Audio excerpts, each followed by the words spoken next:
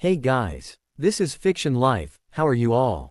Please support to subscribe this channel for watching new interesting stories. So in this video, we will see T-Hair what if Merlin chose Harry Potter to rewrite the world.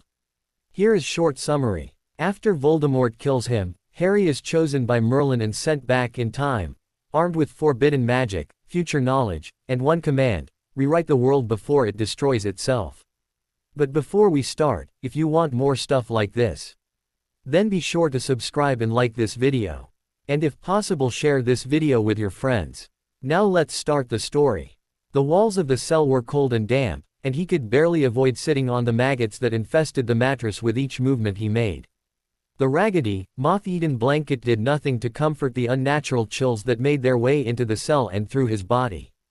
The dark cell was barely tall enough for him to stand up in, and the hole on the floor in the center stank of the hundreds of years of human waste sent down through it. He stayed as far from it as possible, as the smell was easily enough to make him retch. Though the Dementors stationed outside his cell disappeared at times, the relief never lasted for long. He could still feel the icy presence and the sense of misery and foreboding that clung to the very walls of Azkaban, sapping him of his memories, happiness, and his sanity. Somewhere along the way, if he were unfortunate as many others were, his powers would disappear into the wind also. This was the second time in as many months that he had been forced to endure the unnatural shades, and the souling demons took a delight at his many cruel and unsavory memories. He could already feel it again as the visions and voices brought on by the memories were upon him. Shaking his head, he attempted to focus his thoughts once more, bringing his occlumency to bear and hiding himself beyond his barriers as much as possible. It helped keep his mind clear, but not much, and he could feel the sharp stabs of the Dementor's aura as they attempted to break down his barriers. Lucius Malfoy nearly screamed in rage as he, again, mulled over what that Potter brat had wrought upon him. He had only been alone in the cell where the Aurors had thrown him for a couple hours at most, but even that was enough time for most wizards and witches to be broken and screaming.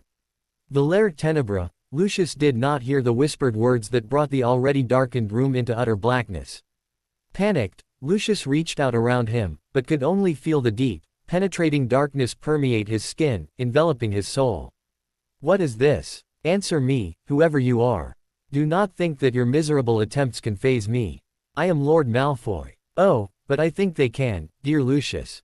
Unconsciously, Lucius shivered at the voice he knew all too well. Suspended in the darkness, emerald eyes glowing with a fire and grave fury stared hard into his own. I have recently been made aware of certain of your transgressions towards those under my protection. Tell me, is there any end to your level of depraved sickness?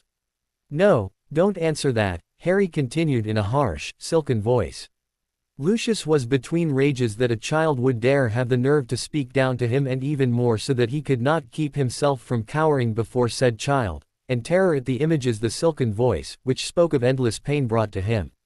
Memories of the one man he had ever bowed before came unbidden to him as the voice reminded him of the deathly calm and smoothness of his master's own, when in deadly fury. Again, the Potter brat's voice broke through to him. We have much to discuss, you and I, and so little time. So let us make this quick, shall we? Compes Nocturnum. Instantly, the shadows around Lucius' body reached out and seemed to wrap around him like chains of darkness. They quickly bound his arms, legs, hands, feet, torso, and neck to the wall, holding him suspended there. Smiling grimly, Harry approached and flicked his wand, Sacae Nocturnum. Harry watched, as the shadows seemed to form themselves into the appearances of thousands of minuscule daggers, which were then flung at Lucius' body. They pierced him in thousands of places. Although none of the stabs were fatal, the spell inherently programmed each dagger to a separate nerve ending, which the poison on each dagger would then attack. The end effect was 10,000 cuts on the victim's body, while the poison inflicted a cruciatus-like effect, while also barring the victim from ever reaching death or unconsciousness. Indeed, it was a spell intended for only the very worst of enemies, and would have easily been classified as an unforgivable if it were ever discovered. After all, it was a spell of Harry's own creation, taking the ancient Chinese torture, death of 1,000 cuts, and using the cruciatus spell as a beginning. In the end, Harry had vastly improved the cruciatus and created his own spell, which he called the Daggers of the Night. It would apply the same torture as the cruciatus and the ancient Chinese torture in one spell. However, unlike the cruciatus, it was forced the victim to remain alive, conscious, and sane. There was no peace for the victim in any way. No insanity for the broken mind, or unconsciousness for the broken body, to save oneself from the pain. The poison on the daggers of shadow also continually reformed the victim's nervous system as the fires of an enhanced cruciatus effect incinerated them. Even the victim's blood was continually replenished. It took the very limit of Harry's abilities to bond the healing magic necessary to make the spell work, with the dark magic, which caused the torture, but finally got it in the end. From then on, a simple glance from the caster would be able to re-establish the torture on the victim, for its power sat in the victim's very mind. No spell, potion, or mind arts could ever alleviate the spell in any way, although the caster could do so at any time. The screams that pierced the maximum security ward chilled the hearts and spines of most of the prisoners, save one. Bellatrix Lestrange. In her disturbed mind, she smiled at the thought that her master was finally here to take her away with him, and torturing the Aurors who held his faithful imprisoned. Unfortunately, for Lucius, his screams never penetrated Harry's security and silencing charms that were placed at the edges of the ward. Still, two very ancient beings did feel the power coursing within Azkaban, and made all haste to its source. Harry watched as Lucius writhed and screamed, while his blood ran in constant streams down his body. Harry almost felt guilt for what he was doing to the Malfoy head, but in his eyes, the murder of families and raping of their children was the most atrocious crime any could ever commit. How many innocent, young girls had Lucius forever maimed mentally and emotionally? No, Harry could not falter. Neither time in prison, or his death, or even that could ever fully be a harsh enough punishment. They say the road to hell is paved with good intentions, but Harry's intentions were righteous vengeance. He would not be like Dumbledore, who was the very epitome of the saying about good intentions. Harry had just one more thing to do before he left. The sister's spell to Sachet Nocturnum, which used the same magic that Dementors used, to imitate the effect they had on the victim's mind. It could only be used while its sister spell was active, and would cause the victim to hallucinate the chills of a Dementor's freezing everything around them, their bodies, and the cold clammy chills inside their own soul. It would also bring the victim's worst fears and memories alive all around them, seeming as if they were from inside the victim's mind. It wasn't much of a difference to the effects of a Dementor's, but coupled with the effects of Sachet Nocturnum, it would be enough to break even Voldemort himself. The true beauty of the sister spells, depending on how you looked at it, was that the victim would be forced to endure it all, remain sane, remember it all, and look magically and physically normal afterwards, except for the cuts of course. There was no possible way to find traces of residual magic from the spells, or even see the victim's memories of them. In effect, Harry had made positive that after the victim was found, there was no way for the victim to ever say or think the words to the sister spells, or to prove that the spells even existed in any way. Somnium Timoris. Harry knew the spell was in effect the second Lucius' eyes widened and he began screaming even harder, if it was possible. Sighing to himself, Harry turned away sadly, thinking of the depths that some had fallen to, and the depths he himself would reach in order to bring due justice upon them. Before he could leave, Harry felt ancient presences making their way towards him, having simply melted their way through his wards, which in itself was no mean feat. He had felt their presence only once before, in Merlin's memories of the first Dementors when he charged them to being the guardians and punishers of dark souls. "Tilda, we have felt your power, old one." Tilda came a crisp, harsh voice into Harry's mind. "Tilda, long have we awaited your return." Tilda came a second chilled, metallic voice to break Harry's consciousness. "Tilda, what have you to say to me, cursed ones? I am not the divine, but his heir." "Tilda." A high crisp laugh permeated Harry's mind from the decidedly male first voice. "Tilda, his heir. So it is you who are destined to wield all the power, which was once ours, and all that we sought to control. Your destiny is great, young heir. Do not make the mistakes we and our ancestors once made, for such actions will destroy you." "Tilda." "Tilda, so say you, but you seem entirely powerful in your own right, for being destroyed." "Tilda," Harry replied. "Tilda, fool." Tilda, the female voice raged at him. "Tilda, the majority of our power was long lost, and even so, we do not speak of our powers but our spirits. Would that you could know the agony of the wretched half-life we have endured for so long, cursed as punishment for our pride. Neither living nor dead, belonging neither here nor there. Yet existing as spirit, trapped within rotting bodies, forced to feed upon the memories of all things good, along with souls, in order to survive. Tilda, your anger at your situation is unjust, cursed one. You yourself are the cause for your punishment. Your pride led to your fall, even before your actions led you to your curse. Tilda, your words are unduly harsh, young heir. We did not come to harm you, nor to argue. We felt your power and have come to seek leniency, Tilda the male responded. Tilda, we wish that you would have mercy on us, and relieve us of the curse of our ancestors. Restore us to our former glory and we shall follow you. We only wish that the curse of our ancestors be lifted from us and our posterity, who have never been guilty of our crimes. Tilda, the sins of the father shall likewise be upon the blood of the son for 1,000 generations. Tilda, Harry replied sagely. Tilda, such has been the verdict of justice since the beginning of time. Tilda, then do not relieve us of our curse, but our posterity. Tilda, the female voice cried. Tilda, they never committed the acts, which we were cursed for. Allow them their humanity and form. Allow them to rejoin their ancient kin in the wizarding world. Allow them at least the chance to live, grow, and die as we once did. Tilda, Harry scowled. Tilda, why should I? They have done their fair share of harm upon the wizarding world. Or have you forgotten that the entire Dementors race allied themselves with Voldemort during the First War?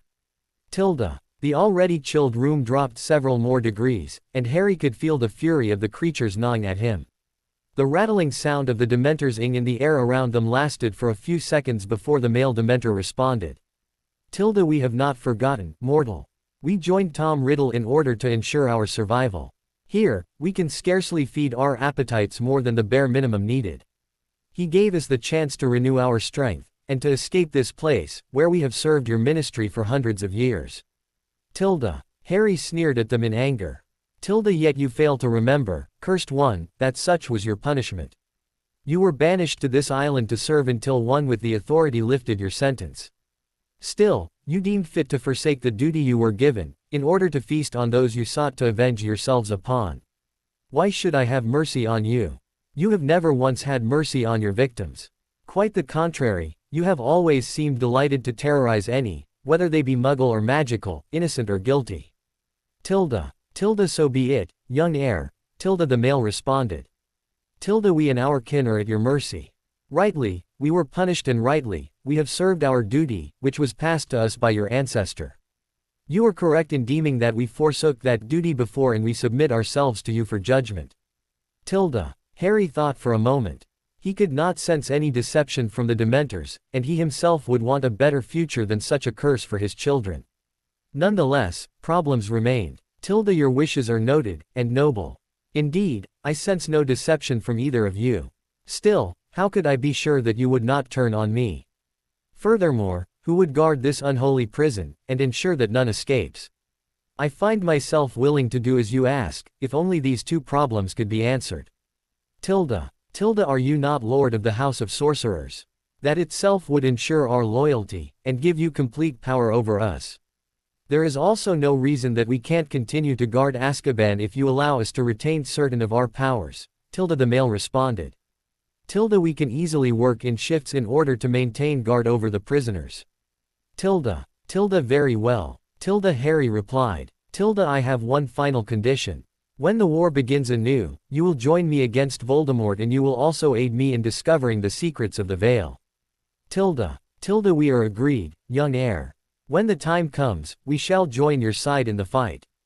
In the meantime, we will also transfer all knowledge we possess as to the secrets of the Veil to you. Tilda, smiling grimly, Harry raised his wand. Tilda, then let us begin. Tilda. Several hours later, an exhausted Harry downed a pepper-up potion and removed a golden chain from where it had before sat invisible around his neck. Several turns later and Harry disappeared back into the past before flashing back to Hogwarts. Great Hall, Hogwarts, Northern Scotland. The next morning at breakfast, Harry was eagerly awaiting the arrival of the mail. He was curious to see if they would report anything about Lucius' fate. He was also very eager to see the effects of a rather peculiar prank he had spent the last couple of hours preparing for the infamous Professor Snape. A rather nice start to his revenge on the man for his actions towards Gabrielle the day before. Professor Snape was currently seated in his normal spot at the head table, and Harry had felt the trigger on Snape's goblet. Activate the spells placed on it. Now Harry just had to wait for Snape to leave his seat, and the powerful X-Lax potion that had been used to spike Snape's pumpkin juice would activate. Those weren't the only things Harry was waiting on. He and Gabby were currently the only two students who had made it to breakfast, and Harry was going to enjoy his first school-wide prank. "Harry, what are you smirking in about?" Gabby inquired. She was looking at him strangely and buttering her toast. Harry hid his grin and held back his answer since he saw the first couple of students making their way to the Great Hall for breakfast. The first students through the doors were a couple of older Slytherins, whose names eluded Harry, but the moment they walked into the Great Hall Harry jerked his head toward them. "Try not to show that anything is wrong, Gabby. Only the female students can see the effects," Harry whispered to his madly giggling bondmate. Gabby had tears in her eyes and was quickly trying her best to hide her giggles behind coughs as more students started coming to breakfast and the other female students all over the hall were gasping in shock. Harry was happy that he couldn't see what the girls could. Unknown to every bloke who had already arrived to breakfast, their robes appeared transparent to any female student, but not themselves or the teachers. Harry thought it was brilliant, and the time-delayed spell he had layered over the real trigger spell would fool Dumbledore if the headmaster checked. Any diagnosis would simply reveal that Harry had arrived to breakfast before the time-delayed trigger spell became active. "You're brilliant, Harry," Gabby smirked, purposefully not looking in the D of Crabbe and Goyle. "I know," he replied, smiling. "And it's not over yet." Before Harry could elaborate, there was a mad shriek from the Slytherin table, drawing the attention of the other 3/4 of the Great Hall, including the teachers. Bingo! Harry thought as Snape got up quickly and swept over to see what the problem was with his house. "Calm yourself, Miss Parkinson," Snape sneered, "and quickly explain why you are acting like a babbling hyena." Professor Snape, sir. Draco isn't wearing any robes," she screeched insanely, pointing her finger directly at Draco's chest. "Are you blind, girl? What do you mean, Mr. Malfoy hasn't any robes on? I can see them quite clearly, as can the rest of us." "Detention, Miss Parkinson, for your blatant lies and attempts to slander the scion of an ancient house." Before Pansy could retort, Snape swept out of the Great Hall, a pained look on his face, but didn't quite make it before a loud, gurgled, wet sound was heard from him, with an awful smell accompanying it. Harry smirked at Gabby, who was speechless. Cocking his head, Harry could see his message revealing itself in fireworks above the retreating Snape. "Mr. Mooney would like to offer his condolences to Mr. Snively that his bowels are so foul, and kindly reminds him to wipe next time. Mr. Padfoot would like to offer Mr. Snivelus his bottle of grease be gone, and wishes that the foul git would shower every year or so. Mr. Prongs would like to offer Mr. Snape his congratulations on such a disgusting show. He never would have thought the greaseball had it in him. Mr. Blazewing would like to offer Professor Snivelus his reminder that one should always remember to clean the floor after himself, and his heartfelt condolences to every student that has to deal with the overgrown bat on a daily basis. Messrs. Mooney, Padfoot, Prongs, and Blazewing are proud to announce their return. May the marauder spirit live and teachers tremble forever. After the final sentence has spelled itself out in midair, a tremor shook the castle as every statue struck a salute, while Peeves lived up to his promise to Harry and promptly blew up the dungeons with blasting potions and dung bombs. It took several purple firecrackers from the tip of the headmaster's wand to regain silence in the Great Hall. The humiliation of the Slytherins was mirrored by the joyous laughter of the rest of the student body, but at the staff table there were looks of fear from every teacher besides Sirius and Dumbledore. Harry caught Sirius' eye and grinned. Sirius had an amused look, and it grew with pride as he realized that his new colleagues still remembered the Marauder's reign of terror.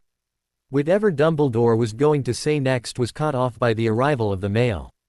Harry looked up and watched the owls flying in until he spotted Hedwig, carrying a copy of the Daily Prophet in her claws. As Hedwig helped herself to some of Harry's bacon and toast, Harry opened the Prophet to the front page. Lord Malfoy, broken rapist. Yesterday, we at the Daily Prophet received an astounding notice about Lord Lucius Malfoy, Wizengamot member and Hogwarts governor, who up until now was believed to be an upstanding citizen of the wizarding community. Prior to the reading of the Black Will, it was widely believed that Draco Malfoy would receive the title Lord Black since no other male heir was presumed available. However, due to a recent turn of events, the late Lord Black named another. Who is Lord Black? No one knows. The Blacks aren't telling, and the goblins shut the door in your reporter's face for even asking.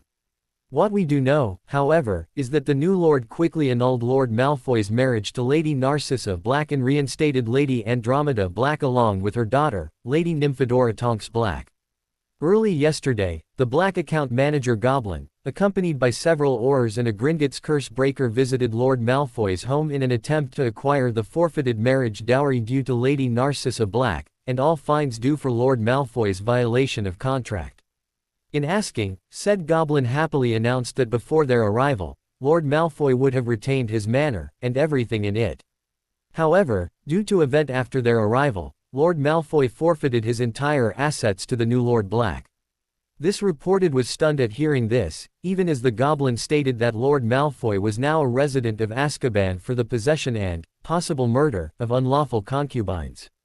Dear readers, I don't yet know if any of these allegations against such an upstanding lord are true, but I will keep you informed of Lord Malfoy's trial and anything else regarding the well-known humanitarian. Rita Skeeter. Harry scowled in disgust. He hadn't thought there would be more girls, but the next article said that the Aurors had found 3 more in a dungeon cell. Continuing down the page, he found another article that he was looking for. Lord Malfoy attacked and the Lord of Sorcerers returns. Late last night Aurors were called to Azkaban to investigate a disturbance in the wards surrounding Azkaban. When asked, Senior Auror Kingsley Shacklebolt replied that the Ministry's sensors had picked up a massive magical disturbance on the scale not seen since Merlin himself coming from Azkaban before the magical shockwave turned the sensors to dust. Upon arrival, the Aurors discovered a disturbing absence of Dementors, along with the apparent appearance of hundreds of wizards and witches claiming to be the descendants of the House of Sorcerers. Few know of the House of Sorcerers that was once destroyed by Merlin himself in a great battle. I myself admit ignorance until it was explained to myself and several Aurors on scene with the Minister of Magic himself by none other than a descendant of the ancient house. When the minister scoffed and accused the man, who was tall, dark in appearance, and wearing ragged robes of lying, stating that the entire ancient House of Sorcerers had been cursed to forever exist as the race of Dementors, the man laughed at him. He announced that upon his lord's return, the curse was lifted from their entire race, save for the last 2 remaining who were originally cursed by Merlin. To prove his point, the man who dubbed himself Godfrey, held out his hand and all of us there felt the cold chill of the unnatural beings surround us. Your brave reporter is unashamed to admit to fearing herself surrounded by the denizens of the accursed island prison. When asked if anything other than the release of their curse had occurred, Godfrey gave the minister an evil smile and replied, "Oh yes, minister. Our Lord came and had his vengeance."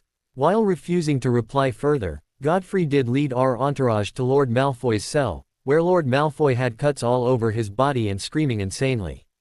While it took the Aurors and a team of unspeakable several hours to remove Lord Malfoy from where he was staked to the wall of his cell by an unknown dark spell, Lord Malfoy never ceased screaming and darting his eyes around madly everywhere and everyone. However, the weird occurrence was when Lord Malfoy was finally free. Upon being free, Lord Malfoy began stiff and silent while his body healed entirely. Not a single of the thousands of cuts that allowed so much blood to flood his cell floor and walls showed, and Lord Malfoy himself seemed fine, except for a haunted look in his eyes. Cont. On page 3. Harry sighed in satisfaction. Of course the aftereffects of his spells would ensure that Lucius remained sane, while completely erasing all evidence of any harm or spells cast on the man. Looking over, it seemed that Malfoy wasn't taking the news about his father so well. His rage at Harry at the first article had completely disappeared and now a blank fear covered the pale boy's countenance. "Did you really do that, Harry?" Gabrielle whispered, pointing at the picture of Lucius in his cell. Grimly, Harry nodded. He deserved much more, but he will never be able to hurt anyone ever again. Not without reliving the torture.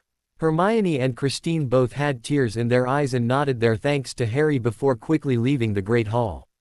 After breakfast, it seemed that Malfoy's fear had disappeared as he walked by Harry on his way out. "Watch your back, Potter. You're going to pay for what you did to my father and family." The rest of the day passed uneventfully and Harry was surprised that even his dinner with Ginny went so smoothly. Harry's first week back at Hogwarts was going well. Even though he had already changed much, which he hadn't initially planned to do, Harry could tell that things were already going far better than he could have hoped.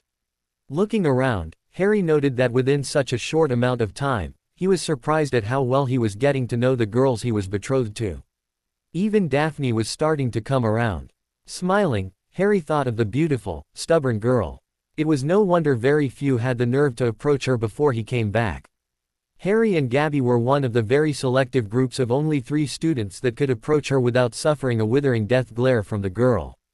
Somehow, Sirius managed to be the only adult Daphne would normally open up to, though Harry felt it had something to do with their first double dada lesson with Slytherin. Tilda flashback Tilda. Come on Harry, or we're going to be late to our first class with Sirius. Gabby said as she dragged a laughing Harry through the corridor behind her. We're never late, love, Harry gasped. Out. If I didn't know better, I'd think you've taken a fancy to the old dog. Though Gabby giggled, Harry's last remark earned him a smack on the shoulder as she pushed open the door to the Dada classroom. Come now Harry, we both know that isn't true.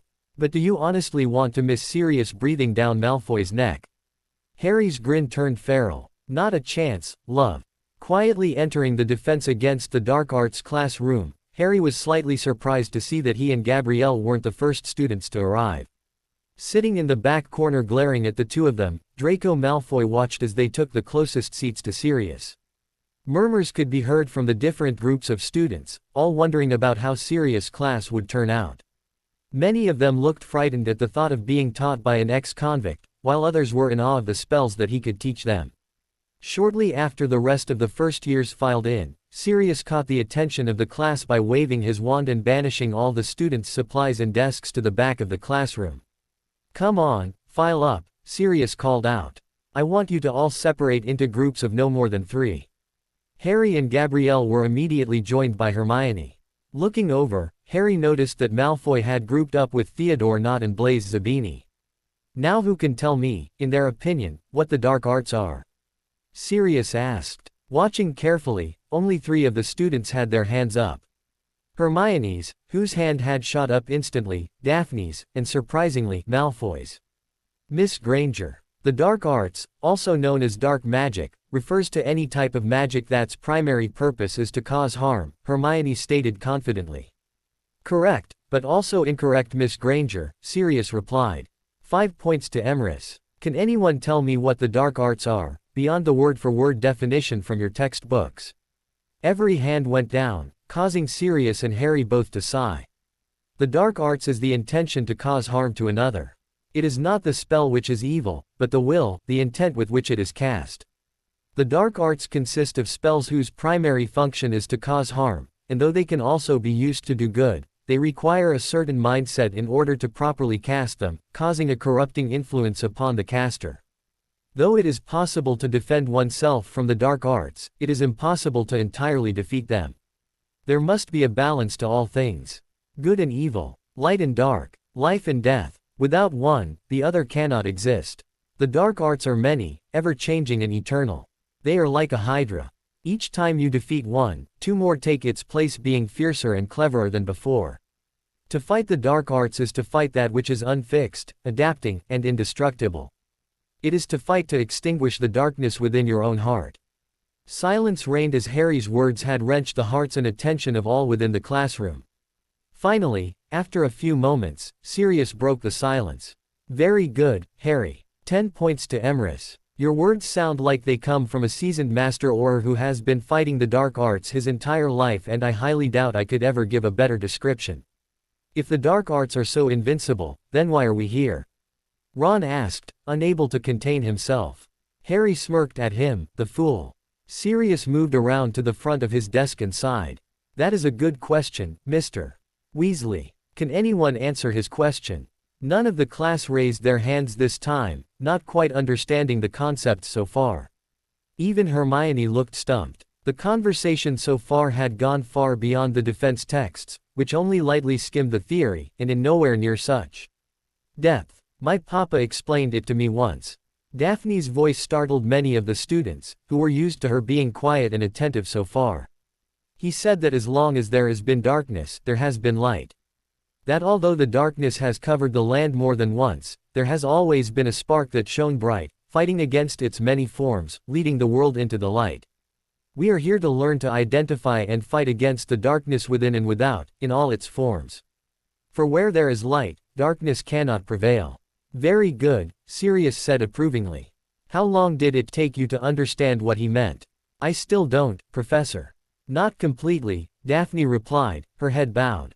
Sirius walked over to her and put his hand on her shoulder, causing the startled girl to look up at him, smiling down at her.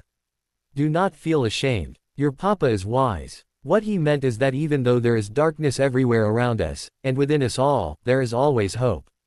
There are always those willing to stand for what is right. Your answer, Mr. Weasley, is that you are here to learn how to defend yourselves and each other against those who intend to harm.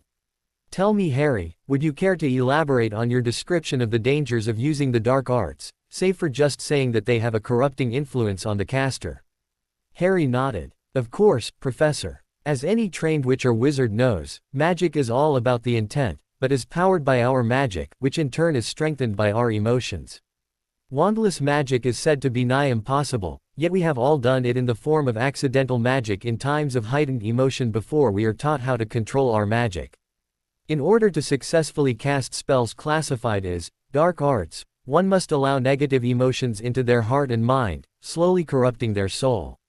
For example, the killing curse requires that you truly desire to kill, to shed the blood of your victim, while the cruciatus requires that you truly desire to enjoy causing pain to your victim.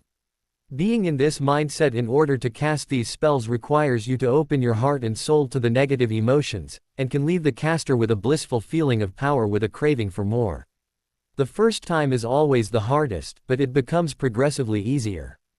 The only reason why Aurors are at times authorized to use the unforgivable curses is because they understand the difference between the harmful intent which corrupts and the righteous intent which protects the caster. For the rest of the class, Sirius had showed them basic stances and how to hold their wands properly in order to make their defensive casting more efficient. He also assigned them a foot-long essay detailing their knowledge of the subject so far, so that he could get an idea of each student's understanding, which would in turn give him an idea for their syllabus that year.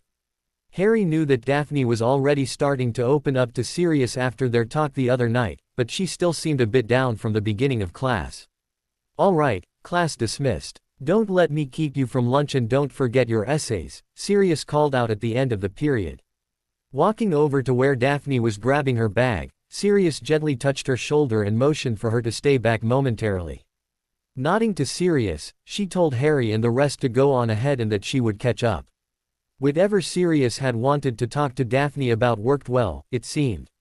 Harry was halfway through with lunch when she slid in beside him to eat and Daphne was all smiles. End flashback. Harry smirked. It was finally Friday, the day that Harry had been waiting for. He had to deal with Snape today, and after he missed the first potions class of the year earlier that week, he knew that the overgrown bat was going to be breathing down his neck extra hard that day. So far, Harry had gone over several ideas on how to deal with Snape, but wasn't quite sure of his course of action yet. Harry had heard the reports from many of the other students from the other houses about Snape. Apparently, Snape still hadn't figured out the cure to his problem. He was a master of potions, but even a simple Muggle laxative, albeit drastically enhanced magically by Harry, stumped the man. So, Harry had deemed fit to set up another show for that morning, charming his seek to change Snape's robes into a clown's outfit, face paint and all when Snape sat down. The explosion from the head table woke up the few students that were still dosing over the breakfast, and brought the attention of the students and professors to Snape. Snape looked apoplectic with rage, and didn't even notice the bottle Harry had labeled "Pooh No More" appear in his hand, with the wall behind him demonstrating its use for all to see. Snape fled the Great Hall in a fury and the Weasley twins were grinning stupidly at Harry, while Sirius merely winked at him.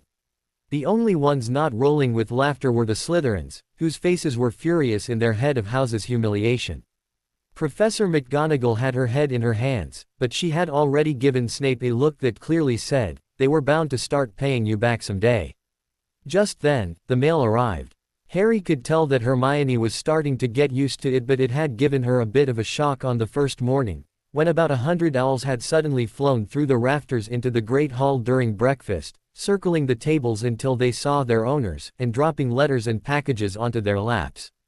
Hedwig brought Harry his daily profit as usual, but also had a letter attached to her leg. Taking them from her, Hedwig nibbled his ear and took a rasher from Harry before going off to sleep in the Ollery with the other school owls. Wondering who would be writing him, Harry tore open the letter at once, revealing a familiar scrawl. Dear Harry and Gabrielle, I know you both get Friday afternoons off, so would you like to come and have a cup of tea with me around 3? I want to hear all about your first week back. Send me an answer back with Hedwig. Hagrid. Harry had forgotten about his first time visiting Hagrid's hut, but seeing this letter again brought it all back. Harry felt ashamed of himself. His first week back at Hogwarts had definitely been busy, but that was no excuse for him to have neglected his first friend. Gabrielle had read the letter over his shoulder and had already grabbed his quill and ink, hurriedly writing a reply. Dear Hagrid, we would love to join you.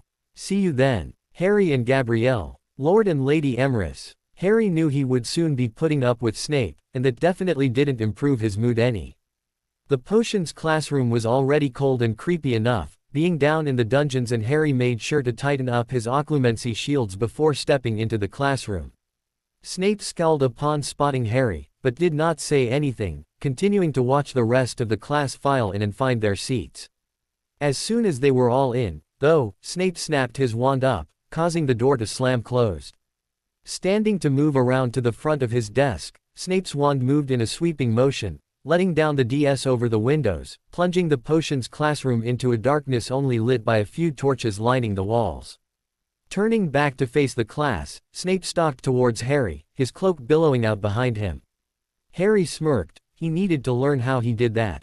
Getting to Harry, Snape sneered, "Do not smirk, Mr.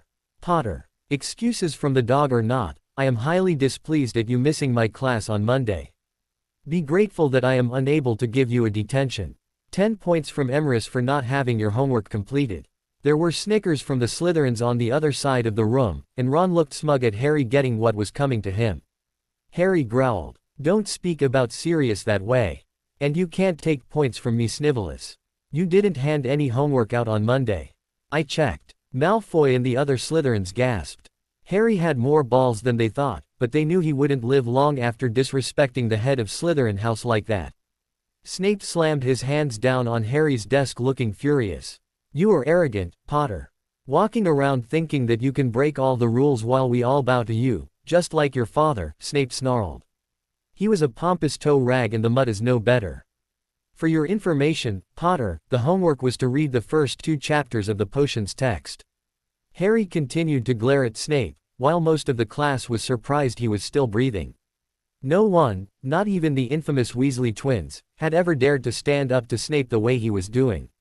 "I have read them, Professor." Snape straightened up, glaring at Harry contemptuously. "Very well, Mr. Potter. What would I get if I added powdered root of asphodel to an infusion of wormwood?" Harry glanced at Ron, who looked stumped, but Hermione's hand had already shot into the air.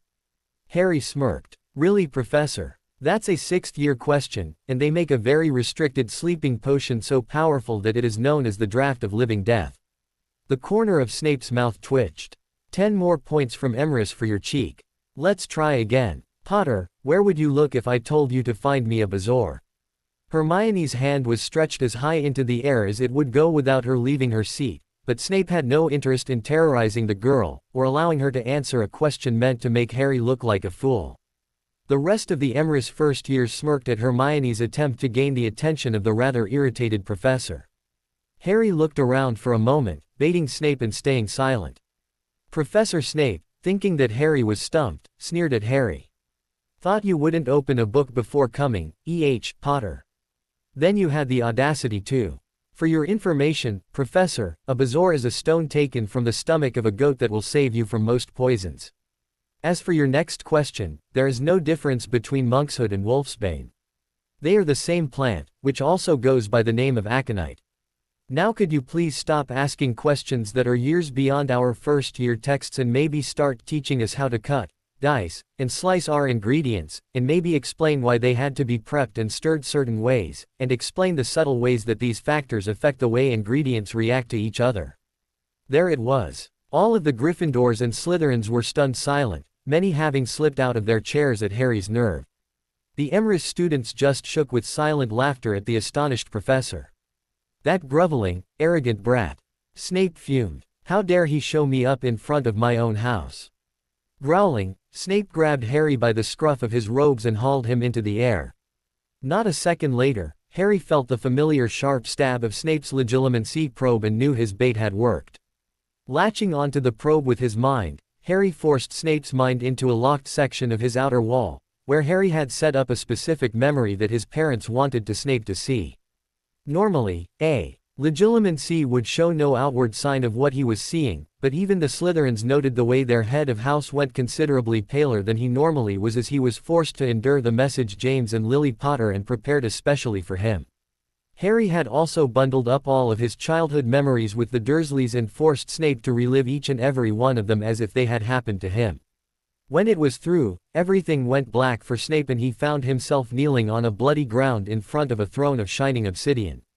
Looking around himself, Snape saw thousands of bodies, strewn across the ground for as far as he could see. A blood-red moon shone over the battlefield where thousands lay dead. Wizards and witches, goblins, trolls, giants, dragons, and more littered the ground. It looked like the apocalypse had come, and none had survived the final days of it. The stench of every living being on Earth decaying as the Earth itself died was overpowering.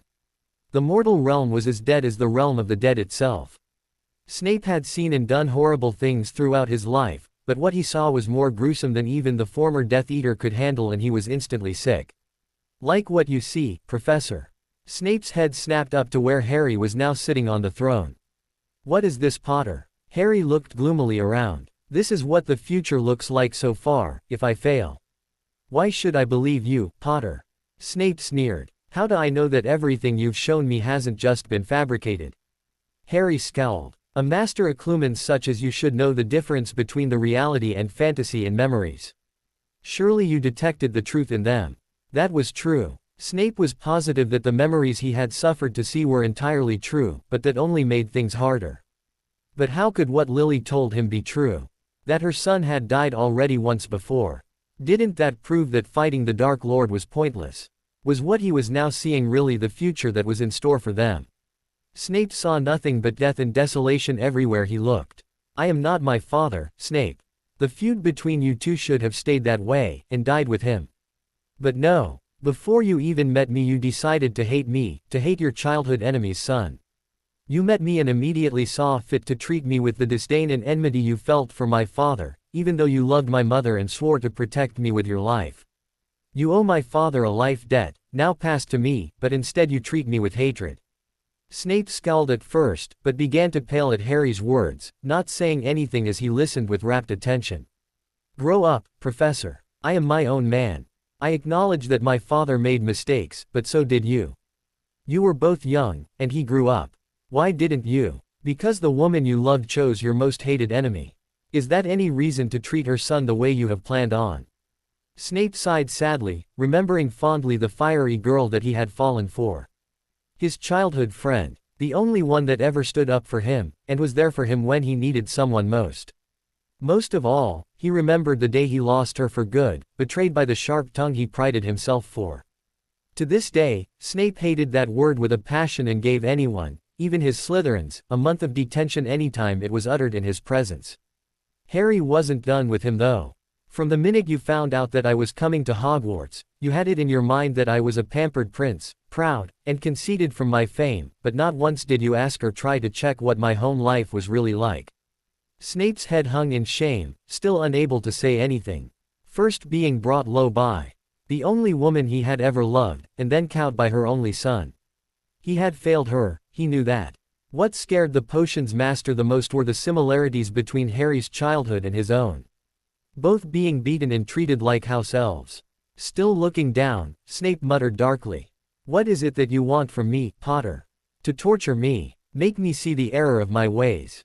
I am bound to two masters already, one egomaniac bent on killing everything Muggle and another who is content to sacrifice us all if need be. I want nothing from you, Professor. I have hated you more than almost anyone else.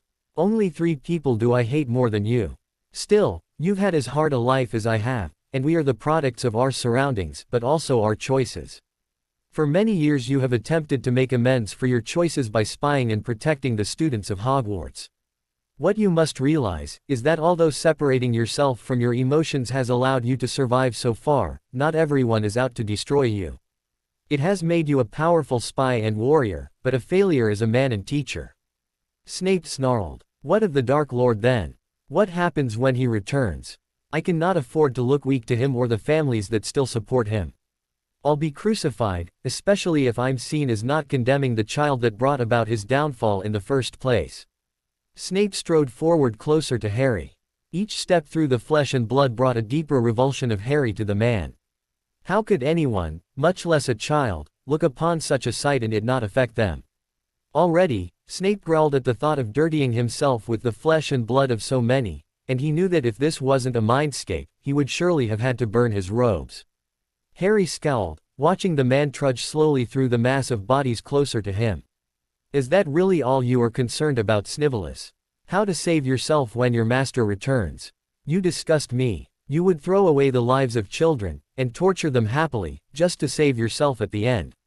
The end does not justify the means whenever innocent children are hurt, Severus Snape. Besides, we both know that you are not a man ruled by fear.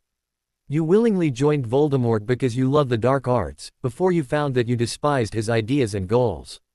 His ways to rule. You found that he is a hypocrite. Snape shuddered, thoughts lingering on the past he had sought to forget as the child figured it all out, like he had peered into Snape's mind and soul. So you joined the light as a spy. But you aren't fully accepted by them, because you love the dark arts. So you're trapped between. No matter which side wins, you will never fully benefit. Foolish child. Snape raged. Think of the war. My position as a spy must be protected at all costs. Do you think the Dark Lord would think even once about killing them all if they refused to serve him? And death would be preferred to that life. Harry couldn't believe what he was hearing. Cursing Dumbledore, Harry realized that the old man had brainwashed his pet Death Eater well. Harry's arm snapped out like lightning, freezing Snape in his tracks. With a twist of his wrist, Harry gathered a ball of his magic in his palm and thrust it out towards the frozen potion's master. The second the magic touched Snape's chest, he was sent flying backwards into a conjured wall. He could feel chill in the air as Harry's hot breath on his neck made him want to scream. You've listened far too much to the old man, Severus. Think for yourself. If Voldemort does take over, what you say may or may not happen, but if you continue at this rate, you will be casting the children and their futures away for him. It is your duty to protect the future generations, and cultivate them with all the knowledge you possess. Instead, you torture them each and every day, and you do not even attempt to use proper teaching methods. Neither of them spoke for a few moments. The glistening red sun, burnt with the blood and deaths of millions, climbed ever lower on the horizon of Harry's mindscape, and a bone-chilling cold began to settle in. Snape's cloak fluttered softly from where he still hung from the wall, nearly 20 feet above the ground, and Harry's eyes narrowed as he waited for a reply. It was a good thing that time traveled so differently here, Harry thought to himself. Finally, after what seemed like days, but was in fact only 10 minutes of silence, Snape broke the ice. What do you expect of me, Potter? Your mother showed me our past or possible future, you might say. Still, even a child with your abilities can only do so much. You have never seen the darkness, the misery of war. You died within an hour of Voldemort being reborn, so how can you expect to face him this time and survive? Will you be able to protect your friends and the ones you love, Potter? Will you give in to the fear and hopelessness? Harry was startled. Snape was never one to hold punches, but the way he carefully worded his questions, not to hurt, but to carefully test his resolve, wasn't a tactic that Harry was expecting from the potion's master. Staring Snape dead in the eyes, Harry could see the walls that his mother told him about. Unlike Harry, Severus Snape was no orphan, but his home life was much the same as Harry's. With very few friends all his life, Snape had made his way alone, building up walls around and within himself to keep everyone out. Yet, One amazing girl had punctured those walls many years ago, and Harry could see the heavily veiled hope in Snape's eyes directed at Harry himself. Here was another like himself, born and raised in strife, taught by himself to survive alone, resourceful, powerful, and proud. Harry grasped the potion's master's arm and wrapped his own around it. Instantly bright tendrils of wild and powerful magic wrapped around their arms. "I expect fairness from you, Professor," Harry breathed. Snape's breath hitched in his throat, but Harry continued. "I expect you to do your duty as a professor, and as a man. To be faithful and true to those under your guard. To protect and teach the next generation so that they won't end up being dunderheads, as you have so eloquently put it. Finally, when, not if, the war begins anew, you will take your place on our side and fight. You will fight for those who cannot. You will fight for those beside you. You will fight for me and those who are willing to stand, fight, and die to protect this world. You will fight, Severus Snape, so that no other shall be forced to endure the childhoods and lives we have. You and I will fight, Severus Snape, side by side, to make a clean path to a clear and better future for those who come after us. This is your purpose. This I expect of you. By your magic you must swear it." Without hesitation, Severus Snape made his vow, the fire in his eyes matched only by the endless fields of determination and power wrapped around Harry's soul, and seen through the glowing green orbs of his eyes. "By my life and magic, I, Severus Snape, so swear to do. So mote it be," Harry cried out. A bright flash from the magic entwining their arms proved magic's acceptance of the vow, and a moment later, both Harry and Snape found themselves back in the potions classroom, where every Slytherin and Gryffindor stared in horror, expecting Harry's last breath to be seconds away. Snape stunned the entire class, except for Harry, when he nodded briefly and turned to head back to his desk. "A wise statement, Mr. Potter. You will all take out your texts and read the first 2 chapters on the basics of potions theory. If you have any questions you will remain seated and silent, with your wand up, and I will make my way to you. Begin." Harry leaned back and took out his own tome on ancient potions, noting to himself that it was nearly a minute after Snape's unexpected pronouncement that any other students began their assigned reading. It wasn't exactly how Harry intended for their conversation to go, but it worked. The rest of the potions class went off almost without a hitch. At least none of it was on Harry's shoulders. As they climbed the steps out of the dungeon an hour later, Harry could tell that the Gryffindors' spirits were low, especially Ron Weasley's. The incompetent fool had lost a full 10 points from his house when he attempted to use a levitation spell to hold his book up while he read it.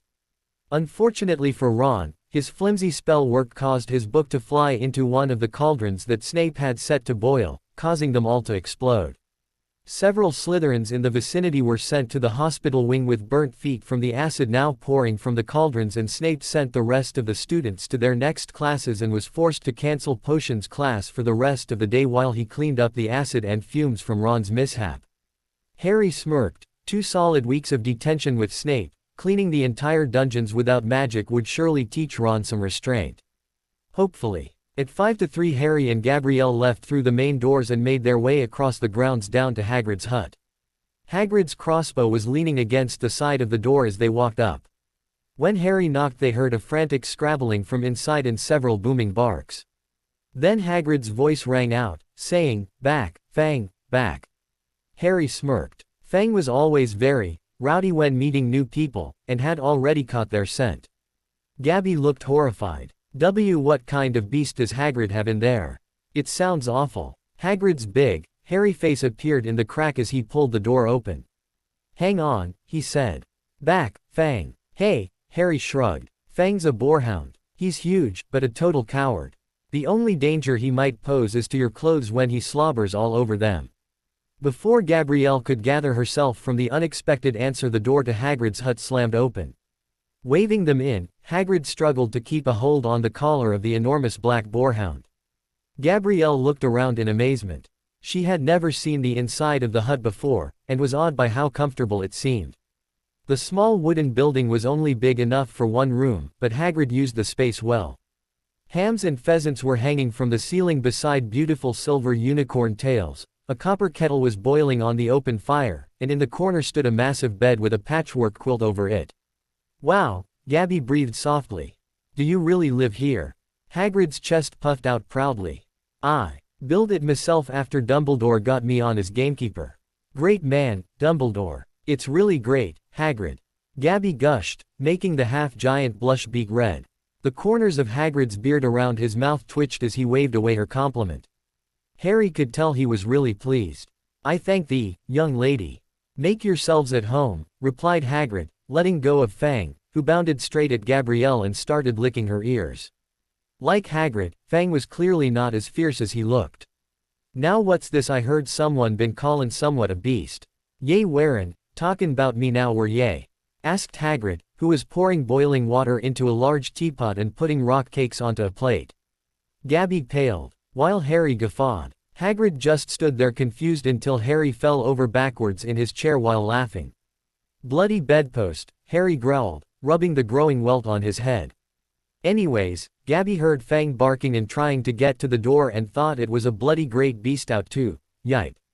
What the bloody? Harry snapped, staring down the business end of Gabby's wand. Gabby was blushing red from embarrassment, obviously Harry's fault, and deemed fit to send several stinging hexes to sensitive areas of Harry's anatomy. Harry stumbled slightly as he retook his seat while Gabrielle put her wand away, smirking evilly. That would teach the idiotic prat to take the mickey out on her. Hardly paying attention to the two, Hagrid had set mugs of tea in front of each of them, along with a large plate of rock plates in the center of the table for them all. Now see, Miss Delacour Potter, ye ain't got nothing to fear from neither me nor Fang. He's just a big baby and I love kids. With a subtle motion, Harry warned Gabrielle, who was about to take a bite of one of Hagrid's rock cakes. Harry had more than his fair share of the things. They were shapeless lumps with raisins that would nearly break your teeth biting into, and Harry was quite sure that they would work quite well as bludgers if they'd been charmed to fly. The rest of their visit passed quietly. Harry was enjoying his time chatting with his first friend as they told Hagrid all about their first week of lessons. Fang enjoyed the rest of the time before they left by resting his head on Harry's knee and drooling all over his robes. Gabby, being Vila, thusly part avian, hated Filch and Mrs. Norris with a growing passion. She was delighted to hear Hagrid call Filch, that old git. And, as fair that cat, Mrs. Norris, I'd like ter introduce her to Fang sometime. Do ye know, every time I go up ter the school, she follows me everywhere. Can't get rid of her, Filch puts her up to it. Between the two of them, Harry wasn't quite sure if either Filch or Mrs. Norris would be walking away from any encounter with Gabby or Hagrid. Although, with Hagrid being employed by Hogwarts, he wouldn't likely do anything that would have the end result of him being sacked. Harry would put his foot down and refuse to allow such an action, but Hagrid didn't need to know that, yet. While Gabby and Hagrid prattle on about various subjects, a familiar piece of paper caught Harry's eye. Harry picked it up from where it was lying on the table under the tea cozy. It was a cutting from the Daily Prophet. Gringotts break-in latest. Investigations continue into the break-in at Gringotts on the 31st of July, widely believed to be the work of dark wizards or witches unknown. Gringotts goblins today insisted that nothing had been taken. The vault that was searched had in fact been emptied the same day. But we're not telling you what was in there, so keep your noses out if you know what's good for you, said a Gringotts spokes-goblin this afternoon. HPSSPG 141 to 142. Hagrid, Harry queried, did you by any chance make a trip to a certain vault for Dumbledore on my birthday? The shattering of Hagrid's mug on the floor was the only reply Harry got from a stupefied Hagrid. Hagrid was shaking for a few minutes as he stared blankly at Harry. Blimey, Harry, I know I should expect ye to know some things from the future, but how come ye know about that? I'll take that as an affirmative then, Harry shrugged. Hagrid looked pensive for a minute before giving Harry a stern look. Now see, Harry, there are some things not to be meddlin' in and this is one of 'em. I dunno how ye even know 'bout the stone, but just ye forget 'bout it. It's for our own good. I wish I could do that. Harry answered solemnly. But I can't risk Quirrell getting his hands on it. I plan on holding off Voldemort's rebirth for as long as possible. Gah, Harry. Don't say that name. Hagrid cried out, shuddering. And, what makes ye think Quirrell would try to steal it? Quirrell's a Hogwarts teacher, he'd do nothing of the sort. Ever wondered what's under his turban? Harry shot back, making Hagrid's eyebrows shoot up. Hey, it's a wonder that last time the biggest issue he faced, besides Dumbledore's own protection, was Fluffy. Hagrid dropped the teapot and poured tea all over his newly repaired mug and the table. How do you know about Fluffy? He asked. Harry waved him off. How I know about Fluffy isn't important. What is important is that you don't talk to anyone about him. We don't want to make Quirrell's job any easier now, do we? Hagrid's fist slammed down on the table. I'm tellin' ye, wrong, said Hagrid hotly. Now, listen to me, both of ye, meddlin' in things that don't concern ye. It's dangerous. It'd be best ye forget 'bout Fluffy and the stone. It's plenty safe where it is. We wish we could believe that, Hagrid, Gabby said softly, taking Harry's hand and leading him to the door of Hagrid's hut. Unfortunately, the past speaks for itself. They left a fuming Hagrid and made their way to dinner. Emrys Common Room, Hogwarts, Northern Scotland. The weekend passed by quickly for Harry and his girls.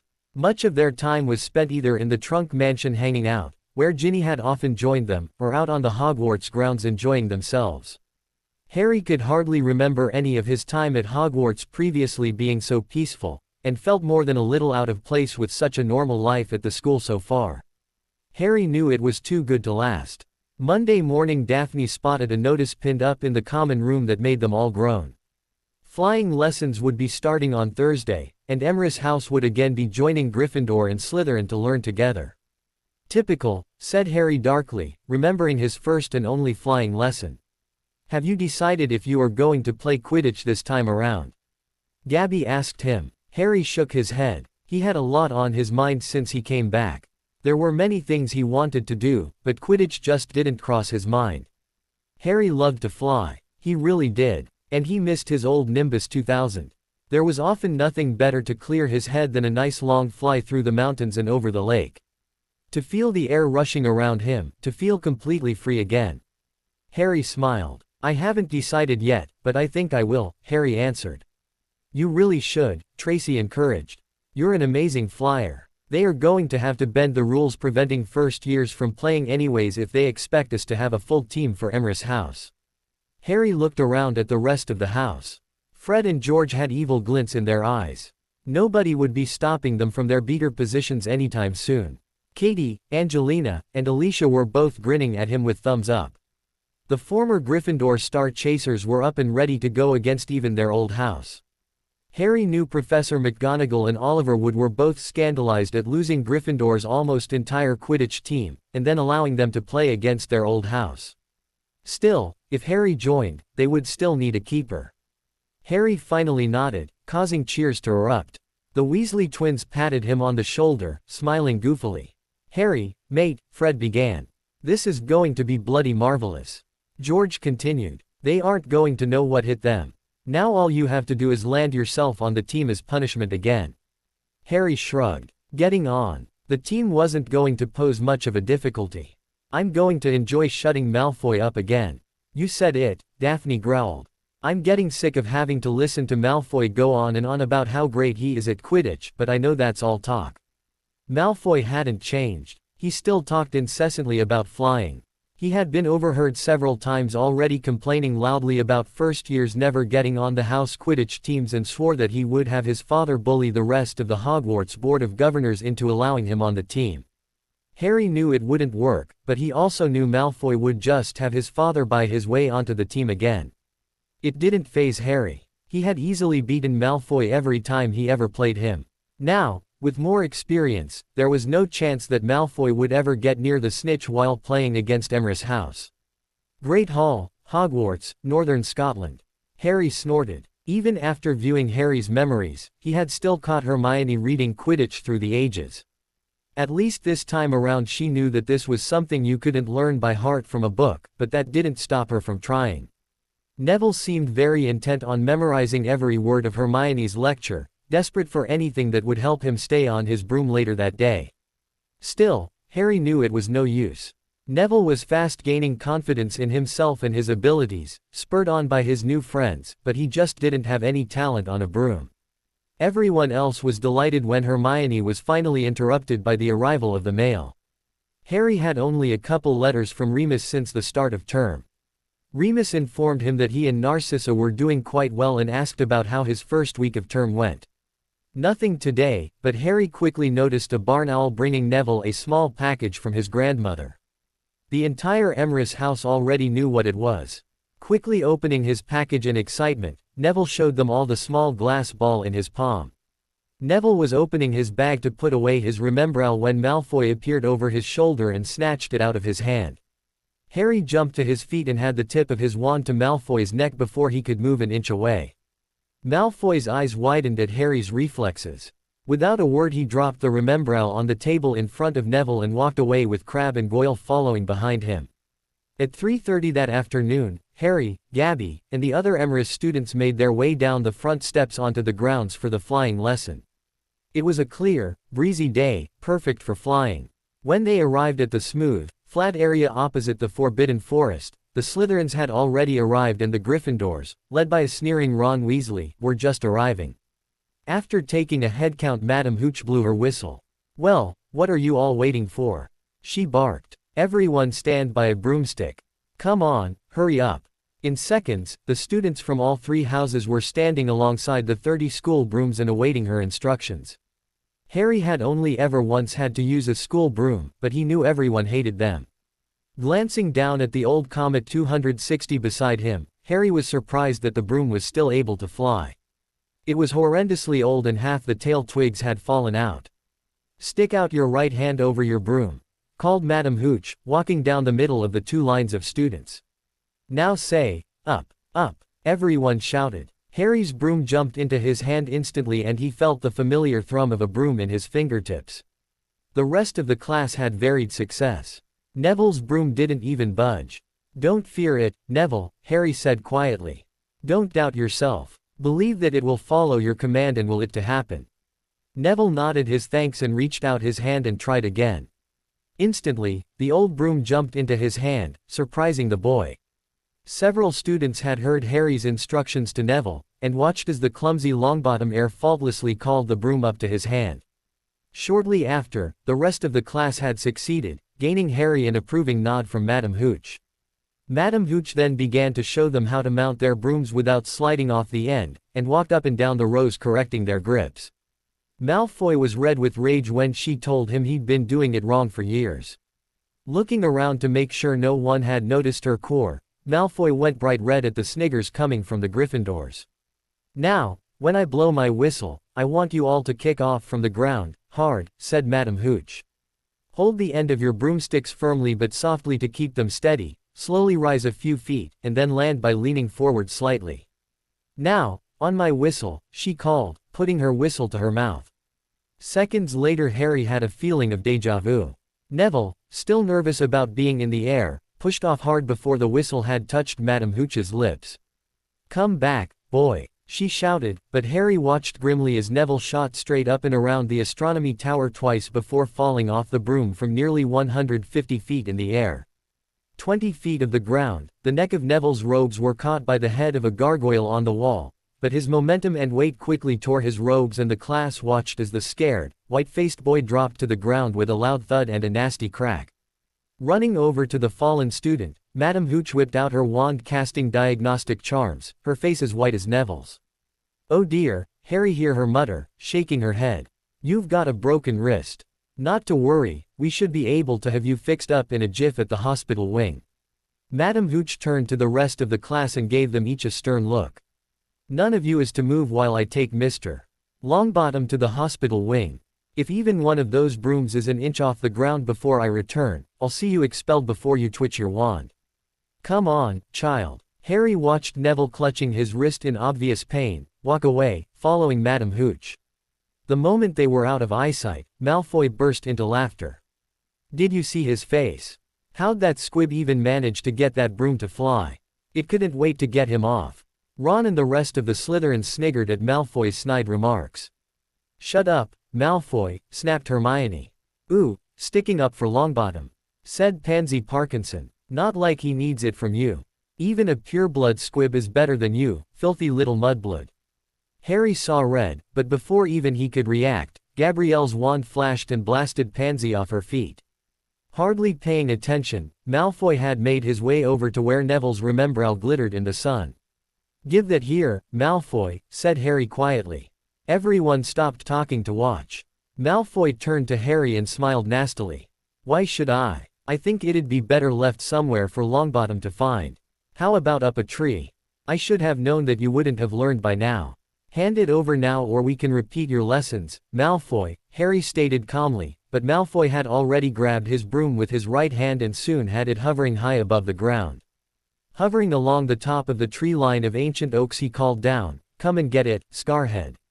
No sooner had the words left the Malfoy's mouth, Harry was on his broom and soon felt a fierce joy as the air rushed around him, whipping his robes out behind him. It felt wonderful to be back on a broom. "Tilda, go get him, Harry." Tilda, Gabby sent to him. "Tilda, you got it, love." Tilda, Harry sent back.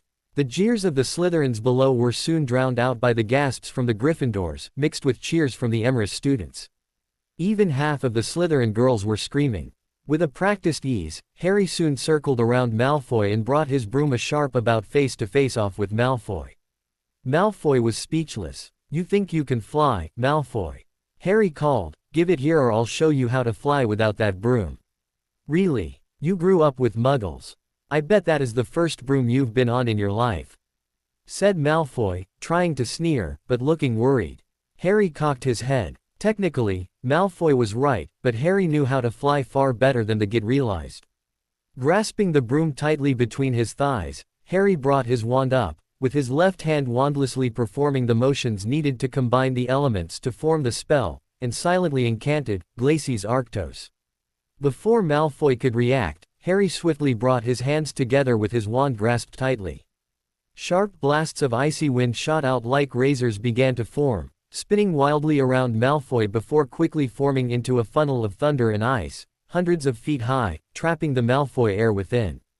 Ignoring the gasps from below, Harry concentrated on keeping the spell at a relatively low power, so as not to kill Malfoy.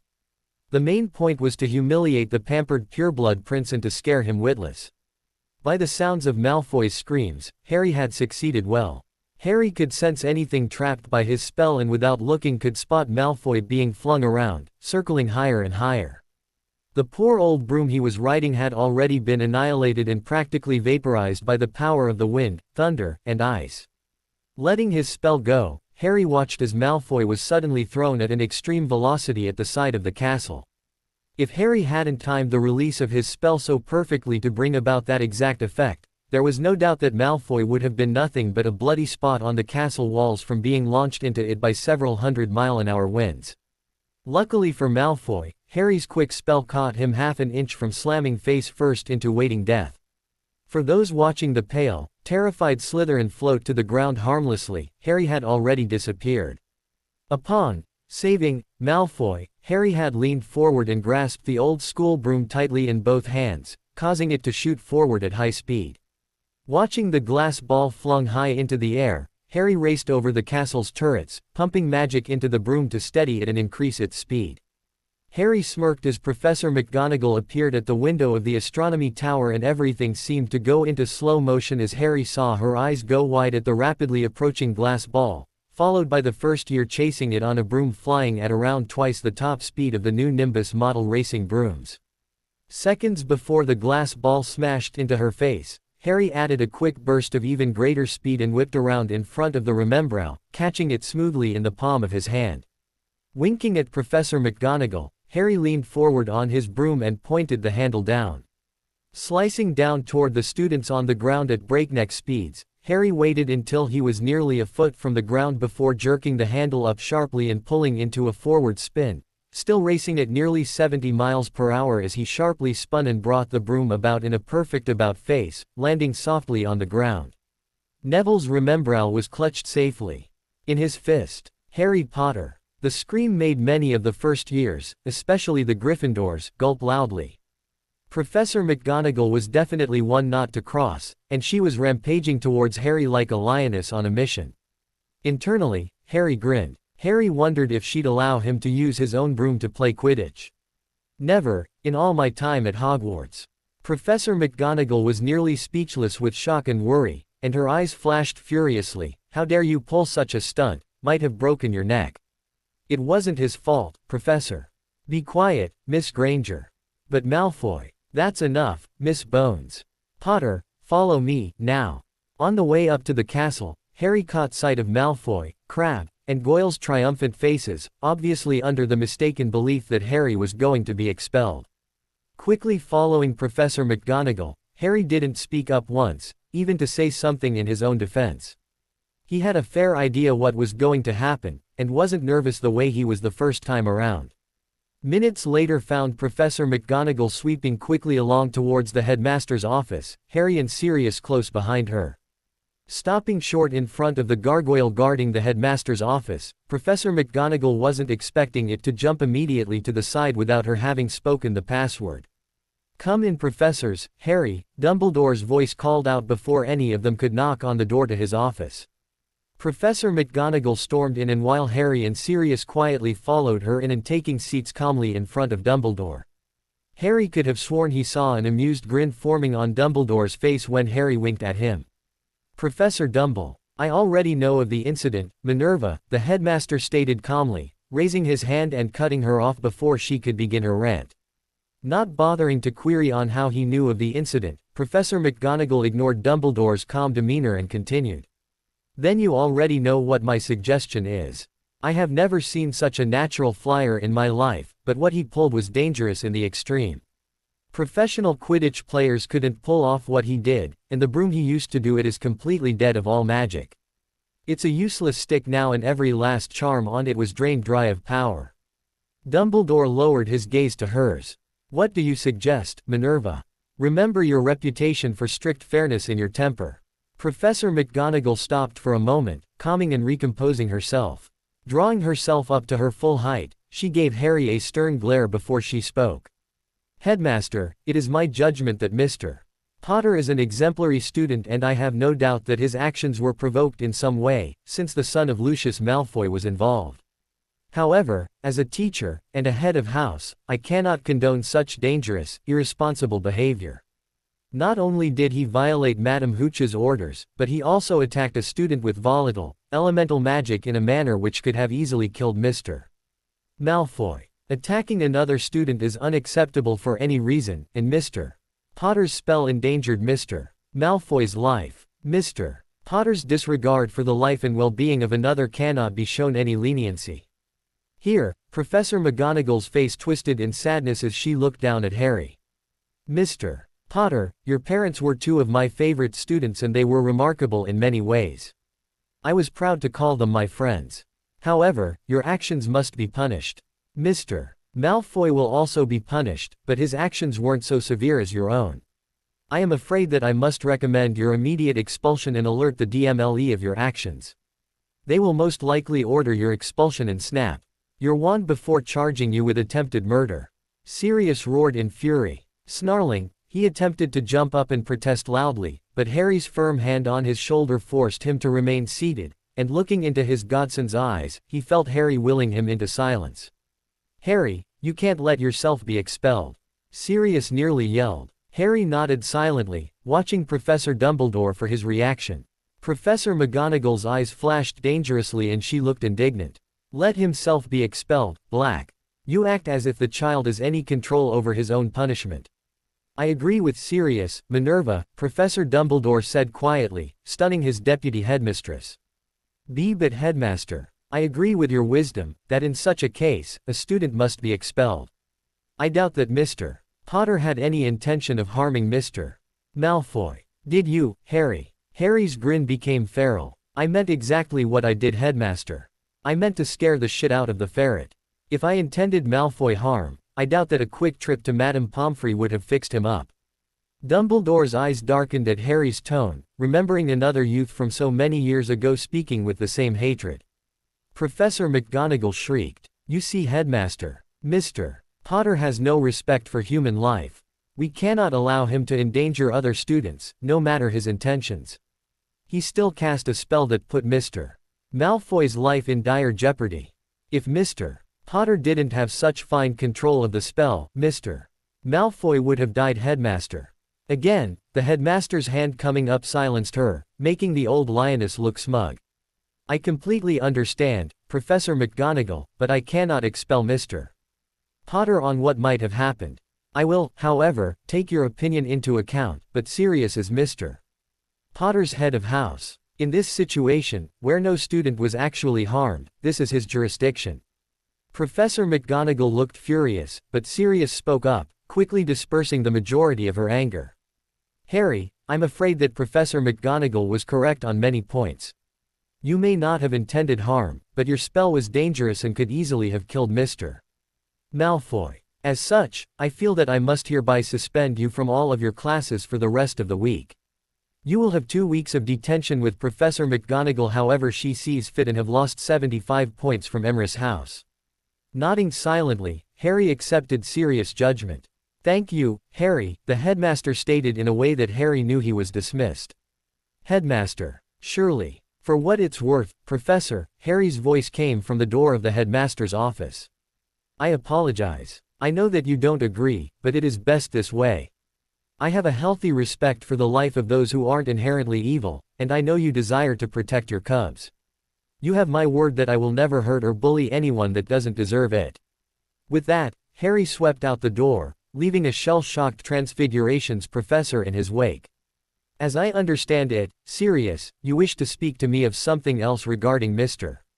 Potter. Sirius leaned back, folding his hands in front of him and grinned widely.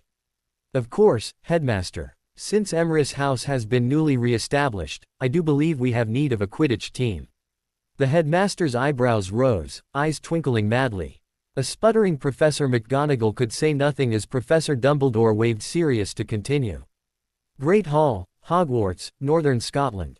How did it go? Harry grinned. It was dinner time. Sirius had caught Harry as he was heading into the Great Hall and had barely finished explaining the Emrys House's new Quidditch team to him when Gabby and the rest of his house came up to them, motioning for Harry to join them for dinner. We've got ourselves a Quidditch team. McGonagall is going to be furious, of course. Fred and George are the beaters. Alicia, Katie, and Angelina are the chasers. I'll be seeker and Tonks is going to be the keeper. Are you kidding, Harry? I can't be keeper, Tonks shrieked. I'm bloody clumsy, but an excellent flyer. And I've seen you practicing with the twins. They won't get a thing by you, Harry smirked, thinking about how hard of a time Professor McGonagall would have trying to put a team back together. Oliver wouldn't be pleased, and they wouldn't know what hit them when the Emrys team took to the sky. Harry was brought abruptly out of his thoughts by Tonks planting her lips firmly on his. You're so sweet, Harry. She gushed. You should really stop reminding me why it's going to be so hard waiting until you're properly grown, or I might just tie you down and have my wicked way with you. A spluttering sound from behind them, along with shrieks and yells from several girls showed that Ron Weasley had been eavesdropping on their conversation. Harry and Gabby were both just quick enough to catch Ron bolting for the exit from the Great Hall, his shirt dripping in half-eaten food and tea. We start training this week. Since Gryffindor has to put their team back together, we have been given their regular periods on the pitch. I tell you, we're going to win that Quidditch Cup for sure this year, said Fred. Gryffindor hasn't won since Charlie left, but this year's team is going to be brilliant. We aren't Gryffindor, Hermione said. Of course we're not, George replied. But we might as well be since most of us played for Gryffindor. Hermione shrugged. True enough. Before anyone else could reply, Harry felt hostile eyes drilling into the back of his head. Enjoying your last meal, Potter? When the other governors hear of this, I'll have you out of this castle and charged with attempted murder before your precious muggle-loving fool headmaster can do a damn thing about it. Harry growled. Malfoy looked pretty pleased with himself. You're not a school governor, Malfoy, he nearly snarled. Malfoy sneered back at him, looking smug. That's where you're wrong, Scarhead. The school governor positions are hereditary unless voluntarily given away by the current holder of the seat. The moment my father was incarcerated, I became a school governor. It doesn't even matter that you allowed my family to retain our manor where my father could be released to until his trial. He can never take the position back. That isn't what I meant, Malfoy, Harry growled back. I'm sure that your father has been preparing you for your position for years, and as such, you should know well enough that the school governors were given their power by the founders to hold in trust until their heirs appeared. At any time there is an heir of the founders, the school governors are magically bound to surrender control to the rightful heir or heirs until he or she deems fit to allow the governors to take over again. Malfoy's face was pale with rage. What is that supposed to mean, Potter? No heir has come forward since the Dark Lord himself. I am the heir, Malfoy, Harry said calmly, raising his hand and allowing the founders' rings to flash before Malfoy's eyes, making the blonde boy's eyes go wide in shock. I am the heir of not only the founders but also Merlin himself. As such, this school belongs to me. Until now, I have allowed the school governors and the headmaster to retain their control. Push me, and that will quickly change. Malfoy screamed in fury and went for his wand. Before anyone could move, Harry had his wand to Malfoy's throat. This is getting really old, Malfoy. What is it going to take for you to learn the lesson? What lesson? Malfoy snarled. Harry's eyes grew dark. Don't with me or mine, he replied, jabbing his wand into Malfoy's throat with each word. You're really brave since you have a lot of people behind you, Potter. Malfoy sneered, curbing his temper. A mere half-blood like you wouldn't stand a chance in a wizard's duel against a proper pureblood. Harry's brow rose. Is that a challenge, Malfoy? Are you that anxious for me to humiliate you in front of the school? Malfoy sneered, brushing Harry's wand away dismissively. It's a challenge, Potter. And if I win, you have to be my servant for the rest of the year. Midnight tonight in the trophy room. Harry smirked. The fool was going to learn a hard lesson if he believed that Harry was ignorant of the custom of magical duels. Before Harry came back, he certainly would have been, but no longer. I accept, Malfoy. As the one to accept the challenge, I have the right to choose the terms of when, where, and the rules of the duel. Name the terms, Scarhead, a surprised Malfoy growled. Harry grinned evilly. Right after dinner, in front of the whole school. I'll speak with the headmaster and inform him. The duel will be wands or hand-to-hand. No weapons. No unforgivable curses. No seconds. We fight until one of us is physically or magically incapacitated or one of us yields. Do you accept the terms?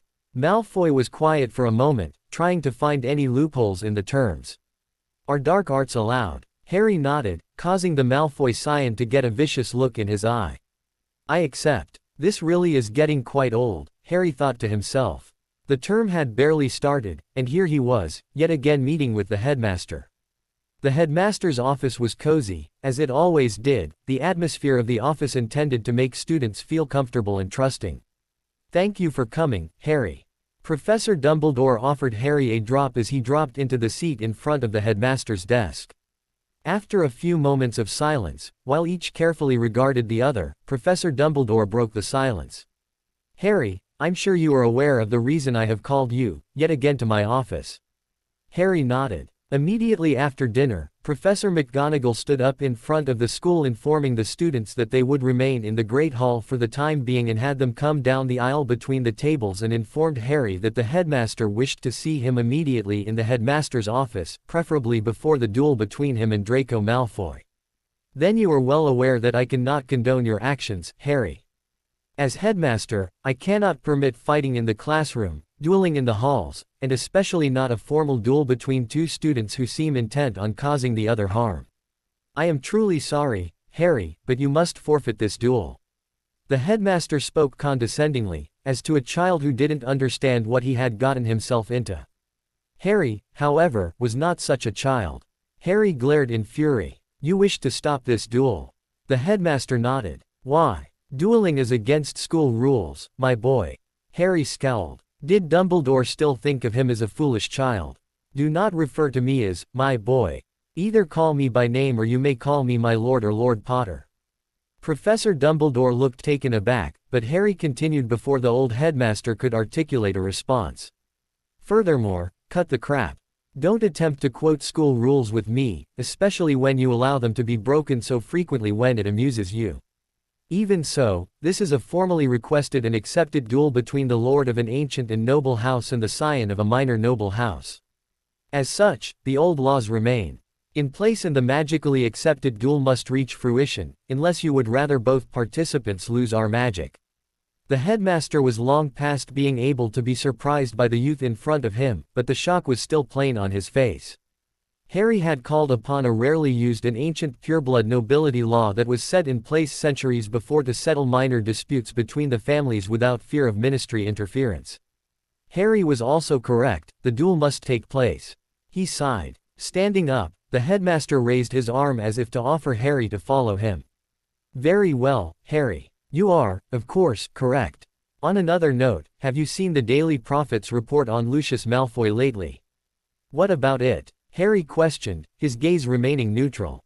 One might inquire as to who could possibly have the means and motivation to travel to Azkaban, torture the man, and escape without being noticed, Dumbledore replied calmly. Harry snorted. Did the old fool truly believe that he would get Harry to admit to anything that easily? Harry knew that he left no evidence that could undeniably prove his guilt. Keeping his face passive, Harry calmly replied, "Well, I certainly have the motivation, along with so many others who hate the man. Unfortunately, the means to attempt and succeed such a feat makes it far easier for many others to accomplish than it would be for me." The headmaster nodded. And yet, there is another possibly troublesome occurrence in the revelation of this character known as the Lord of Sorcerers. Did he not reveal himself before you traveled back, or have you simply failed to mention him as of yet?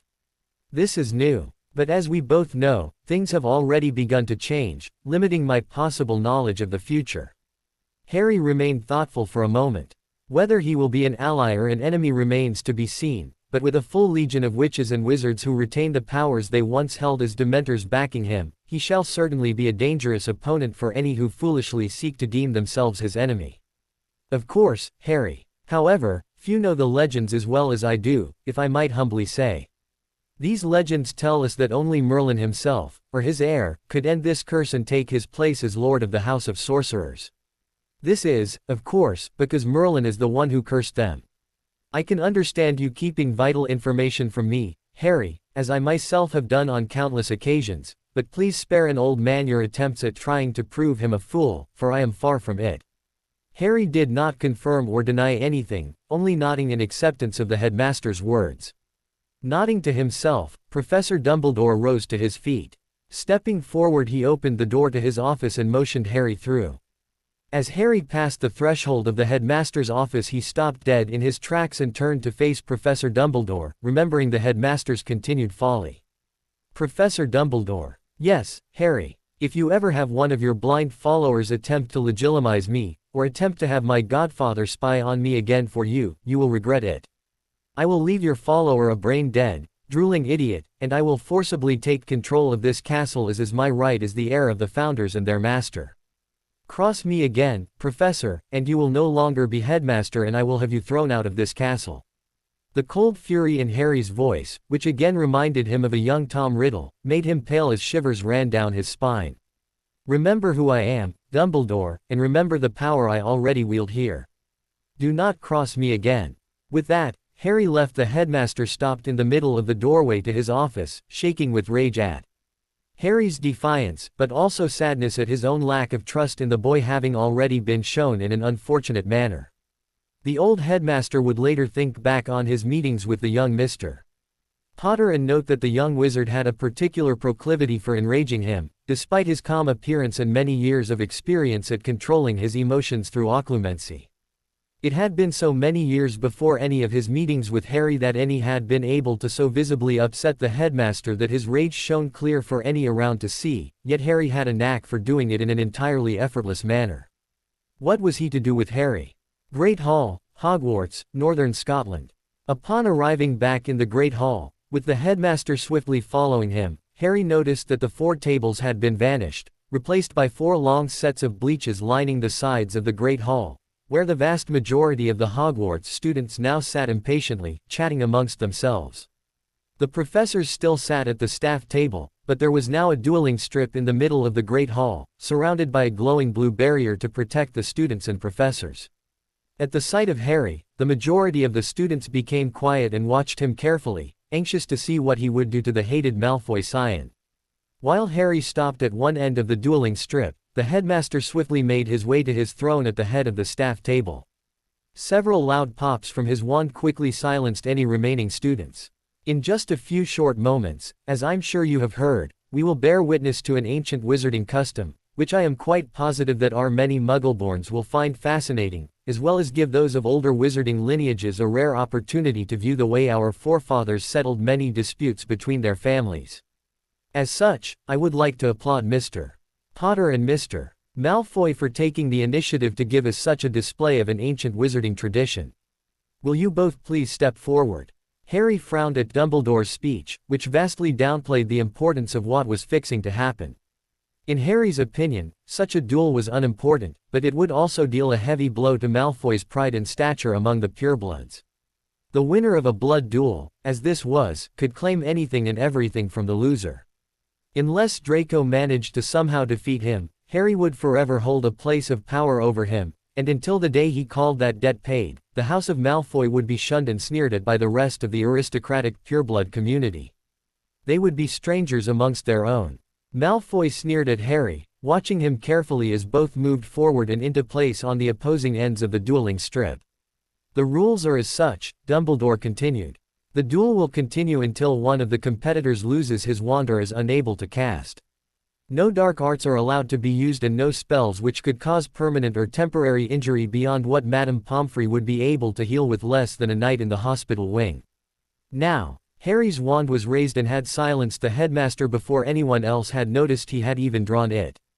Harry's eyes glowed green, his power pulsing, filling the area with his magic, suffocating to those who were adept enough in their control of their magic to be sensitive to the magic smoothly flowing from Harry. Incorrect, Dumbledore. Tread carefully, because if you can't prove yourself to be trustworthy enough to state the true terms of this duel, then how can the students trust that you will be able to hold the barrier that keeps them safe?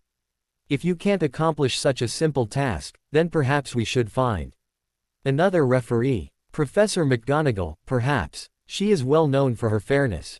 While the headmaster stood silently, sadness making all of his features slump and grow older by the second, the student body stared at Harry in shock.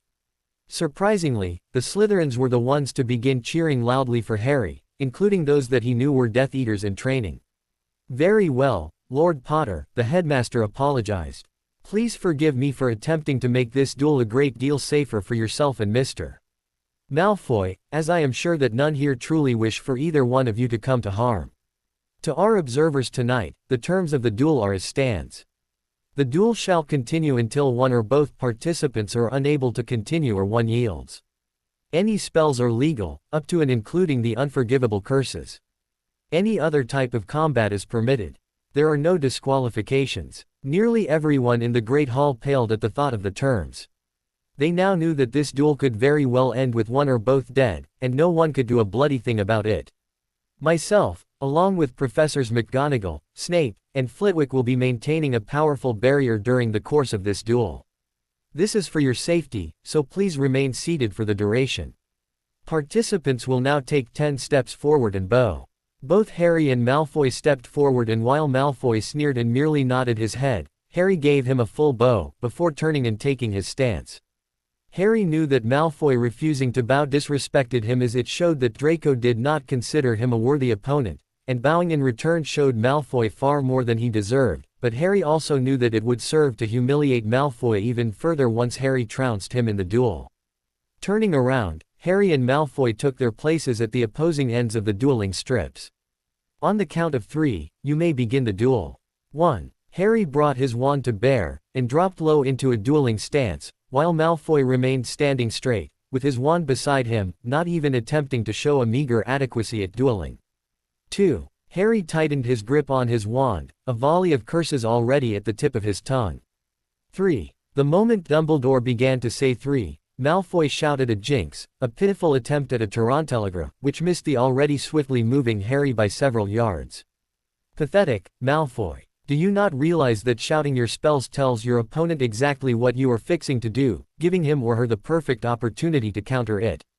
Harry smirked as the taunt had the intended effect on Draco.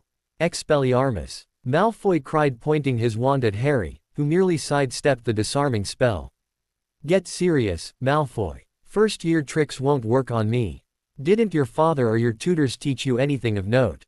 Malfoy's face grew red. Diffindo. Expelliarmus. Stupefy. Many of the students in the crowd were shocked at the first year being able to fire a stunner, even if it was noticeably not as brightly red as normal. Harry just laughed as he sidestepped the cutting spell, batted away the disarming spell, and deftly flicked his wand, raising a glowing Protega shield, which absorbed the stunner. Now that's more like it, Malfoy. Are you finally ready to get serious?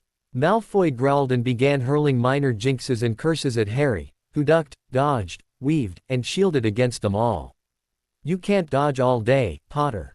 This is proof that any mudblood or muggle-raised children shouldn't be in our world. You can't even fire a spell. Harry's brow raised and he smirked. Are you ready then, Malfoy? Are you so set on tasting the power of a half-blood, when you can't even land a spell on me? You dare think that you could ever match the power of a pureblood? Malfoy roared. Reducto. Impedimenta. There were claps from most of the school when Malfoy's spells bounced off Harry's shield and blasted Malfoy back 10 feet while his Reductor curse blasted a small crater in the floor of the Great Hall. Very well, Harry said solemnly as he dispersed his shield and with a twirl of his wand sent a burst of wind at Malfoy, sending Draco twirling through the air, hitting the barrier harshly nearly a dozen feet off the floor. The cracks when Malfoy hit the barrier, and again when he landed on his wrist were unmistakable. Malfoy had at least 2 broken ribs and his left wrist was shattered. Groaning as he painfully got to his feet, Malfoy missed the levicorpus that suspended him upside down for the whole school to see his graying silk underpants. You seem to be having a bit of trouble getting up, Malfoy, so I thought you might want some help, Harry taunted. Nearly all the students were horrified at the sight of Malfoy's dull gray underpants, but still laughed uproariously at his humiliation. Malfoy's eyes flashed with fury, but before he could raise his wand, Harry cancelled his spell with a quick finite, and Malfoy found himself sprawled headfirst across the floor. Watching Malfoy groan in pain, Harry knew that he could add a minor concussion to Malfoy's growing list of injuries. Slowly, but steadily, Malfoy pushed himself back to his feet, refusing to let this half-blood stain his family honor. Truth be told, Harry applauded Malfoy's courage and family loyalty. He was also amazed that at such a young age, Malfoy could handle pain so well that he was merely wincing at the stitch in his side, while carefully holding his broken wrist to his chest. Give up, Malfoy. You are injured and clearly outmatched. No one will think any less of you for yielding to a clearly superior opponent, but will laugh and mock you endlessly if you attempt to continue and end up staining your family's honor by being beaten into submission. Never. Malfoy yelled back, yelling, impedimenta. Stupefy. Incarcerus. Petrificus totalis. Again, Malfoy's spells failed to break Harry's shield, and he quickly shielded himself from his own stunner, which had bounced back at him. Such a shame, Malfoy. To be honest, you really do have quite a bit of potential, but the arrogance and stupidity you were raised with has nearly eliminated your natural cunning, which would have told you very early on that I would be a much better ally than enemy. Your ill-conceived beliefs of your own superiority will be your downfall. Says the muggle-raised, half-blood fool. Malfoy snarled. Keep going the way you are and you'll meet the same sticky end as your mud-blood mother, Potter. Harry was not idle as the Malfoy heir ranted at him, however. His wand flowed and twirled, flicked and twisted in long, complicated patterns, drawing in the ambient magic around him and forming it into a circular barrier of runes which glowed a fiery red as they twirled around him. With one last twirl, the spell was ready and Harry brought his wand high behind him as he fell into a more balanced stance, preparing himself to carefully control the power behind his evocation. Wand still held high, Harry incanted, Gladius, his wand twirled in front and across his body, Verberere, his wand whipped and centered itself again, high and pointed outwards as Harry brought his back leg forward, Ignis. Harry's wand snapped out in front of him and made a sharp jabbing motion towards Malfoy as he completed the incantation. At once, the dozen or so fiery runes spun quickly around Harry, before multiplying into hundreds as Harry's magic forced them out and away from his body, filling the air on his side of the barrier and transformed into swords comprised of blue-white fire. Within a second the swords had straightened, points towards the Malfoy heir, and launched themselves at deadly speed, far too swiftly for even most seasoned aurors to defend against, much less his unprepared, untrained first year. Eyes wide in terror, Malfoy attempted to bring up the most powerful shield charms he knew, for all the good it would do against such powerful battle magic. The crowd held its collective breath as the hundreds of flaming swords hurled towards the Malfoy heir, a few even covering their eyes, unwilling to bear witness to what they believed would unfold. As Malfoy himself brought his arms up to shield himself and closed his eyes, waiting and fearing the inevitable, he heard several thumps and clangs all around him, but felt no pain. Opening his eyes, along with the few in the crowd, he noticed that every sword launched at him had missed. They had dug themselves into the wall behind him, and into the floor around him, dozens of them missing him by centimeters. Malfoy's eyes narrowed and he straightened himself, chin up and chest out in haughtiness. "Is that all, Potter? You missed. You're all flash and no bang." Harry gave Malfoy a cold glare. "Look again, Malfoy. The only spot on that entire side of the barrier that wasn't impaled by swords was where you stood. I didn't miss. I did exactly what I intended. If I didn't have the power or control it over my magic that it took to correctly wield the evocation, I would have missed, and you'd be dead." Harry finished in a calm, cold manner that sent shivers down the spines of any who were paying attention. None doubted his words. That was once already that Harry had spared Malfoy's life. "So why didn't you kill me, Potter?" Draco sneered, secretly very grateful that Harry had shown him mercy. "Don't have it in you to finish your enemy. That's why the Dark Lord is going to win. You don't have what it takes. You never did and never will. When the Dark Lord returns, you won't be able to stand against him. He will torture everyone you hold dear, and slaughter them with the mudbloods and blood traitors, while you can do nothing but watch." The crowd gasped at Malfoy's words, students and teachers alike. Harry merely smirked and thought how convenient it was that Malfoy couldn't keep his trap shut. "The Dark Lord, Malfoy." Harry sneered right back. "So you admit that your family knows that Voldemort isn't truly gone? Oh my, such a thing the Ministry doesn't even know. I wonder how you do it. Do you think I fear him? The Dark Lord was disembodied by me while I was still an infant. What chance would the almighty Tom Riddle stand against me now?"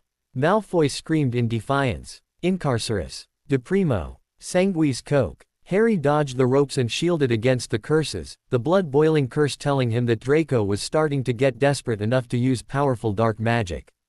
Before Malfoy could cast again, an invisible force slammed into him, sending him barreling once more into the wall of the barrier.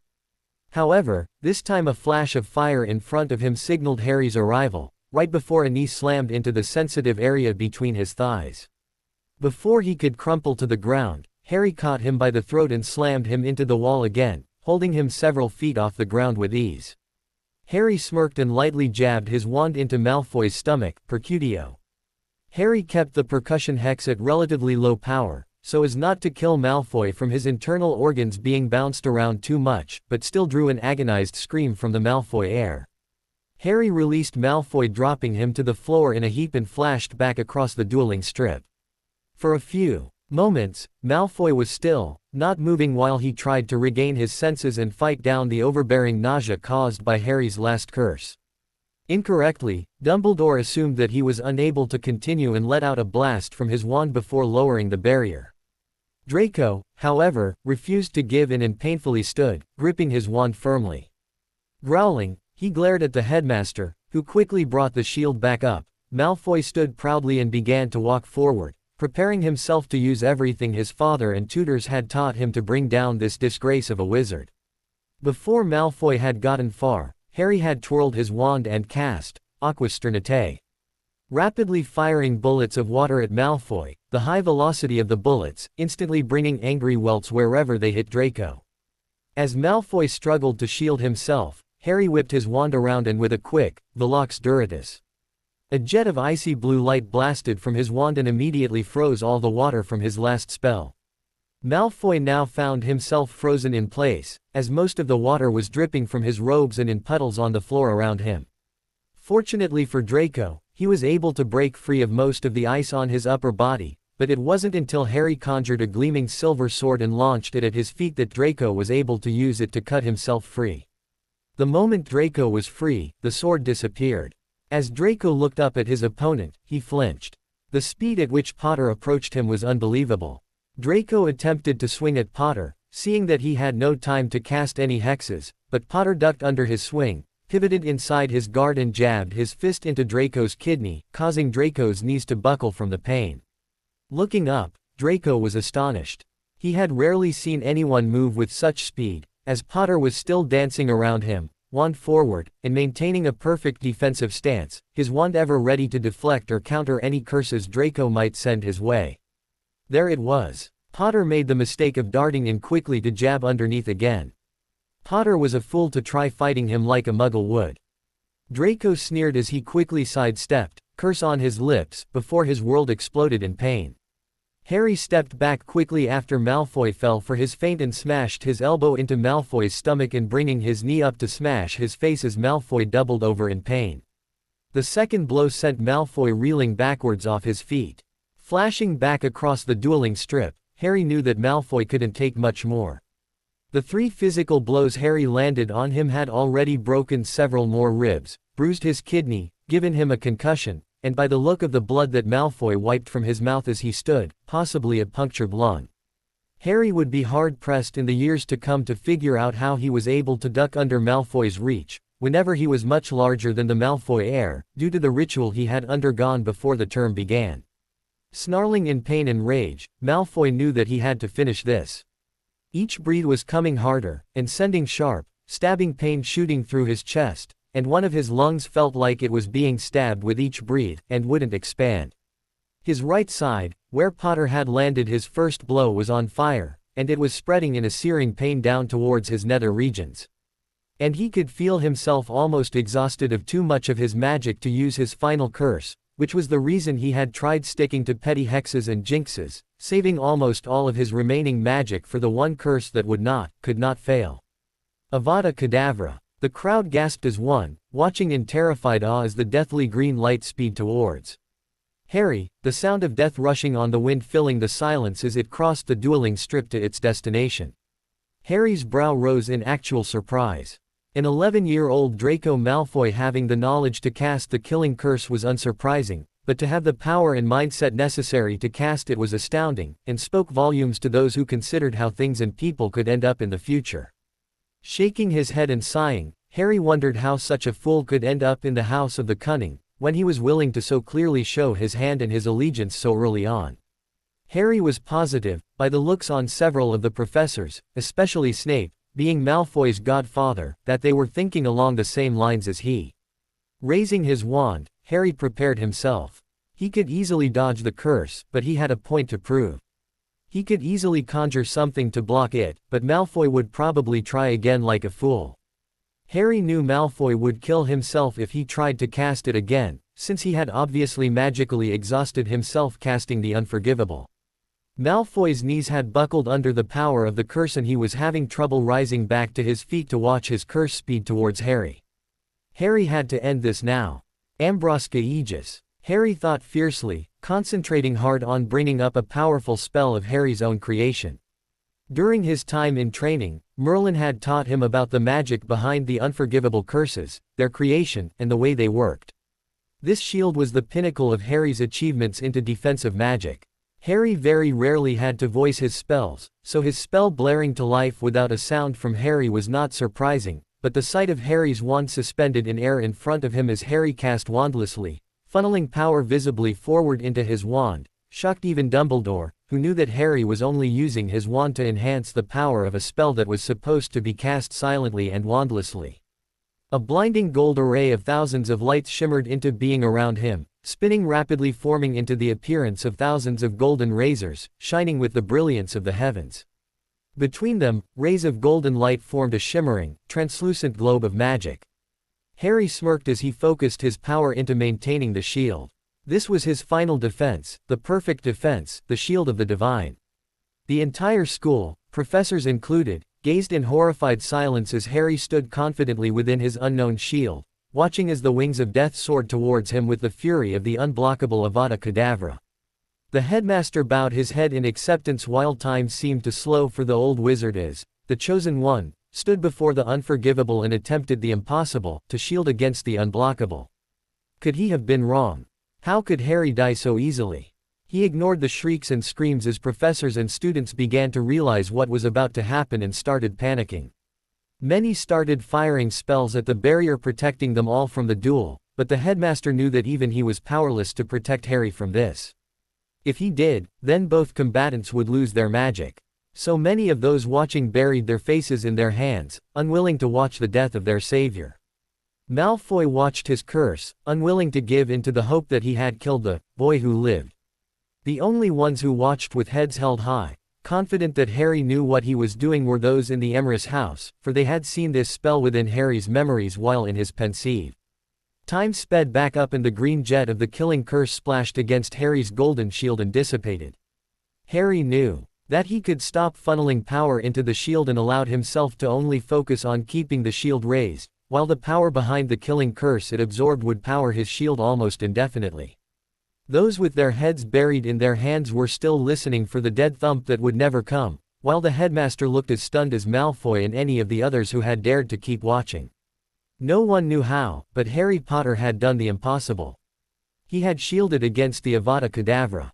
Malfoy was too stunned to move, while an infuriated Harry brought his wand forward and incanted, Dragwittle Paramine Imbecilis. A sickly yellow light, stinking of age and decay, twirled around the tip of Harry's wand before he flicked his wand, instantaneously blasting Malfoy's crotch with the permanent impotence curse. Another flick of his wand and Malfoy was blown off his feet into the barrier again, and Malfoy slid down, finally unconscious from the combined pain of his injuries and his exhaustion. To the victor go the spoils, Harry thought to himself as Dumbledore brought down the shield to the applause of most of the students in the school. According to ancient law and wizarding custom, Harry could now take a single favor from Malfoy, and Malfoy would be magically forced to accept it, much like an unbreakable vow. The difference being that Harry had to specifically ask for something as payment for his victory, or magic would never accept whatever Malfoy tried to do to pay off the debt. Harry could hold it over the Malfoy heir's head forever if he wanted. If Harry was to go up to him and ask that Malfoy surrender all his family's gold, titles, land and whatever else, Malfoy would be forced to do so. If Harry went up and ordered him to murder his parents, he would be forced to do so. The price of loss was the main reason these duels were so rare anymore. The cost of losing had ruined many old families, the Weasleys being the most recent family in history to lose their wealth and titles a mere 3 centuries before. Gabby quickly caught up to Harry and gave him a hug as he was headed out of the Great Hall. Behind him, the rest of Emrys House formed ranks between Harry and the rest of the school, many of whom were trying to get closer to congratulate him and ask him about all the spells he used, especially his shield. Harry glanced back at Malfoy. Draco was currently being attended to by Madame Pomfrey, who was casting many diagnostic charms while mending Draco's bones and bruises. She also began to force-feed Draco potions, but continued to look stumped as she tried to figure out the final spell that Harry had cast on him was. Harry shook his head, causing Gabby and the others to look at him in concern.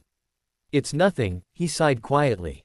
By the looks on their faces, they clearly weren't buying it, but understood if Harry didn't want to talk about it in the open, so they quietly followed him back to their common room.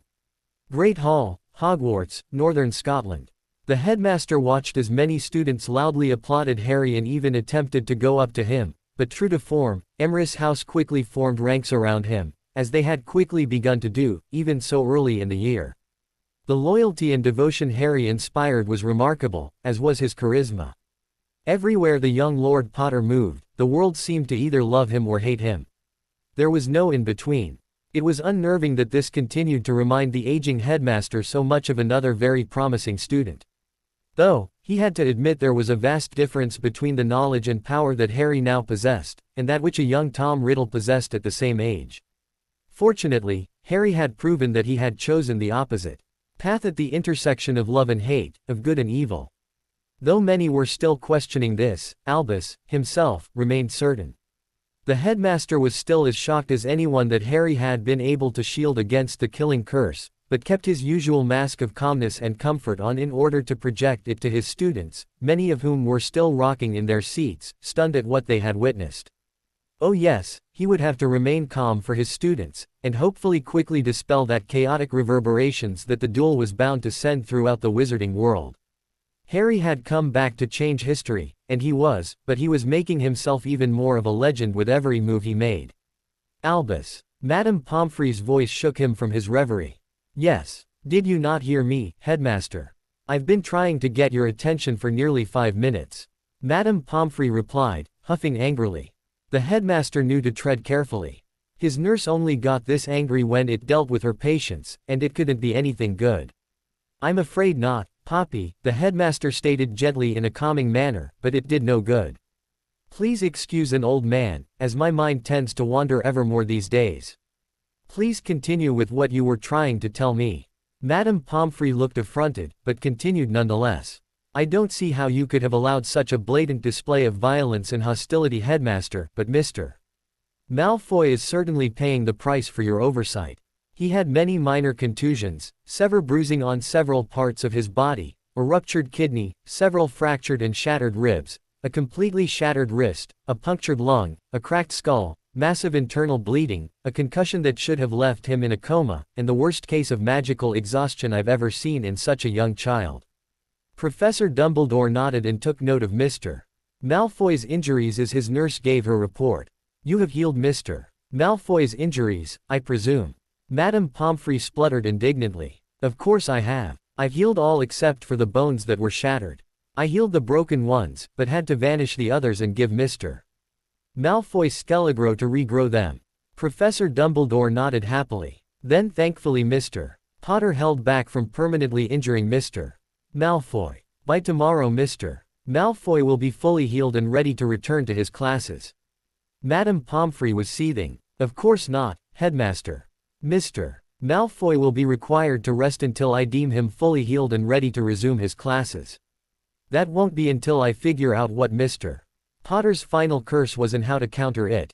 Indeed. Madame Pomfrey nodded. I've only seen a few curses like it, and none of them good. If I were to guess, Mr. Potter used a modified impotence curse, as it shows the same symptoms, but has thus far resisted all my efforts to counter it. At this rate, Mr. Malfoy will never have children, or indeed, have any UAL experiences requiring him to get it up, I believe the term is. How serious could this curse be, Poppy? Professor McGonagall interjected, looking worried. Unless Mr. Potter provides us with the counter curse, the senior Malfoy line ends will Mr. Malfoy. Several eavesdropping students, many of them Slytherins, gasped. It will be forever painful for Mr. Malfoy to use the Lewin any time that Mr. Malfoy becomes aroused. It will be extremely painful for him, even as the curse keeps him from gaining in. There are known Muggle methods that could bypass this, but this specific curse seems to affect Mr. Malfoy's entire reproductive system, meaning that even his seed has been cursed barren.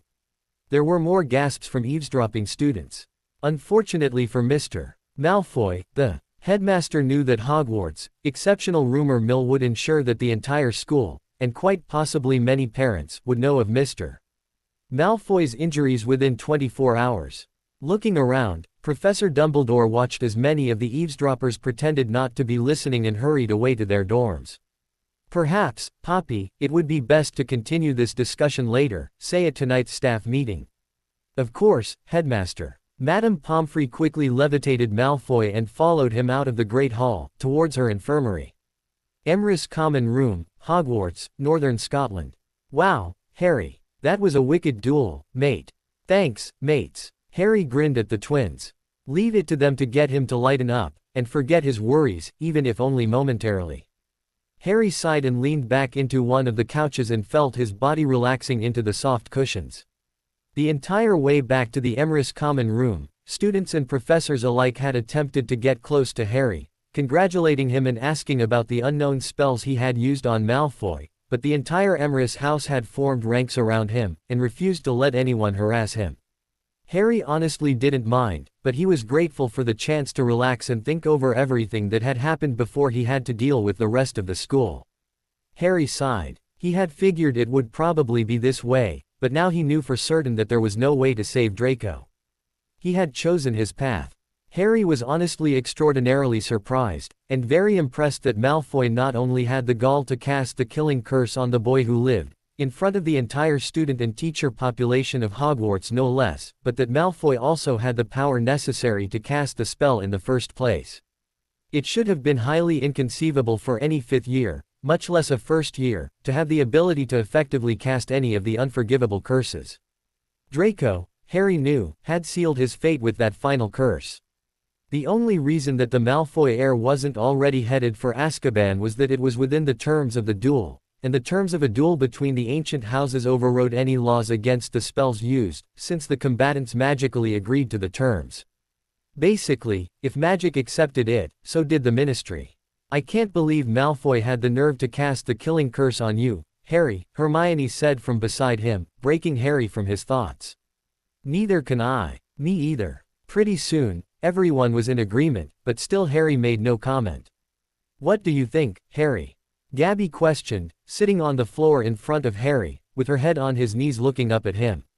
Malfoy bit off a lot more than he can chew, Harry replied thoughtfully.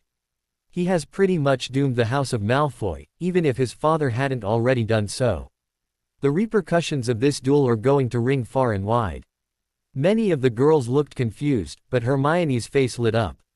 Of course, she exclaimed. All of the Malfoys' influence comes from their wealth, his father's contacts and influence, or from their titles. Harry has already stripped them of the vast majority of their wealth.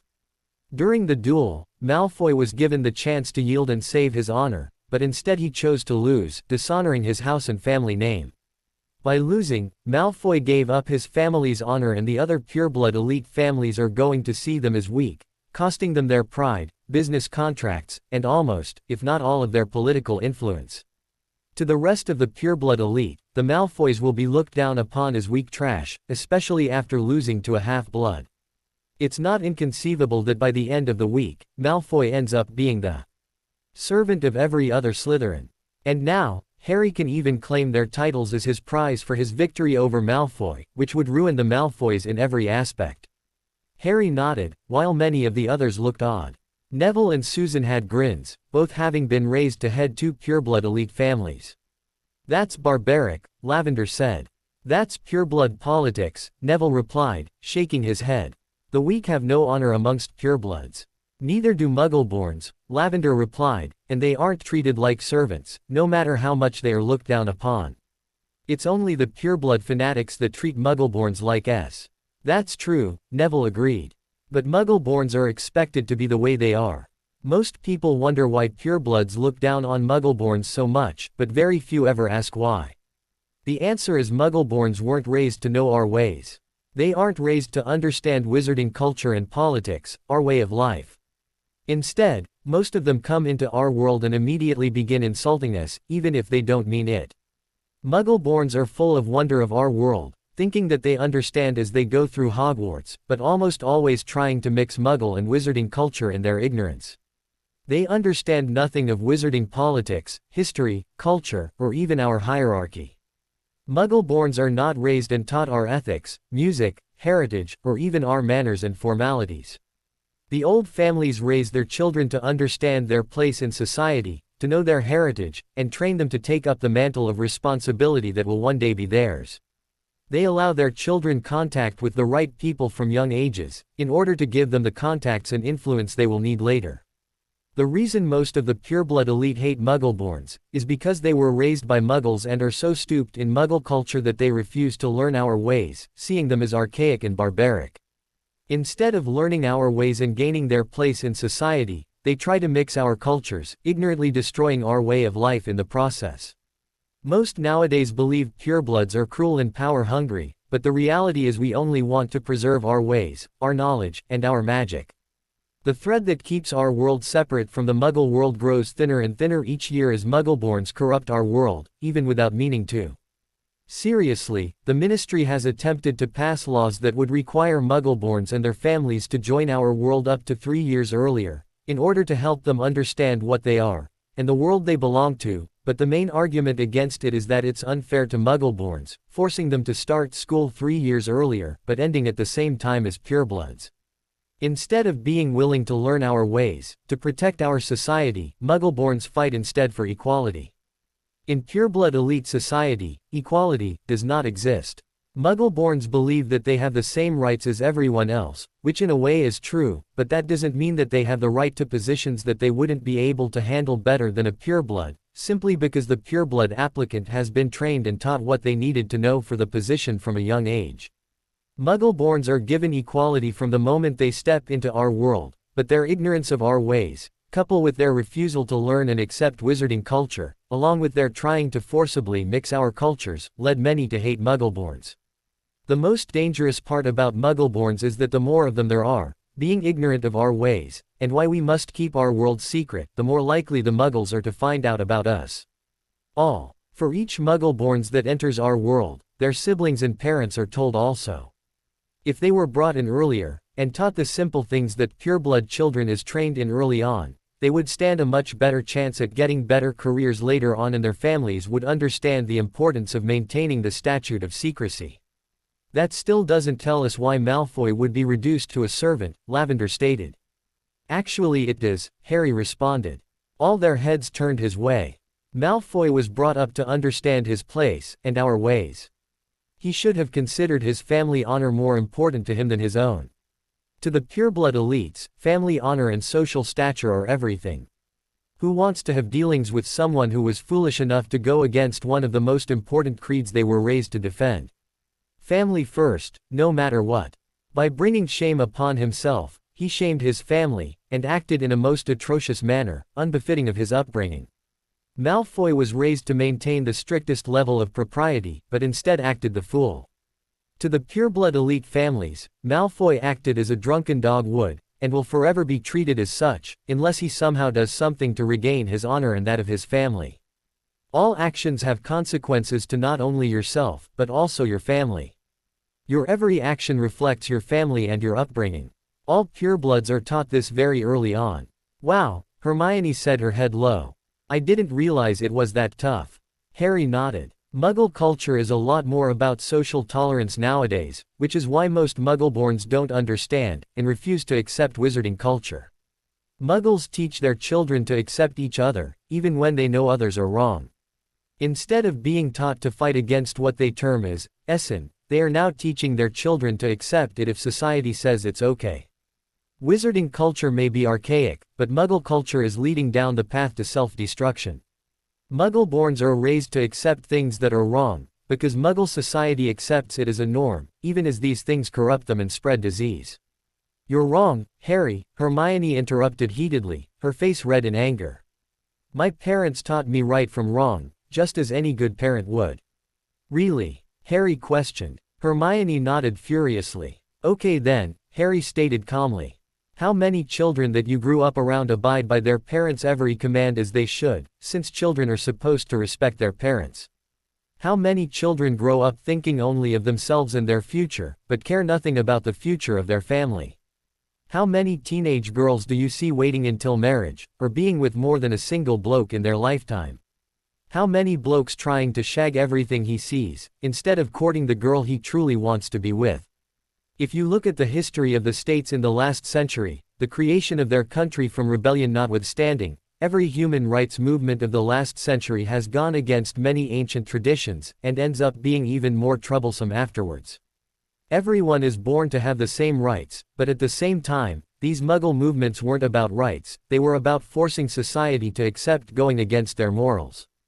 The most shameful part is most people now accept these morally bankrupt ideas as correct in every sense of the word. The point is, Muggles see our society as archaic, but we have merely enforced our ethics and morals upon our children, and rejected the corruption of Muggle society's immoral values. Hermione's mouth opened and closed, but no sound came out.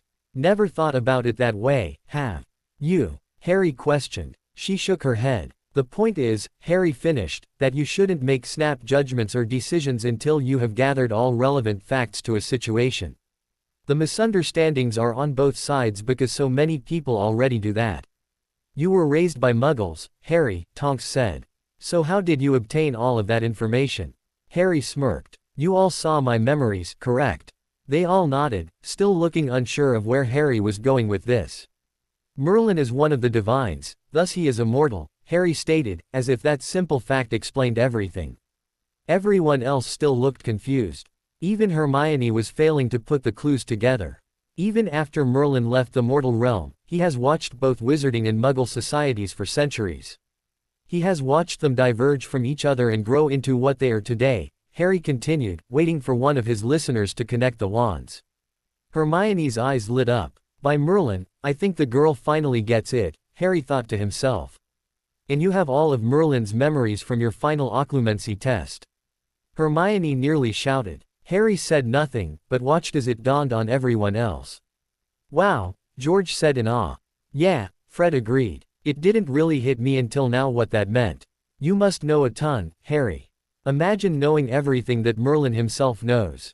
That's incredible, mate, Neville agreed. It certainly answers the question.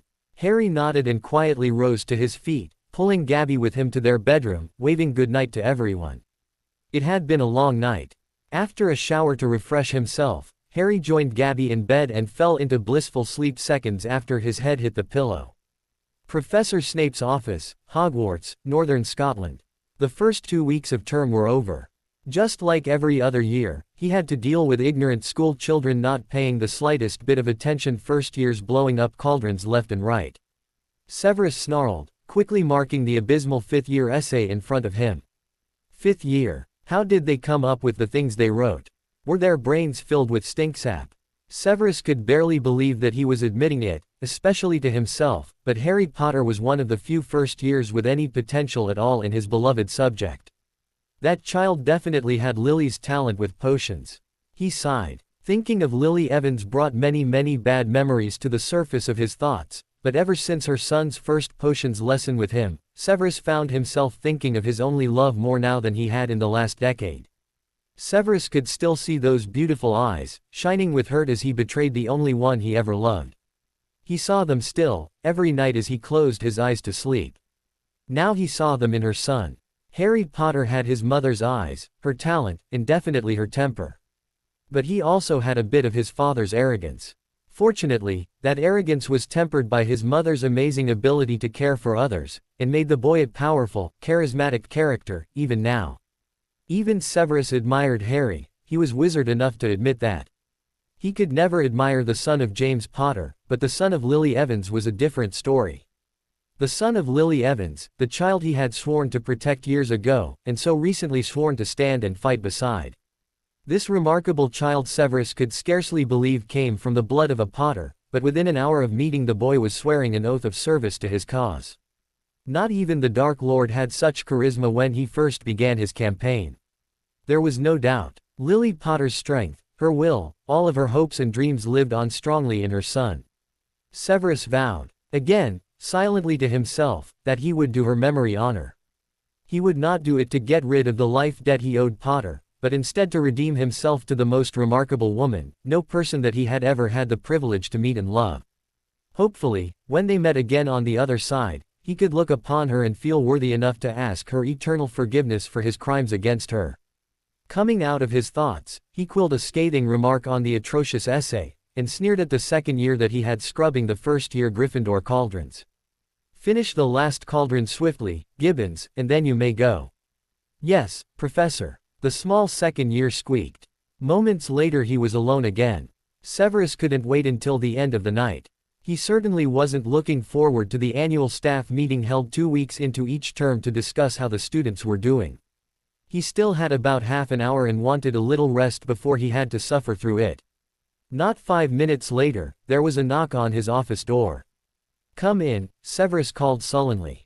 Looking up, Severus was about to make one of his usual snide remarks, but was stunned into silence when one of the last people he ever thought he would see again walked into his office. Lupin, he sneered. Snape, the man responded calmly. The old enemies stood there for a minute, looking each other over before Severus' lack of patience won out. Do you intend to enlighten me as to the reason you have sought me out, Lupin? He asked. Remus Lupin said nothing, instead putting a box filled with potions vials on his desk. Opening one of the vials, Severus took a whiff. The potion smelled familiar, but he couldn't place it. Waving his wand over it followed by a parchment, a list of ingredients was written down and Severus picked it up. Remus Lupin watched Snape go over the list of ingredients, knowing that the potion's master was recognizing the odd combination for a potion that he himself developed for his potion's mastery, but the few odd additional ingredients was making the potion's master unsure of what he held. What potion is this? Severus queried, scowling at Lupin. It looked so very familiar, but the few odd ingredients stood out, making the potion's master very curious of which genius could have possibly made a potion with such ingredients, and not have it blow up in his face. This couldn't be Lupin's work. He knew Lupin was good, but nowhere near this level. Lupin laughed at him. The mangy wolf actually had the gall to laugh in his face, after he came to Severus. "Do tell me, Lupin," Snape sneered. "What potion is this, and why did you come to me with it, just to laugh in my face?" Lupin sobered, knowing that he needed Snape's help for the plans with the potion. "You of all people I thought would recognize it, Snape. After all, the wolf snare potion is a modified version, based off your own creation." Severus scowled, but looking at the list of ingredients was taken aback. How could he have not seen it before? Minus a few ingredients, this list contained everything needed for the immensely volatile wolfsbane potion that he, himself created. Snape's eyes rose to meet Lupin's. "This is your work." Lupin shook his head. "Then whose is it?" Lupin refused to answer. Snape harumphed. "Does it work?" Lupin nodded. "Well, say something, damn you, Lupin." Snape roared. "What do you want me to say, Snape?" Lupin replied calmly. "This potion ensnares the possessing wolf spirit within the werewolf and completely prevents the transformation. Upon the light of the full moon, the potion negates the power of the rays of the full moon, encasing its power and releasing it as healing magic throughout the werewolf's body, healing the pains and damage done in the few days leading up to the full moon. It only has to be consumed once during the week leading up to the full moon. As you can see, your creation was modified into this, so it's partly your work. Why have you brought it to me, Lupin?" Severus tried to hide it, but he was immensely interested in the newly dubbed wolfsnare potion. Lupin grinned back at Snape, not fooled in the least. "Come off it, Snape. You and I both know that you are wishing with all your might that I would just leave now so that you could run back to your potions lab to examine this potion." "But of course," the potion's master replied, not denying it. "I brought it to you out of professional respect, since you created the potion this is based off of." Snape didn't believe a word of it. "Truly? Do your actions not have anything to do with requiring a licensed potions master to sponsor it in front of the International League of Potions Masters?" "That has a bit to do with it," Lupin admitted. "Except I don't want you to sponsor it. I want you to claim the sole creation of it. None would doubt your ability, or your word that you were able to modify your own potion, making it immensely more effective." Snape was stunned. "Surely you don't think I'll believe that you are allowing me to take full credit while giving nothing in return? You do realize that I will test it thoroughly before even attempting to sponsor it before the league?" Lupin nodded. "I'll be the one you test it on, if you are willing. But I'm not the creator of this potion, and as such, I am not the one allowing you to take full claim of it." "Who created it, Lupin?" Snape asked, honestly very curious of the answer. Lupin shook his head slightly. "Before I tell you that, I need to know if you agree to his terms." Snape glowered. "They are. First, exactly half the profits for its creation will go to its creator, and half to you." "Agreed. Second, it will be provided free to any werewolf unable to purchase it once a month." Snape stood suddenly. "What? Do you honestly expect me to give it away free?" Lupin sneered right back. "The decision isn't yours to make, and if you disagree I will move on to the next potions master on the list." Snape was furious but nodded his agreement. "Good. Thirdly, you will lead a team of potions masters across Europe, who will make and distribute the potion each month to the apothecaries and werewolf communities, along with any ministries that we can push certain laws through to." Snape thought for a moment. His schedule was already busy, but he figured that he had enough time on hand. "Agreed." "Great," Lupin smiled. "I was hoping that you would agree. Your appointment before the league is a week before Halloween, and you have a summons to present this potion to the Wizengamot with the presentation of a new law that has been drawn up during the annual Samhain Wizengamot gathering." Snape's jaw fell. "You already knew I'd agree." Lupin nodded, grinning widely. "You used me." "No," Lupin shot back. "I just made you an offer no potions master worth his salt could refuse." "Fair enough," Snape conceded. "Who created it?" "Harry Potter." With that, Lupin walked out the office, leaving a speechless Snape behind. Smiling to himself, Lupin headed to see an old friend. What an end to a beautiful day. Headmaster's office, Hogwarts, Northern Scotland. "Welcome everyone." The headmaster began cheerfully. "It has been an entertaining first 2 weeks into the new term and I am quite sure that we are all anxious to discuss how our new students are fitting in with their houses and doing in their studies." Professors Flitwick and Sprout looked as excited as the headmaster. The tiny jovial professor was always ready to preen in pride over his new flock of ravens and of course how well they always did in their studies. Professor Sprout, on the other hand, was as jovial and friendly as her half-goblin colleague, but it was extremely unusual to find any Hufflepuff that wasn't outgoing and friendly to nearly everyone. They Badgers seemed to be in a perpetually good mood until they were offended. Professor McGonagall looked weary. Her House of Lions had certainly had the most upsets since the beginning of term, and it had certainly shown in her students' behavior, which at the best of times was already rowdy and rambunctious. Still, the deputy headmistress knew that her lions just needed a stern, but fair hand to guide them, even though this year the youngest Mr. Weasley was certainly trying her patience. Professor Snape merely scowled. It was certainly no secret that he loathed these annual meetings, even if he grudgingly agreed to their purpose. This year, however, he had real concerns. His godson was proving to be a great deal of trouble, and meetings like this would, in time, garner information worth passing along to Mr. Potter. Usually, this information came later, when the headmaster could pass it to him in utmost confidence. Professor Snape glanced over at their new colleague, the new head of Emrys House. The Mutt was leaning back as if nothing at all could ever concern him. The decade in Azkaban must have addled the mangy dog's brains even more than they had already been. Oh, how he loathed how the Mutt could grin so casually about everything, and somehow have everything turn out exactly how he planned it. So, Professor Dumbledore continued, clapping his hands in front of him, our meeting tonight should take a bit longer than normal. I apologize for this, of course. It is due to the new head of house that suddenly became such a necessity to have. I believe we should start with Hufflepuff House, per usual. Professor Sprout beamed around at them all.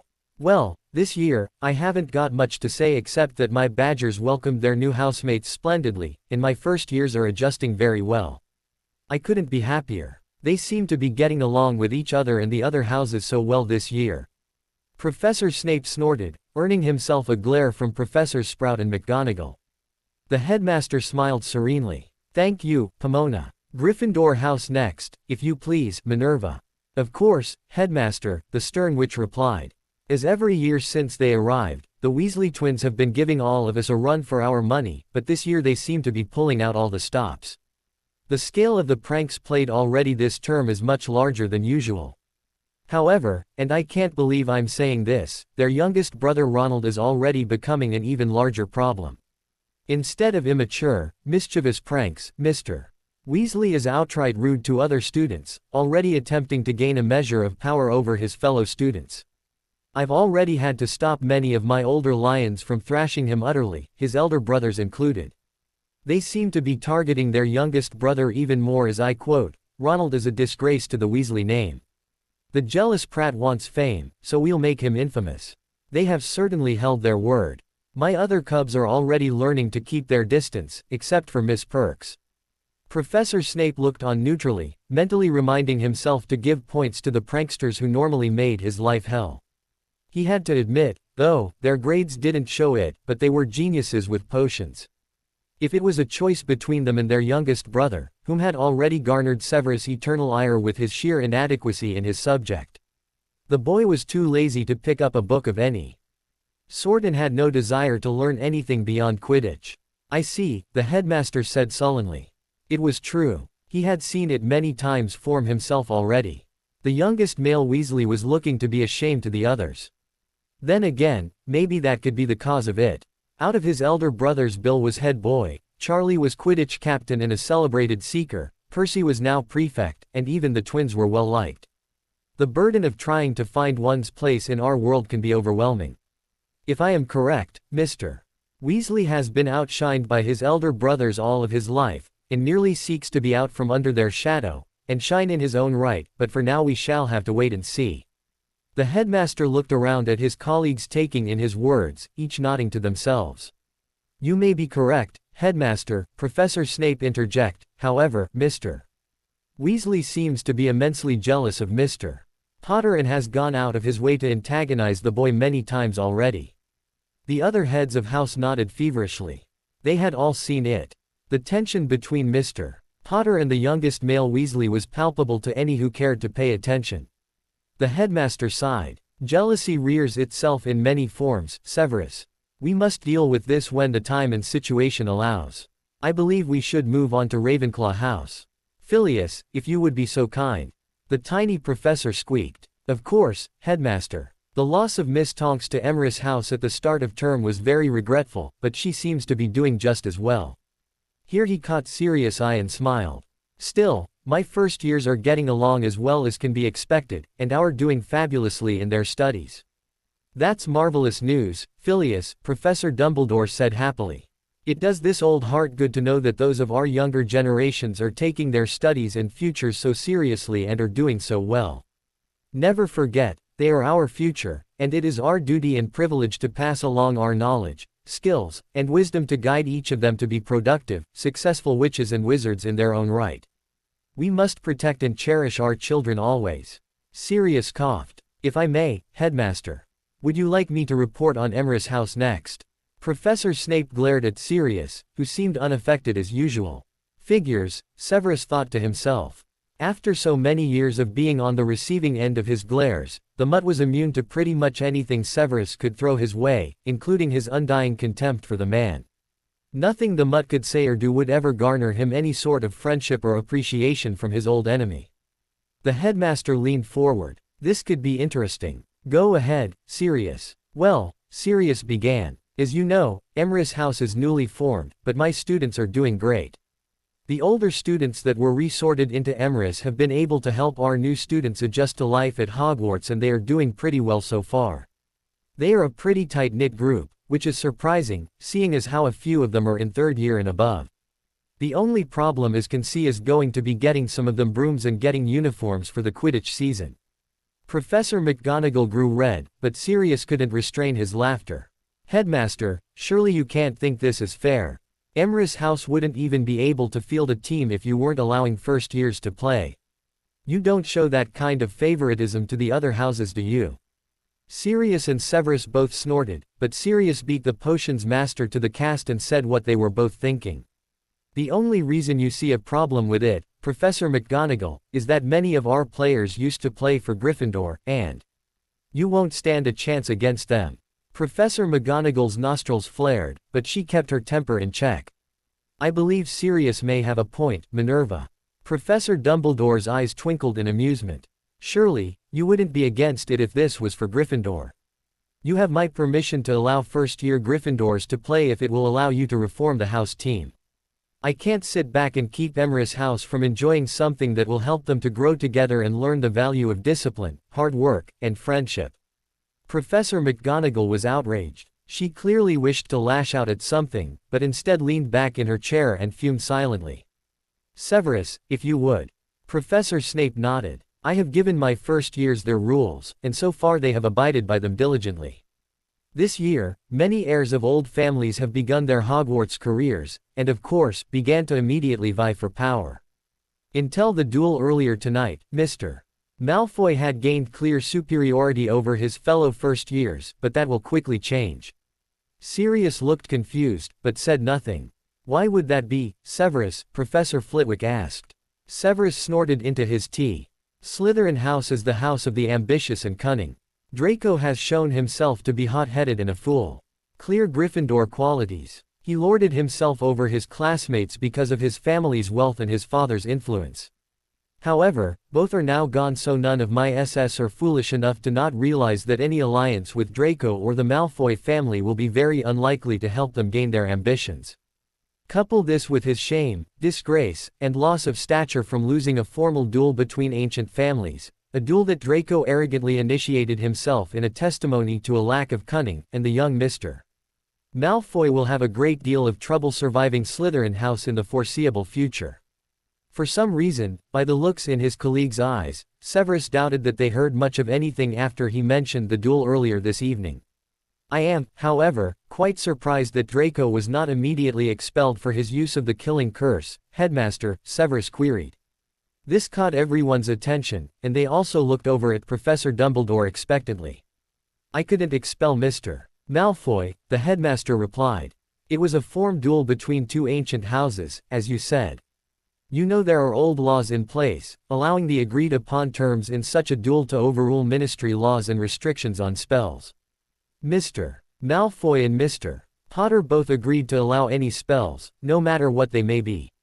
As such, Mr. Malfoy cannot be held responsible. Professor Sprout's eyes went wide. And anyone can initiate and agree to such a duel, Headmaster. Of course not, Pomona, Professor Dumbledore replied kindly. Only the heads of ancient houses or their heirs are able to do so. I am more concerned, however, on how young Harry managed the impossible.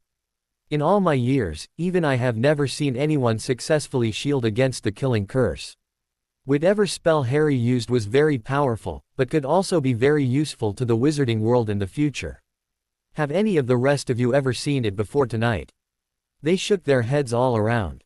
A shame, the headmaster said sullenly. I would love to know what spell it was and how it worked. To think of all the people that would still be alive if they only knew how to perform that shield. Professor Flitwick squeaked happily. But, Headmaster, we do know what spell it was, and how it works. The other heads of house, along with the aging headmaster, gasped at his words. How, Phileas? Well, earlier tonight, just after the duel, I was thinking along the same lines to myself, the tiny professor began. Suddenly, as I was sitting at my desk going over my third-year essays, a page of research visualized in front of me and you wouldn't believe what it said. There was silence as the other professors waited for him to continue. Of course, it's a magnificently brilliant piece of charms work. Absolutely genius. Professor Flitwick gushed. Get on with it, Severus growled, gathering many nods of agreement from his fellow heads. Of course, Professor Flitwick replied happily. As the research showed, to understand the spell, you would first have to understand how the Avada Kedavra works, which is an extraordinary piece of magical theory unto itself. To make it simple, there are three different parts of each sentient being. The body, which holds the spirit and soul, binding the three together. The spirit, which is the essence of one's immortal being. It is immortal and indestructible. Bound to the body, once released upon death, it will go on to the afterlife, or higher planes of life. The last and final part is the soul. This is the essence of the life force, magic, within each living being. In Muggles it is not strong enough to sustain a magical being. It is immortal, but as it is essentially formed of magic, it is tied to the earth, and can be torn and destroyed. It is the soul which binds the spirit within each being's body to the mortal realm. As the soul is of the earth, the spirit is of the divine. There were nods all around once more, showing that they each understood so far, and wanted him to continue. The spell is called the Ambroska Aegis, the shield of the divine, Professor Flitwick stated with pride. And if I'm correct, judging by the handwriting the research was done in, Mr. Potter created it himself. It is a masterpiece of defensive magic, the perfect shield. It is cast silently and wandlessly. The killing curse works by using soul magic to sever the bonds between the body and soul forcibly, causing instant death. The Ambroska Aegis works by drawing out the life force within the caster's blood, and by drawing out a tendril of magic from within the caster's magical core, merging the blood magic with soul magic. The shield is instantaneously brought to bear, forming a barrier around the caster, drawing ambient magic from the area and absorbing any and all spells in order to power it, make it stronger, and causing the spell to require a minimal amount of power, but extreme control and understanding of the theory behind the spell. Golden in color, it calls upon the life force and magic of both body and soul enabled to disable not only the killing curse, but all others as well. It blocks anything, and is an invincible shield. The more thrown at it, the more that is absorbed, making it stronger. It can be held nigh indefinitely without causing magical exhaustion, due to it drawing sustaining power from ambient magic and all spells that hit it. It only requires the caster to sustain the will behind the spell, much like a Patronus. It seemed as if Harry Potter had a real talent in leaving his teachers speechless. The theory seemed difficult at first glance, but thinking about it made it seem so simple. So logical. How could no one have ever figured out such a solution before? The answer was simple really. Very few wizards and witches delved into the ever mysterious and obscure branch of magic known as soul magic, and the ministry had deemed anything even related to blood magic illegal centuries before. Severus was the first to recover. The question still remains, Headmaster. What will become of those who will no longer be willing to follow Draco Malfoy? The headmaster inclined his head knowingly. Indeed, my boy, young Harry has certainly shown where he stands on the pyramid of power, and very few will be willing to challenge him after tonight's show. It is my belief that Harry purposely knocked young Draco Malfoy from his spot in the Food Chan per se in order to save those who would have otherwise inevitably followed Mr. Malfoy down the wrong path. Now, without Mr. Malfoy's influence and forced leadership, they will have to think for themselves more than ever, and they now have a very powerful influence keeping them from straying down a dark lonely path leading to Tom. Severus shook his head angrily. Draco is going to be slaughtered by his own house, and you never know that he would have followed in his father's steps. I understand how you feel about this, Severus, the headmaster stated kindly. But you cannot deny that your godson is very like his father, and though you have attempted to downplay Lucius' influence in Draco's life, very little has any impact on the boy. Harry Potter is able to see this, why can't you? You should be grateful. By disgracing and humiliating your godson, Mr. Potter has brought him low and humbled him for the first time in his life. No longer can Lucius' money, power, or claims of superiority have any influence on the boy, since Mr. Potter has effectively stripped it all away. Let us hope that Mr. Malfoy is able to see the error of his ways, and avoid the path set for him. Severus snorted. Or he will give in to his anger and hate and become even worse than his father ever was. Let us hope not, my boy. For your sake, if not his own. On another note, the headmaster began, I am quite sure that we would all like to compare notes on Mr. Potter and his abilities. The professors looked around at their colleagues, and it was quite obvious that they were all hungry to compare notes on the enigma that was Harry Potter.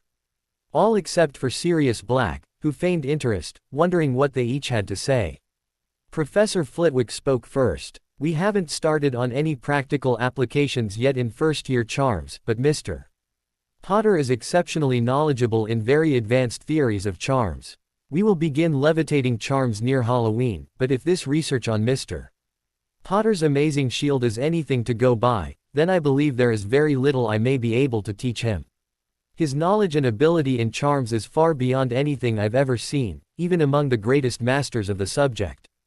I'm afraid that Mr. Potter will continue to be very bored in my class if held to the current curriculum. Professor McGonagall coughed indignantly. But surely Phileas, there must be something you can teach the boy to keep him from being too bored. You are among the most respected charms masters in the last 500 years and a champion duelist to boot. Phileas sighed. There is no need to teach Mr. Potter to duel, Minerva. Even without his obvious power and knowledge of combat magic, he showed earlier tonight that he could very possibly take even me in a duel. His stance and balance were perfect. Even though I could barely see it, his situational awareness is exceptional and his instinct to sense spells and magic around him was obvious by the way he moved when Mr. Malfoy's spells came near him. That kind of natural ability can't be taught. What are your opinions of the boy, Minerva? The headmaster asked quietly. Minerva sighed, gathering her wits. My opinions is much the same as yours, Phileas. Mr. Potter is extremely bored in my class, but passes the time helping others learn the spells. During his first class, I asked him to show me the extent of his ability in my subject and he said he couldn't, but he did perform the Pyretotem Locomotor spell flawlessly. As you all know, that level of animation is among the highest levels of transfiguration required to gain a mastery of the subject. She expected the other heads to be surprised by this, but there was an unexpected lack of reaction. However, I would like to add that Mr. Potter has a disturbing lack of respect for life, and deems any means necessary to keep others in line when he feels that they are doing wrong. You're wrong, Minerva, Sirius snarled. Harry merely understands that actions have consequences. An eye for an eye, without sugar-coating it. He also clearly sees that some people require more direct methods in order to see the point. These are children, Sirius. And as such, we are responsible for teaching them discipline, harshly if need be. Not every child has the same needs. Some need to be coddled, while others, like Draco Malfoy, require a firm hand. Professor McGonagall was stunned. Words of wisdom I'd never have expected to hear from you, Sirius. I never thought you were the type to settle down and have children. Sirius bowed his fiercely glowing face in embarrassment. That is enough. Both of you, the headmaster interrupted. Sirius has a point, Minerva, and Harry apologized and explained that it was not his wish to harm Mr. Malfoy. I expect this matter to be dropped, immediately. The heads of Emrys and Gryffindor both nodded, subdued for the time being. Brilliant. Do you have anything to report on Mr. Potter, Pomona? The head of Hufflepuff shook her head. Mr. Potter is very kind to those in my house and helpful to others during his classes. It is my recommendation that he be tested at the ministry to determine his actual level in his studies and assign him to tutor others or assist his professors to help keep him occupied. We all know how trouble follows those who grow easily bored with their studies. The headmaster nodded in complete agreement. Harry might not wish it, but it would be best to gauge the boy's abilities. What do you think, Sirius? Sirius frowned thoughtfully. I'm not sure. I'm sure Harry would have no problems being an assistant or helping tutor his fellow students. He seems to enjoy teaching. However, I very seriously doubt that Harry would be willing to allow the ministry to test his abilities to their fullest extent. Obviously, for certain reasons I am sure you know, Dumbledore, I would agree completely with him. The ministry should not ever gain knowledge of Harry's full powers. The headmaster's eyes shot up. He heard the warning in Sirius' voice and had to admit to himself that he had entirely forgotten that aspect that could easily be a very dangerous factor in Harry's life if the knowledge got out. I agree, Sirius. Until we are sure of our support in the ministry, we will handle this issue ourselves. Sirius visibly sagged in relief at the headmaster's words, while the rest turned to him in confusion, but gave up getting Sirius to be forthcoming with any explanations. Severus, the headmaster queried. Surely you have something to say about Mr. Potter. Severus shuddered, but maintained a calm facade. Mr. Potter is exceptional. He has his mother's temper in her hand in potions. Jaws dropped around the room. Sirius himself could be seen drooling in glee. Surely he could use this as blackmail in the future. Severus might as well have declared undying love for Harry. Such a glowing commendation from you, Severus. Is that boy that good? Minerva asked in wonder. Mr. Potter is an extraordinary child. That is all I have to say, Severus snarled contemptuously, shocking them all into silence once more.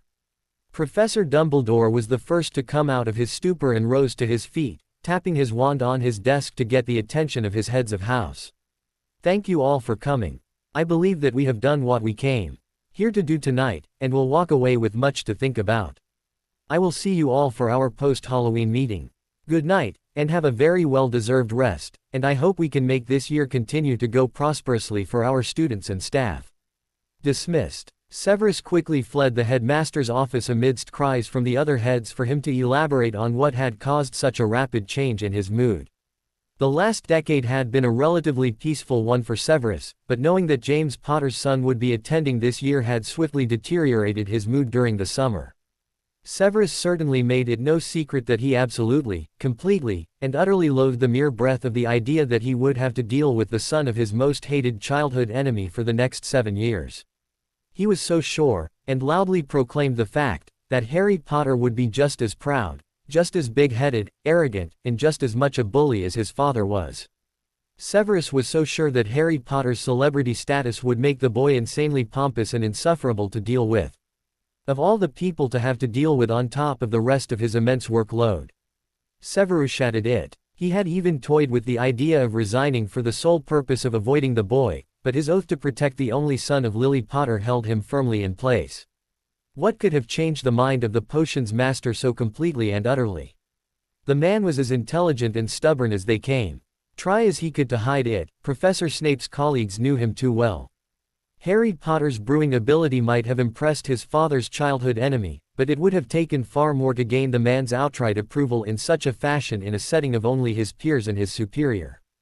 Still muttering, the heads of Gryffindor, Ravenclaw, Hufflepuff, and Emrys rose to their feet and made their way to their own quarters.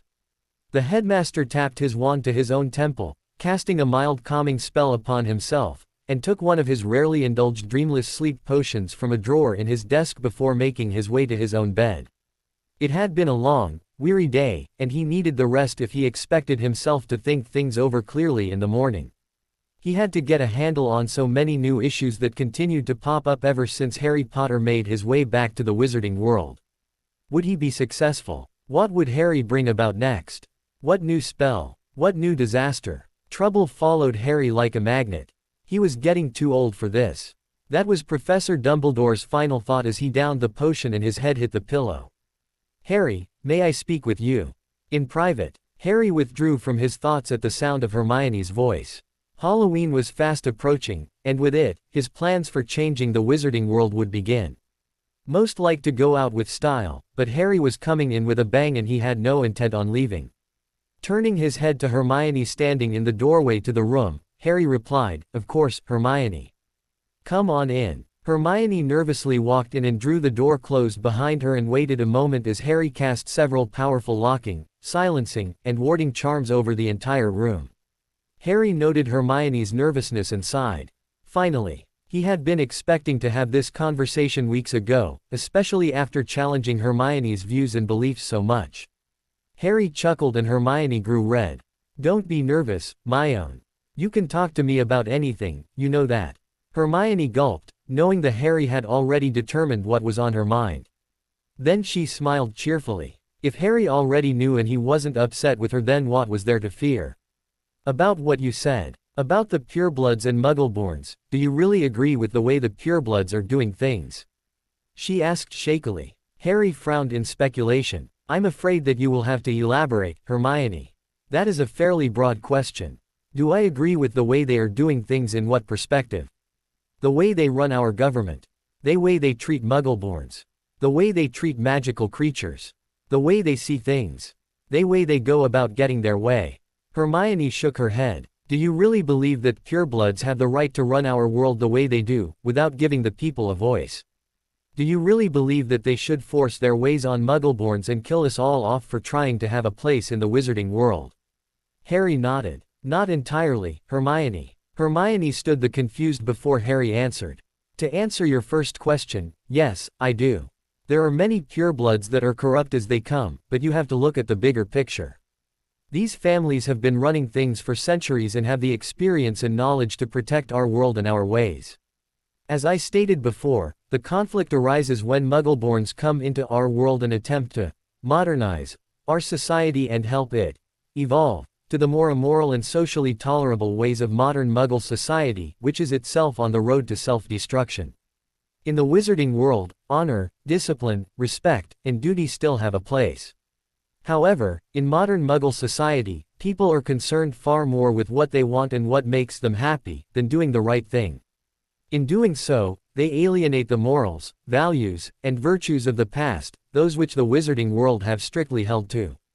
By doing this, they have forgotten centuries of knowledge. The purebloods that run our government understand that this corruption can't be allowed to change the wizarding world. They act to protect our ways, the secrets and sacred knowledge that has been gained over thousands of years. But surely they could allow some change, Harry. Not everything they do is right. Harry smiled. You are, of course, correct. Give me an example. Hermione beamed at his praise. Democracy. Instead of pureblood families ruling the Wizengamot, the people should be able to choose who makes their laws. Harry scowled. Incorrect, Hermione, in many ways.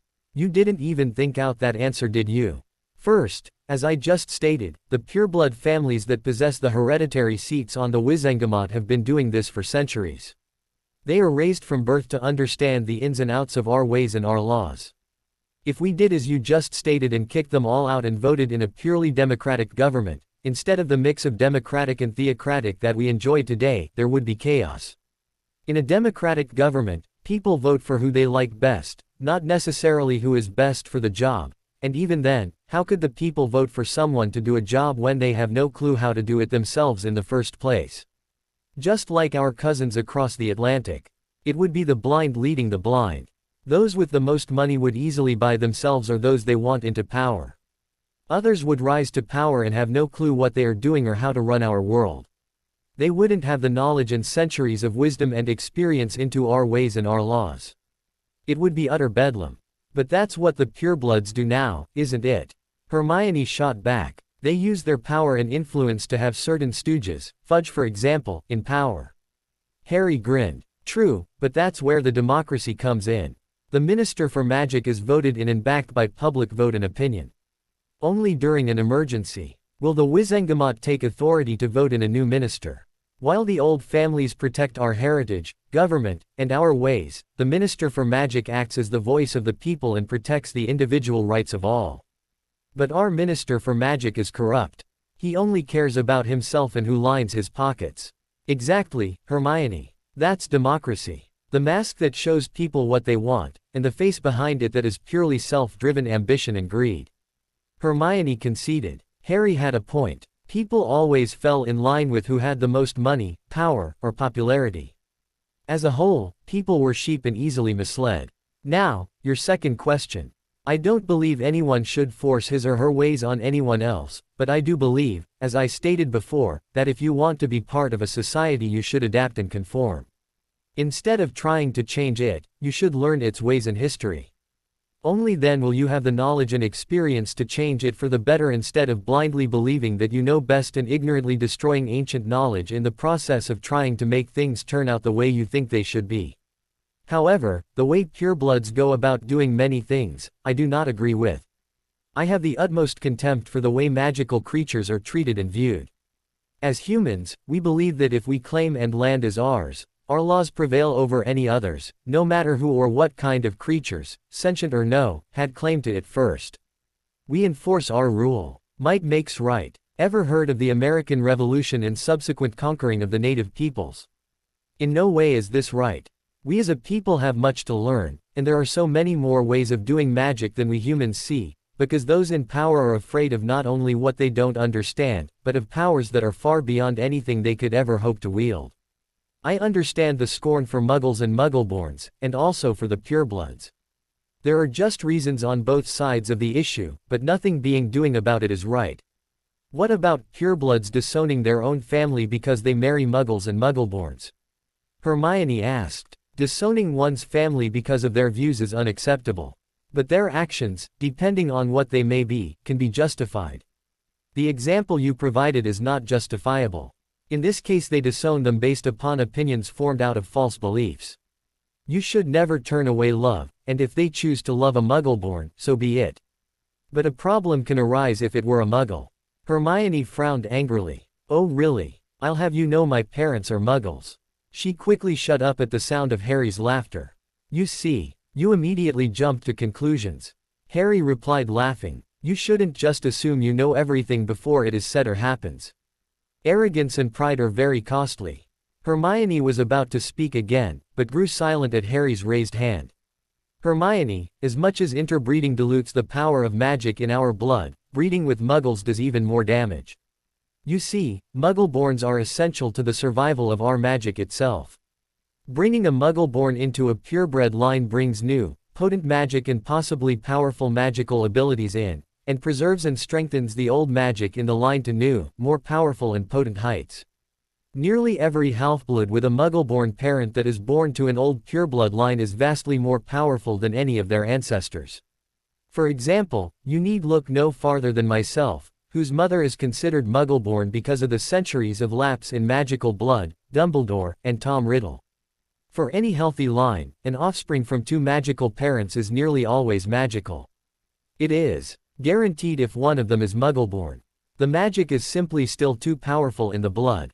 However, an infusion of muggle blood dilutes the potency of the magic proportionally. A muggleborn is new blood 100% magical but with 50% chance of siring magical offspring with another muggleborn. A half-blood is still new blood and very potent but only 75% magical blood. Their chance of siring magical offspring with a muggleborn is only 60%.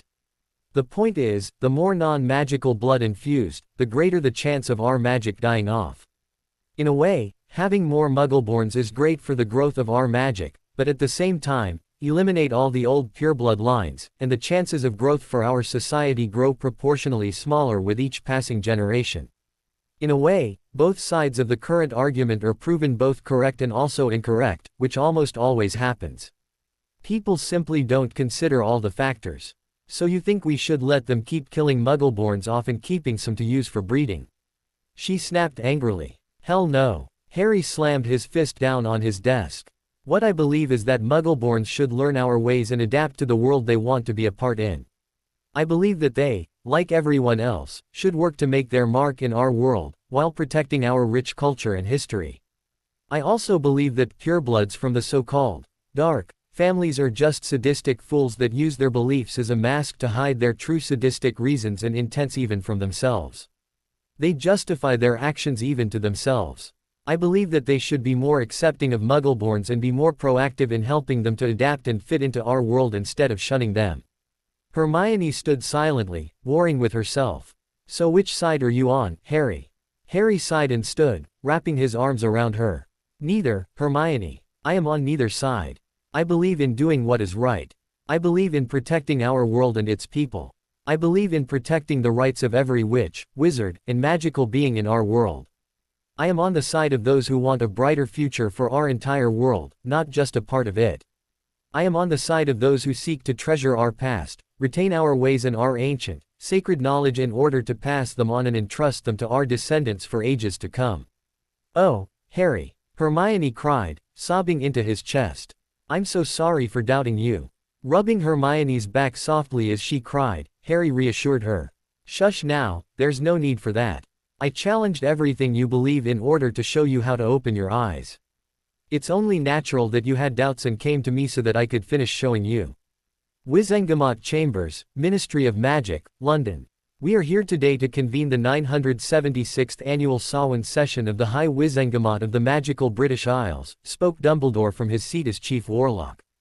"Does anyone here have any opening business to put forth before we begin today's ledger?"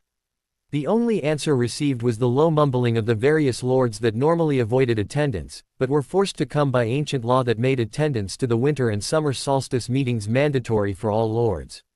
"Very well," Dumbledore said brightly, "we shall begin today's session with." The heavily warded doors to the Wizengamot chambers slamming open behind the immense power of a gale force wind and a massive bolt of lightning striking the floor in the middle of the chambers shocked several half-snoozing, and now even more irritated, lords from their seats. Each member of the Wizengamot stared at the sudden appearance of several figures where the lightning struck, only to be staring at children.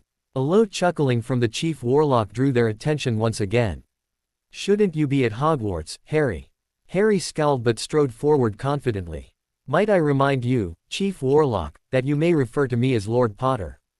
There were gasps from all around him as even the most irritated lords became interested in seeing the boy who lived, and of course seeing someone oppose the venerable Chief Warlock. Before Dumbledore could recover, Harry continued.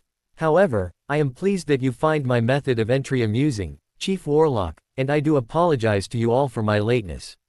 I had pressing business to complete at Gringotts before my subsequent arrival here today which, unfortunately, took a bit longer than I had foreseen. Please forgive my tardiness." "Of course, Lord Potter," Dumbledore conceded.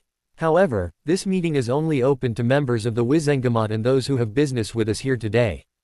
Therefore, I am bound to inquire as to the reason behind your appearance here today or make you subject to criminal law." "Surely you can't mean that, Dumbledore." Fudge sputtered from his seat. "I haven't a choice, Cornelius. Child or not, Lord Potter is an emancipated minor and my station does require me to uphold the law." Dumbledore replied solemnly. "He is correct, Minister," Madame Bones said from her seat. "I think we should allow Lord Potter to answer the question. Surely he must have known beforehand what the costs of his actions here today could be." The entire Wizengamot turned to Harry, who smiled. He had spent the last few weeks meeting with everyone involved in his plan today. It would be perfect. Harry understood his place, and knew that he now stood in the very hall that his greatest ancestors had built in order to bring peace to a war-torn land. Gazing up at their long empty seats among the rafters, he could still feel the presence of their magic clearly in the runes and reminded himself of how this magnificent body, now corrupt, had come to be. After the fall of Camelot, several powerful lords began warring with each other, in order to establish rulership for themselves. After several years of bloody battles and warring states, the land, which had formerly been known as Albion, was left in a desolate condition. Lord Merlin Emrys the Divine, along with his 4 apprentices, Lords Gryffindor and Slytherin, and Ladies Hufflepuff and Ravenclaw, formed an alliance with 10 other powerful lords. Together, they formed the Council of 15, and after conquering the rest of the realm firmly under their rule, they established the Wizengamot. Together, the council ruled over the Wizengamot, in order to deal justice. The Wizengamot was formed by the council, and by the lords and heads of each of the magical families that ruled. Together, they brought an end to the unending bloodshed, but the world of magic had been forever separated from the world of Muggles as the Muggles denounced the old ways and sought persecution upon those who would practice the magical arts. The council had, and has to this day, the full authority to overrule any decision made by the Wizengamot. As the 5 original lords and ladies to form the council, Lord Merlin Emrys and his apprentices were the elders, and had power to overturn the rest of the council. Only if the other 10 lords unanimously voted, could they overrule the elders of the council. As the master of his apprentices, Lord Merlin Emrys was the chief of the elders within the council, and the word of Lord Emrys, to this day, can only be denied by the combined votes of the elders, which include Lords Gryffindor, Slytherin, Hufflepuff, and Ravenclaw.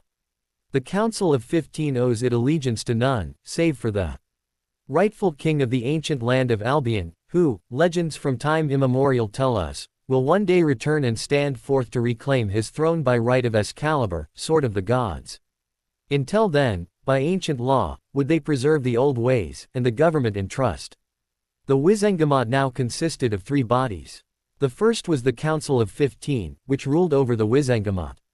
Of this body, only the Lords Potter, Black, Longbottom, Bones, Knot, and Zabini had remained until recent history. Today, Lord Potter was seeking his grandfather's place. Lords Zabini and Knot held their seats. The Black seat was vacated as Sirius had given Harry the title of Lord Black. The Bones seat, held in proxy for whomever Susan Bones married by her aunt, was currently empty as Madame Bones sat today as the head of the DMLE.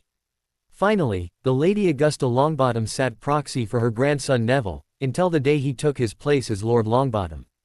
The second and largest was made up of about 70 families, though the count had dwindled somewhat over the years. These families were represented by lords and heirs, who carried the powerful names of old. The third, and smallest, body of the Wizengamot was the hierarchy. The platform in the center of the chamber was reserved for these 12 members, who were generally considered the crème de la crème of the Wizengamot. It consisted of the chief warlock, the Minister of Magic, the head of the Department of Magical Law Enforcement, and several other prominent members of Wizarding Britain. Of course, I have been informed that this is but one of 2 annual meetings that requires the full Wizengamot to attend, and I felt it best that I present myself to my esteemed lords and other members of the Wizengamot in order to ask that you allow me to take my place among you as Lord Potter, Harry stated. Looking around, it was easy to tell each member's opinion. Some had gleeful looks, as if savoring the thought of what they could do with Lord Potter's support. Others, namely several former Death Eaters or supporters, looked outraged but thoughtful for the same reasons as the former. There was no way that Dumbledore could have known about his boy savior coming, or he'd have never allowed it. What did this have to say about the relationship between the two or the level of control Dumbledore had on the boy who lived? Still, there were few that gave supporting nods to Harry, Fudge and Madame Bones included. Lord Potter, Dumbledore began. You are still young, a child. You should be enjoying your childhood, playing with your friends, and learning magic. You should not have to deal with such burdens at such a young age. Be that as it may, Chief Warlock, Harry scowled.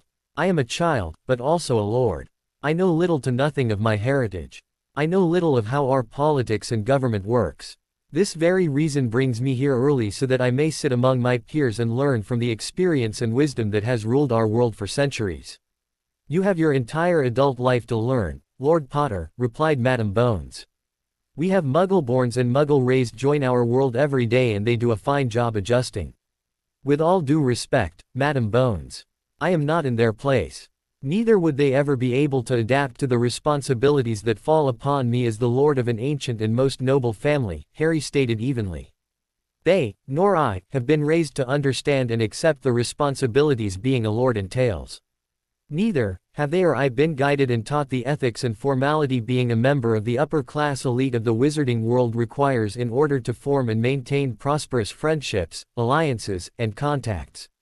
You seek your place among us to learn, Lord Potter. Lord Parkinson asked from his seat. I do, Harry confirmed. In the years to come I wish to be a powerful influence in these chambers and wish to have the knowledge and experience to enrich our world and protect our ancient knowledge and ways. I require a guiding hand so that I may understand how to use my fortune and power to make our world a better, safer place for our children. Harry looked around. His words, of course, were mixed with half-truths, but allowed each member of the Wizengamot to draw their own conclusions as to how malleable he was. You will have a guiding hand, Harry, Fudge called down. May I call you Harry? Harry briefly nodded, allowing his eyes to show a glimmer of innocent gratitude, the gratitude of a child who knew no better. I concur, Madam Bones said. You have shown yourself before the entirety of your peers and sought not acceptance, but teaching and guidance. This shows maturity beyond your years, young Lord Potter.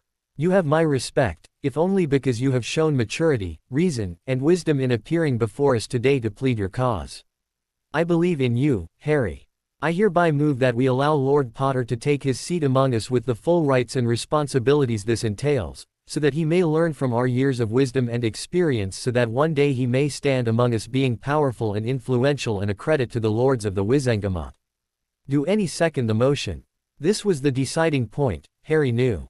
Harry could have easily used his head ring to take his place forcefully, but he needed to know where each member stood, so that he knew who was on his side, who was outright opposed, and who to remain cautious of. I second the motion. From the side of the room that held the more neutral and darker families, Lord Greengrass had spoken, surprising nearly everyone in the chambers.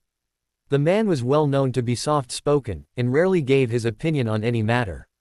Dumbledore looked slightly defeated and bowed his head.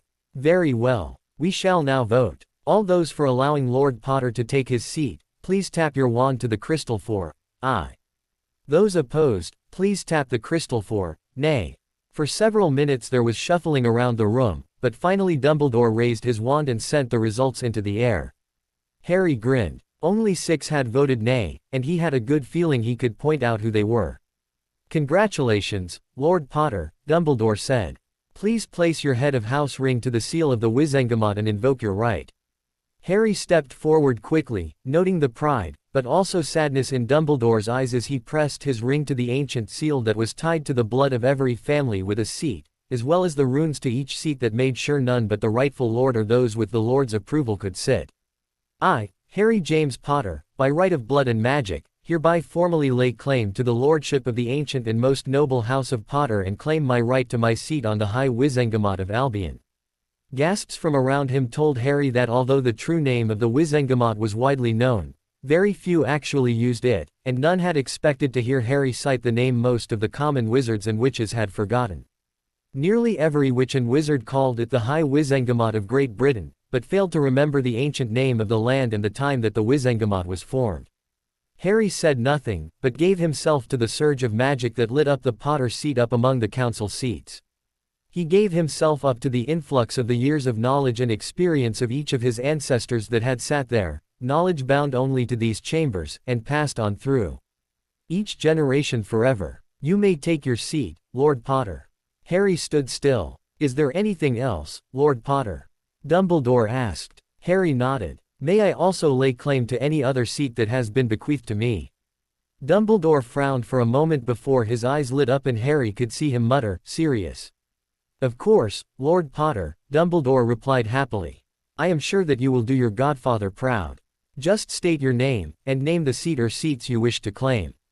If it is your right by magic or blood, then the magic that governs this great body will confirm your lordship. Of course, Chief Warlock, Harry grinned. Although I am quite surprised that you have forgotten which Hogwarts house I belong to so easily. Dumbledore's face went pale. He had been so swept up in his sentiment that he overlooked that tidbit of information entirely, just as Harry had planned. Placing his ring on the seal again, Harry spoke. I, Lord Harry James Potter, by right of blood and magic hereby formally lay claim to the lordship of the most ancient and noble house of Black. The black seat lit up with magic.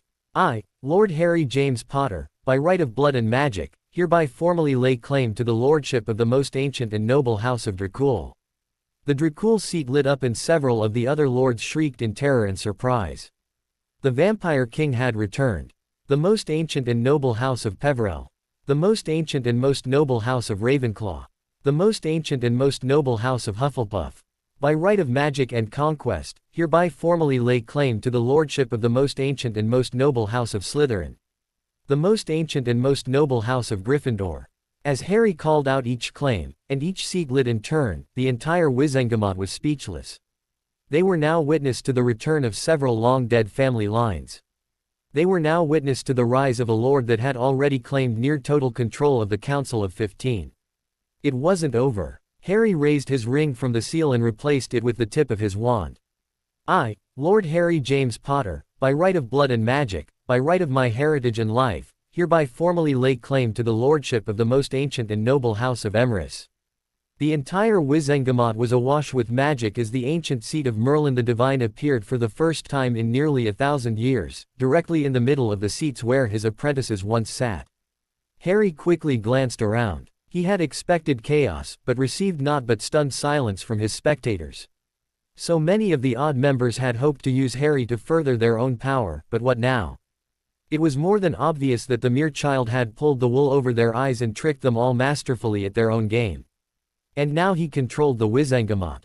A child ruled not only the majority of the ruling council of 15, but also the 5 sacred elder seats. But the answer remained, why did he not come alone? Dumbledore was the first to regain his composure. Your display was most enlightening, Lord Potter. If you would, please, take your seat. We have a long list to attend to today and I would rather enjoy making it back to Hogwarts in time for dinner. Harry grinned. Of course, Chief Warlock. Turning abruptly, Harry melted into the shadows, only to reappear next to the Potter seat, having pulled Gabrielle with him. Now then, Dumbledore continued, before realizing that the floor still held a couple guests. Yes, Mr. Longbottom, how may the Wizengamot be of service to you today? Neville looked nervous at being directly addressed by Dumbledore, and shuddered as the focus of nearly everyone in the chambers now shifted to him. Harry caught his eye and gave him a brief nod of encouragement. He could see the tension leave the Longbottom heir as he took a deep breath and stood tall and proud. Lords and ladies of the Wizengamot, I am Neville Longbottom, heir to the ancient and most noble house of Longbottom. I have come here today with my friend, Harry Potter. For centuries, the houses of Potter and Longbottom have been friends, even brothers. We have stood together, fought together, died together, and through it all, we have maintained the constant bond of brotherhood. As the scion of Longbottom, I have come here today to renew that vow. Harry Potter, as his ancestors before him, has proved himself a friend to the house of Longbottom. In the short time I've known him, he has become as a brother to me, being there for me, teaching me, encouraging me, and standing beside me help me as we become the wizards we will be in the future. So I've come here today to renew that most ancient vow. Neville gazed up at his stern grandmother, who was looking down at him with unshed tears of pride as she nodded. I, Neville Longbottom, scion of the ancient and most noble house of Longbottom, hereby pledge my forsworn oath of brotherhood to Harry James Potter, lord of the most ancient and noble house of Potter. Call, and Longbottom shall answer. Stand, and Longbottom shall stand beside you. Fight, and Longbottom shall die gladly with honor with you. Brothers in arms. Brothers by blood and magic. Forever shall Longbottom remain at your side. Forever, shall we be friends. By my life and magic, I swear that no Potter shall ever fail to have a Longbottom come to his aid. So I swear it, so mote it be. With that final ringing yell from Neville, Harry stood. And I, Lord Harry James Potter, accept your oath, dear brother. Never shall the house of Longbottom have need, that the house of Potter shall not fulfill. Never shall Potter forsake the protection and needs of his brother Longbottom. As my enemies are yours, so yours shall also be mine. Together we shall stand and fight. Together we shall prosper. As Longbottom is his brother's faithful sword, so Potter forever remains his shield. Together united, none shall divide us. By my life and magic, I swear that no Longbottom shall ever be alone and in need. No Longbottom shall ever fail to have a Potter standing guard over him, protecting his way. You are my brother in arms. My brother in blood and magic. So I swear it, so mote it be. As the final words left Harry's mouth, a bright, golden flash of magic seared through the air, and met a silver flash from Neville. The oath had been accepted and sealed by magic. Dumbledore was shaking his head in sadness. Do you two have any idea what you have done? This is ancient and powerful magic you are fooling around with. I'd have thought you, of all people, Chief Warlock, would be very happy to see the love, trust, and respect between two families. Harry said, what we just did was complete an ancient oath of brotherhood to bind our houses together. It has been done before, of course, but we have only solidified the magic. It should mean nothing to anyone outside of our family and friends, as we are only reaffirming the ancient vows to each other in front of the Wizengamot so that you may all see that even unto this day, the House of Potter remains friends and fully supports the House of Longbottom. Dumbledore scoffed. Yes, but Neville remains underage, Lord Potter. As such, he has formally sworn the total allegiance of his family and his descendants as vassals to the House of Potter forever, and you accepted. Harry's eyes went wide. It had been Neville who brought the idea up. Is this true, Neville? Neville looked up at Harry nervously and nodded. Yes, Harry. And I'd happily do it again. You are my friend and brother, and I trust you with my life. I know that I can trust you with my family. Both of us are the end of our lines, and it is all the better for our families to rebuild themselves from nothing together. Thank you for your trust and friendship, Neville. I hope I never let you down, Harry replied. Neville laughed softly, as if thinking such a thing ludicrous. That will never happen, Harry. You don't have it in you to let down anyone. With that, the Longbottom heir turned and left the chambers. Very good. Dumbledore called out, silencing the now chatting lords. We have had a very interesting start to our session, but we still have a lot on our agenda. Shall we begin? Silence met his words. The first item on our agenda today is a bill submitted by our very own Madam Undersecretary Dolores Umbridge. Madam, the floor is yours. Thank you, Chief Warlock, Umbridge simpered. Harry could already tell by the screeching croak of her voice that he was going to hate this self-important woman. Milords, shortly before the start of this year's Hogwarts term, it came to my attention that one of our very own, highly respected lords attempted to lay claim to a villa within the boundaries of our country. Imagine my surprise when I heard that the creature spurned his advances and he was assaulted for his trouble. Harry's eyes narrowed in fury. Did this stupid, abysmally ignorant toad truly dare to speak of his Gabby that way? Even while he was in the room, he felt Gabby's hand touch his arm lightly as she tried to calm him. Instantly he schooled his features and reined in his emotions. I knew we could not have that. Any part-human creature within our country must be strictly controlled, and this young Vila should have been on her hands and knees praising Lord Malfoy for even thinking of soiling himself by taking her to bed. This bill, milords, was written by myself when it became clear through all of my research that we are severely lacking in our laws of registering, rounding up, and controlling Vila within our boundaries. We all know that an unbound Vila's powers can and are almost always used to draw in even the most respected members of our society.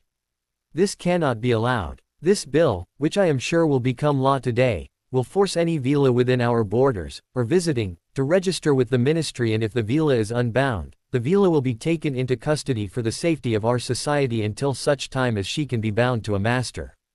Harry growled. You speak of enslaving Vila. Umbridge smiled. Of course, Lord Potter. You speak of them as if they are creatures, Madam Umbridge. Not the sentient, intelligent, beings of magic that they are. Though our blood and abilities make us different, Madam Umbridge, we are creatures of magic same as they are any other sentient magical being. We are not the same. They are subhuman, and yet they are capable of wielding a wand, just as we are. Let me set this straight for you, Madam Umbridge. Vila, sirens, and many other types nymphs are powerful beings that are all that remain of the ancient Fae.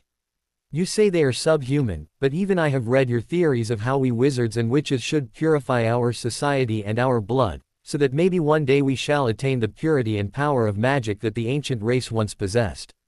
How can you speak of enslaving members of a race, calling them subhuman, at the same time you yourself practically worship them?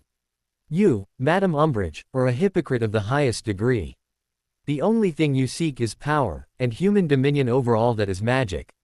How dare, Umbridge began, but was silenced by a wave of Harry's hand. As Lord of the House, Emrys, I hereby proclaim this bill denied. Consider yourself extremely lucky, Madam Umbridge. The so-called Vila creature you spoke of is sitting beside me. My Lady Gabrielle is far more beautiful, intelligent, and worthy to be here today than you could ever dream. If you dare ever speak ill of her again, I assure you everlasting suffering which will have you screaming for mercy before I even complete the casting of the curse. Harry could see the hate in Umbridge's eyes, but she remained silent. Our second and third items on the agenda today have also been submitted to us by Madam Umbridge. Do you still wish to present these to us?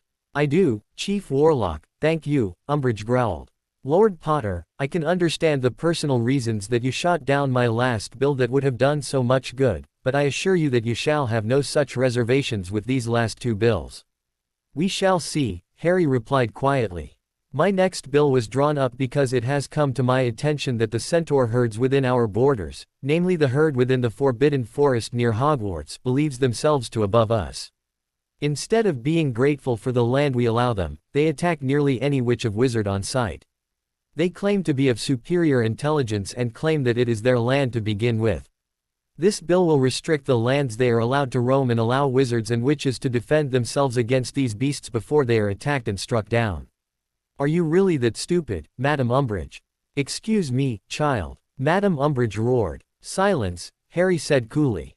This child happens to be a lord and far more intelligent than yourself, thank Merlin. Have you stopped and thought of the reasons the centaurs are so hostile to us? No. Why should I? I thought not. You are a fool, Harry replied calmly.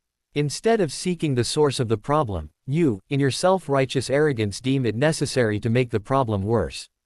Have you thought of how close said herd is to the students of Hogwarts? Have you considered how far an arrow can fly to hit an unsuspecting student when shot from beyond the shadows of the tree line? Currently, this herd only attacks anyone who come within the territory they deem as their own, and rightly so. If you use this bill to restrict and attack them, they will strike out. You would foolishly place our children, the future of our world, and even myself in danger. You believe they have the right to attack us now. I believe, Madam Umbridge, that just as any sentient creature, they have the right to protect and preserve that which is theirs. Their territory used to extend several hundreds of miles beyond the Forbidden Forest before the Ministry decided that might made right and took over nearly all of their land, claiming it to belong to the Ministry and allowing the centaurs to remain in certain areas. But it is our land. No, Madam Umbridge, we only rule because we have the power to do so. That doesn't make it right. The only reason any sentient magical being submits to our laws is because we have forced them to. Either way, we are not our hypocritical cousins across the Atlantic that deemed it permissible to allow peasants to revolt against their rightful ruler in order to make their own rules. We are not they who enforced their laws on the native peoples of the North American continent and stole their land from them. So why should we act as they do? Give me one good reason we should lower ourselves to such a standard of self-righteousness, arrogance, and hypocrisy. Umbridge's mouth slammed shut and she glared hatefully at Harry, but again remained silent. As I thought. Bill denied. So be it, but even you cannot deny that goblins have raised their rates far too high for our wealthy, Madam Umbridge cried. We must raise their taxes and place harsher restriction on them now so that they will know their place and stop attempting to rise above it. Madam Umbridge, Harry began. What now? Umbridge roared. Yell at me again, you foul, disgusting creature, and I shall ensure that you never see that light of day again, Harry snarled. Your stupidity truly has no bounds. First, you would end a race of beautiful, intelligent beings.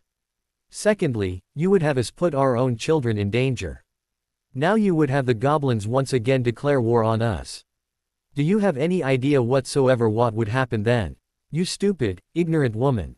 The Ministry is full of hypocrites, but you truly take the cake. Allow me to enlighten you. Because of various treaties, the Ministry allows the Goblin Nation to remain autonomous and independent of our laws in exchange for peace. However, the price of doing business is that the Ministry restricts their rights in exchange for allow the Goblin Nation the sole ability to run a wizarding bank, ergo, controlling our entire economy. What happens when they declare war and lock all of our gold and treasures away from us? What happens when masses of goblin warriors stream from holes in the ground and from Gringotts and begin to slaughter innocent people, unable to defend themselves, because of your folly? But they are not human. These creatures are of near-human intelligence and should be grateful for any rights that we, their superiors, allow them. Near-human intelligence. Superiors? Harry questioned, incredulous. Madam, you insult this entire body with such a statement. By your actions and words here today, you have already proven your own intelligence to be far outstripped by that of an easel. Are we all to submit ourselves to such stupidity and blind, arrogant prejudice? Without a word, Umbridge roared in fury and turned, stomping out the door of the chambers. Surprisingly, even she wasn't stupid enough to attack Lord Potter in the open, even in her fury. Well then, Dumbledore sighed, glancing around. Harry could easily see the amusement written on his face. I believe that it has been firmly decided to sack the last 3 bills submitted to us today. Shall we continue on to the next item? There were murmurs of agreement, and within a few short minutes Harry was watching as Lucius was dragged before them and watched as the chains of the chair on the center of the floor quickly wrapped tightly around him, binding Lucius to the chair. Lucius Abraxas Malfoy, you have been brought before the High Wizengamot today on charges of kidnapping, murder, unlawful possession of an unregistered Muggle concubine, and attempted. How do you plead? I plead not guilty, Lucius replied silkily. I have not committed any crimes against any witch of wizard and therefore am innocent according to the Lordship Writ of 1653. Dumbledore frowned. So you admit to murdering the parents of one Christine Granger? I do. They were Muggle filth. By my station as Lord Malfoy, I have every right to rid the world of such filth and take their daughter as payment of debts. So you admit to all charges? As they would apply to Muggle filth, yes. But the Lordship Writ of 1653 allows my actions as they were to be legal. The girl's parents owed me a debt and they were Muggle. As such I had the right to do as I wished to any of them in order to pay that debt, Lucius remarked snidely. Well put, Lucius, Dumbledore remarked. But as you yourself said, as it would have applied to Muggles. Unfortunately for you, Christine Granger is a Muggle-born witch and therefore exempts her entire immediate family of said writ. Lord Knott sat forward. That may be true, Chief Warlock. However, at the time, they were all believed to be Muggle. As such, the spirit of Lord Malfoy's actions run according to the writ. Dumbledore bowed his head. I concede, Lord Knott. You are correct. He turned back to face Lucius. By your own admission, you are guilty. However, ancient law forces the Wizengamot today to declare you innocent of all crimes. Consider yourself lucky, Lucius Malfoy. We shall be watching. You may go. The chains wrapped around Lucius immediately fell to the floor and he sneered up at the Wizengamot before he turned to leave. Halt! Harry's voice called out, freezing Lucius in his spot mid-turn. You are allowed to leave today, Lucius, Harry began, only because I do not wish to be seen as thinking myself above the law. However, you have disgraced yourself and your former peers. I, as Lord of the House of Emrys, hereby strip you of your station and your titles. You are no longer a lord, and to allow yourself to be addressed as such will welcome a death sentence by my hand. Muggle or no, if I ever again hear of you harming another, I will hunt you down, and I will execute you on the spot.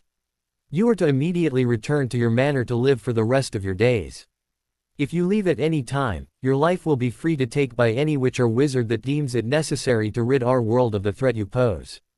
Your money is gone. Your titles and influence are gone. Never again shall your tongue of silver work its magic. Be gone. With Harry's final word, Lucius was banished by the old magic within the chambers to his own room within his manor, the only thing that Harry had allowed him to keep while collecting on his debts. 2 hours later, Harry's head hurt desperately and he was considering drowning himself in the lake if he ever got the brilliant idea of willingly attending one of these meetings again. Finally, Dumbledore cleared his throat and announced that they had reached the final item on the agenda. Milords and ladies, our final item on the agenda today, as I am proud to announce, is a potion devised by Hogwarts' own potions master, Severus Snape. As the doors slammed open once more, Severus strode in proudly, followed closely by Remus. Welcome Severus, Dumbledore said. Would you kindly explain what you have for us today? Of course, Headmaster, Severus drawled. As you all know, I created the Wolfsbane potion several years ago for my mastery. Today, I present a vastly improved potion. I have dubbed it the Wolfsnare potion because instead of just suppressing the mind of the wolf, it entirely ensnares the possessing spirit within the werewolf, halting the transformation entirely. Upon the light of the full moon, the potion negates the power of the rays of the full moon, encasing its power and releasing it as healing magic throughout the werewolf's body, healing the pains and damage done in the few days leading up to the full moon. It only has to be consumed once during the week leading up to the full moon. Has it been accredited by the Potions Masters League of Europe? Dumbledore asked. 1 week ago today, sir. On the night of the full moon it was tested on Remus Lupin and received full accreditation by the League. What of the cost? Fudge asked. How much will it cost the average werewolf? Surely, the ingredients and costs to make the potion must be immense. That has already been taken care of, Minister, Harry interjected. As I said earlier, I had pressing business to attend to at Gringotts before my arrival here today. Nearly 2 months ago, I was approached by Remus Lupin and informed of this potion, and working together with Severus Snape, we have worked out the bill that now sits before you on each of your tables." With a wave of Harry's hand, a bill that Harry had written himself appeared before each of them. This bill will basically enact a law which sets a government budget to buy the Wolfsnare potion to help those who can't afford it. It also makes it illegal to discriminate against hiring werewolves that take this potion, since it nullifies the danger. To be eligible, the werewolf must meet the same requirements as any other candidate, but must also have been taking this potion for at least 6 months. For 6 months after this general release of this potion, the Ministry of Magic will provide it freely, since it is very expensive, to allow time for the werewolves to adjust, and provide cells for them to change in if they fail to take the potion. After the 6-month period, during which all participating werewolves will be logged to ensure that they receive fair treatment by employers, but to also prevent any non-cooperative werewolves from finding jobs, deeming them as a danger to themselves and others since they did not want to accept the help to prevent them becoming a danger to themselves and others. Fudge looked incredulous. "You expect the ministry to pay for this?" "Of course, why shouldn't the ministry pay to help and protect its citizens? That's what the ministry was initially formed to do, so why not?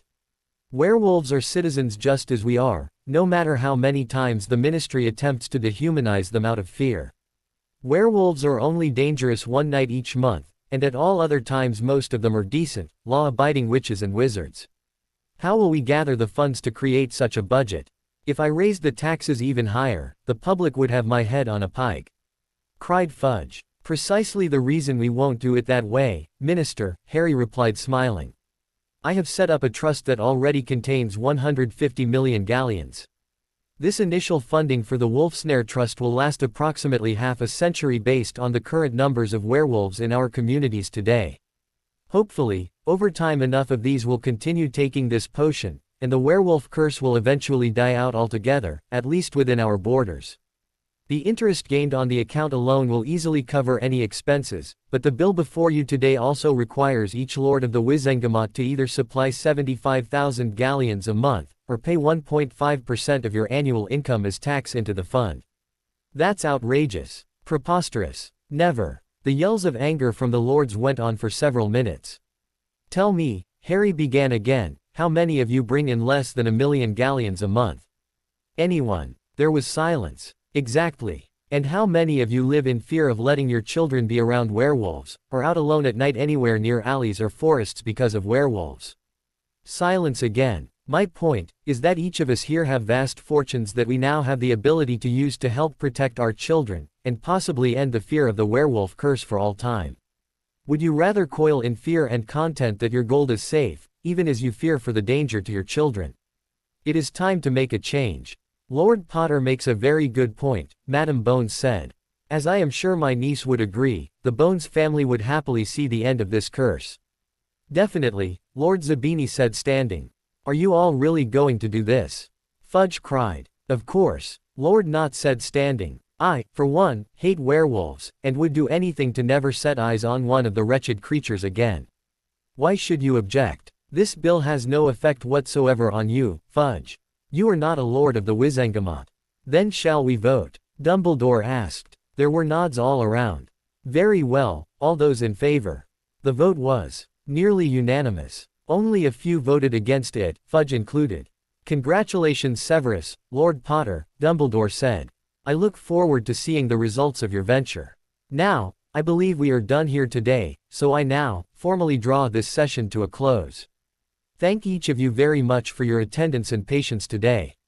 We are adjourned." Harry continually cursed himself. Never again would he willingly attend one of those Wizengamot sessions. It went well, of course, but all the hours of staring off, while pretending to be listening to the other lords chatter about petty, nonsensical things had left him with a severe migraine. Smirking, Harry made a note to himself to drop by the hospital ward to ask Madame Pomfrey for a headache reliever potion. He'd be surprised if Dumbledore himself hadn't already gone.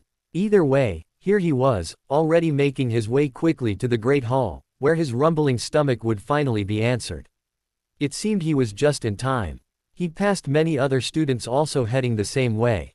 On his way to the Great Hall for the Halloween feast, Harry met up with Parvati and Lavender, who informed him that the night might not be entirely safe as he would have thought. Hermione didn't end up spending half the day crying in the girls' lavatory, but apparently Sully did. Ron had apparently mouthed off to her about all chinks being know-it-alls, and that nobody wanted slanted-eyed freaks around.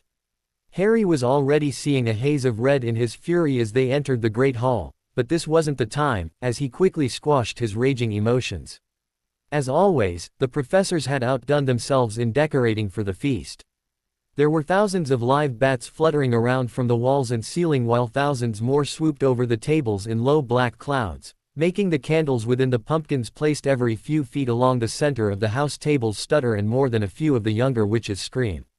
The house banners themselves had been replaced with thick black DS, and a low eerie mist floated just above the hundreds of candles floating a dozen feet or so above their heads. It was actually quite grand, Harry thought as he noted all the rest of the decorations giving the Great Hall a rich, yet haunted, appeal. Just as it had at the start of term banquet, the feast appeared suddenly on the lavish golden plates. Harry realized that he would have to eat quickly, remembering the events of the night. Unsurprisingly, Harry barely made it mid-meal, just helping himself to a dinner roll when Professor Quirrell came sprinting into the hall, his turban half fallen off his head and tremors of terror making the man barely able to stand. Harry had to hand it to the man, his acting was quite skillful, but for someone who already knew what was expected to happen that night, Harry was able to see through Quirrell's facade quite easily. The same was the case with Sirius, Professor Dumbledore, and Snape, who had already planned this night out with Harry. Even knowing Quirrell's target, it had been decided that they must allow the events to play out as it was a pivotal event where Quirrell went to inspect the traps laid by the other teachers in order to protect the Philosopher's Stone. By this time, Quirrell had reached the head table, right in front of Professor Dumbledore, who hid his expectant demeanor behind a curious gaze at his panicked teacher's antics. There would be a time to confront Tom, but here, especially in front of every student, in the middle of a feast, was definitely not it. He knew for certain that he had damage control enough already to ensure a long night. Troll in the Dungeons thought you ought to know. Quirrell's words immediately brought Harry out of his thoughts as he watched the man sink to the floor dramatically in a dead faint. The uproar by students and staff together was immediate, and it took a wide area silencing spell cast by Dumbledore to bring the attention of everyone in the Great Hall to himself. Prefects, he rumbled, lead your houses back to their dormitories immediately. Make haste and stay together and you shall be safe. Professors, with me. Harry snickered as Percy immediately reacted with pompous glee. Follow me. Stick together and you have no reason to fear the troll. Come now, I'm a prefect. Already students were gossiping between one another, curiously wondering about the troll. How could a troll get in? Harry was already climbing the stairs heading towards the second-floor girls' bathroom, keeping Gabby following closely behind him while the rest of Emrys' house had been ushered quickly out by Sirius. Don't ask me, he heard Ron answer. They're supposed to be really stupid. Maybe Peeves let it in as a Halloween joke. If all went according to plan, Harry would deal with the troll himself and save Sully, while Sirius would meet up with Snape, who had already made a beeline for the third-floor corridor to head off Quirrell, or at least make it appear as if we're doing so. Ducking down, Harry quickly disillusioned them and carefully wove between the Hufflepuffs going the other way, slipped down a deserted side corridor, and hurried off toward the girls' bathroom. They had just turned the corner when they heard quick footsteps behind them. Turning, Harry saw Snape and Sirius quickly cross the corridor, the latter giving him a small nod, and quickly disappeared from view as they took off in pursuit of Quirrell to the third floor. Quickly as possible, Harry and Gabby hurried along the next corridor, before Harry held up his hand to caution her. Do you smell that? Harry asked, sniffing. We barely made it in time. We need to hurry. Ah, Gabby gasped. It smells like sewer. Disgusting. The foul stench reaching their nostrils was a mixture of old gym socks and the kind of public toilet no one seems to clean. And then they heard it, a low grunting, and the shuffling footfalls of gigantic feet. Gabby pointed in shock, at the end of a passage to the left, where the shadow of something huge was lumbering toward them. Weaving the shadows around them like a cloak, Harry caused them to fade from sight while they watched as it emerged into a patch of moonlight. It was a horrible sight. 12 feet tall, its skin was a dull, granite gray, its great lumpy body like a boulder with its small bald head perched on top like a coconut. It had short legs thick as tree trunks with flat, horny feet. The smell coming from it was incredible. It was holding a huge wooden club, which dragged along the floor because its arms were so long. Unfortunately, the troll decided to stop right next to the doorway. Harry had hoped that it would bypass and peered inside. It waggled its long ears, making up its tiny mind, then slouched slowly into the room. Dispelling their disillusionment, Harry beckoned Gabby to follow. "You remember the plan, right? Get her and get out immediately. I'll deal with the troll." Gabby nodded and grabbed his hand, hurrying toward the girls' bathroom. A high, petrified scream sounded from the room behind the door right as they arrived. Twirling his wand, Harry blasted the door off its hinges, causing it to rocket back and slam into the troll before splintering into dozens of broken pieces of wood. Su Li was directly ahead as they ran inside, shrinking against the opposite wall, cowering beneath the sinks and looking ready to faint. The troll, having been distracted momentarily by the door slamming into it, was now advancing on her, smashing the sinks off the wall as it went. "Impedimenta!" Harry cried at the troll, who was now in mid-swing.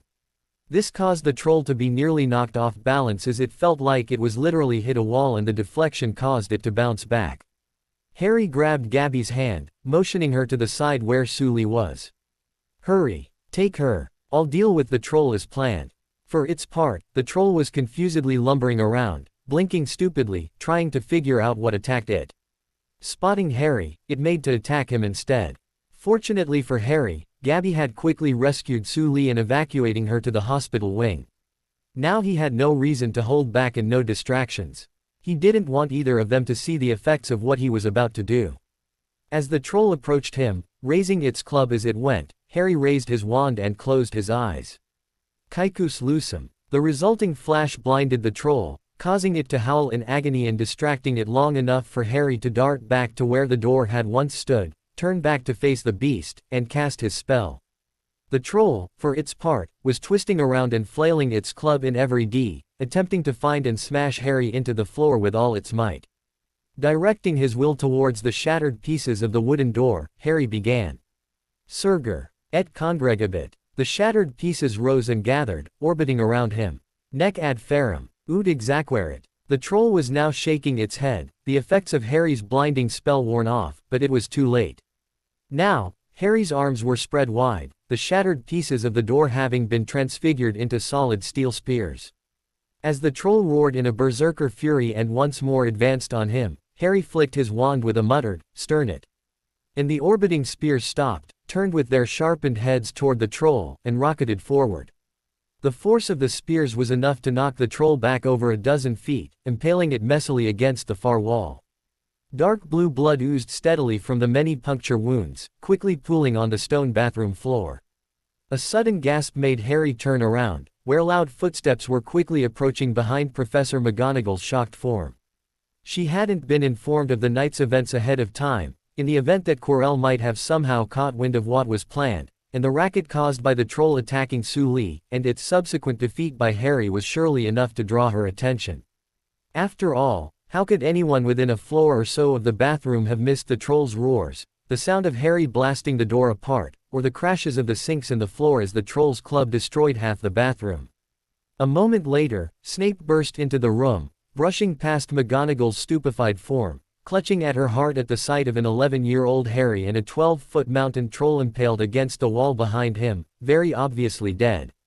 Seconds after Snape arrived, Quirrell appeared, panting and wheezing. Something was wrong. Sirius should have been with Snape to cut off Quirrell, who should now have been forced to retreat and recover, and act sooner than Voldemort had initially planned. Though, here he was, looking exhausted, but none the worse for wear. Where was Sirius? If something had happened to Sirius, then why was Snape here, looking fine?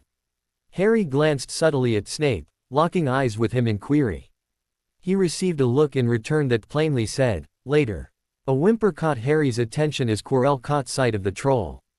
Quirrell quickly sat on the toilet, clutching at his heart in fear. He was a fair actor, Harry had to admit. Although, any looking for the signs could easily tell that his reaction was fake and heavily dramatized. As Snape inspected the troll, Professor McGonagall was looking at Harry in anger and disapproval. "While I must admire your transfiguration skills, Mr. Potter," she began, "what in sweet Morgana's name were you thinking?"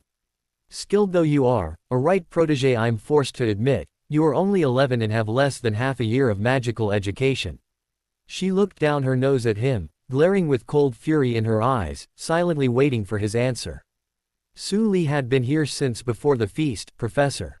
Gabby and I came to inform her of the troll and accompany her back to our house common room, Harry responded coldly. Obviously, the troll found her first. It was attacking her when Gabby and I arrived.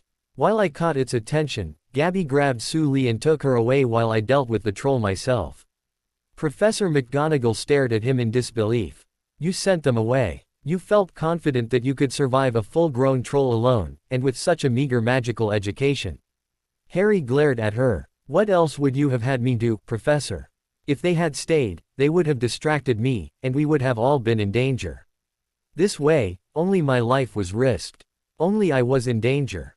Without having to worry about defending them, the risk to my person was greatly reduced. Professor McGonagall just stared, her mouth opening and closing without a sound coming out for a minute until she seemed to gather her senses. I see. You sent them away for your own safety, not theirs. Are you truly that stupidly blind, Professor? Harry asked, gritting his teeth in anger. I would rather die myself, than to allow innocents come to harm.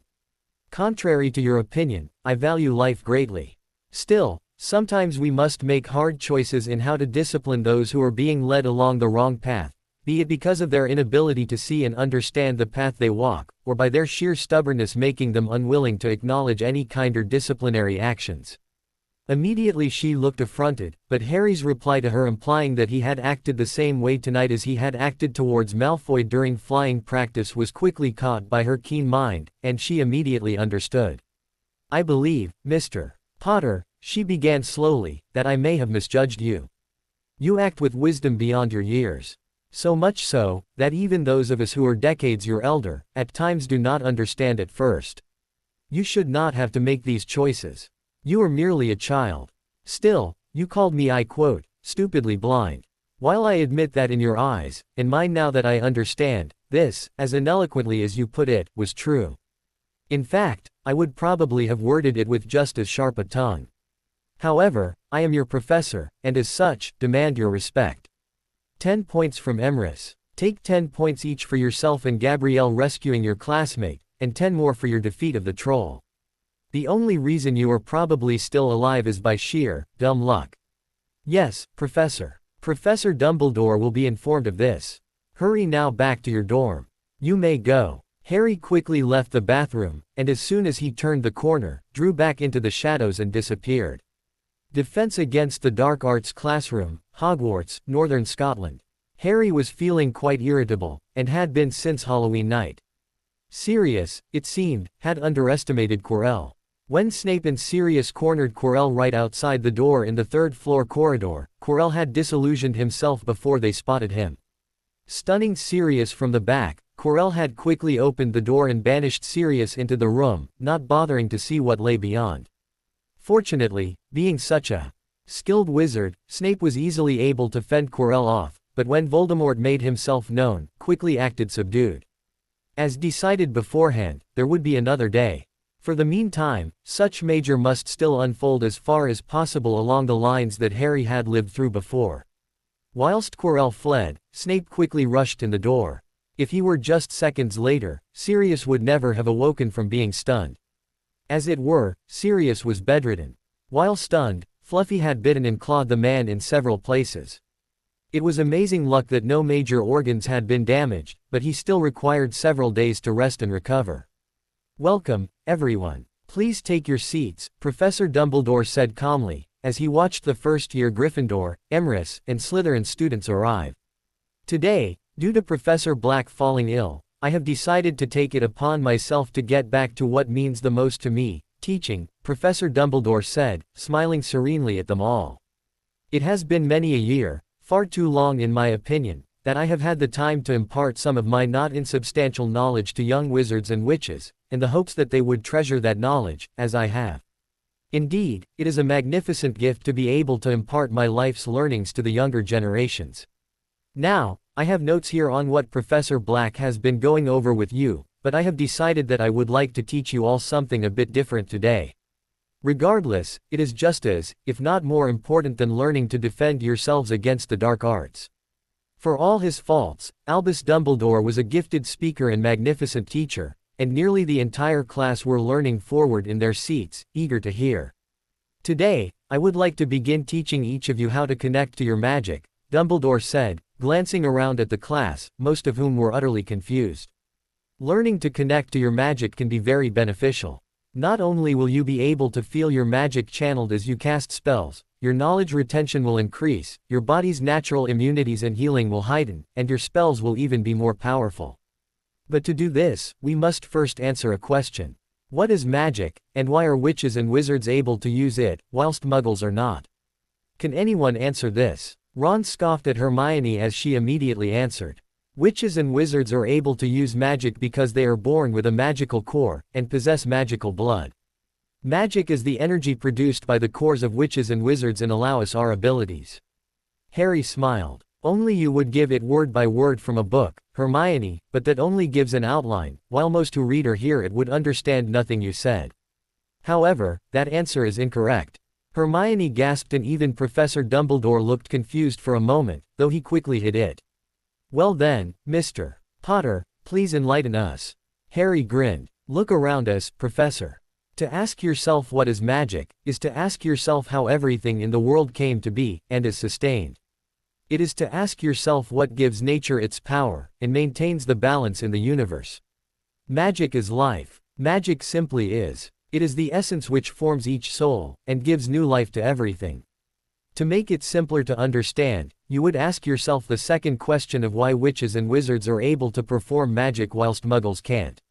The answer to the second question is of course our magical cores. However, every sentient creature in the world, muggles included, have one.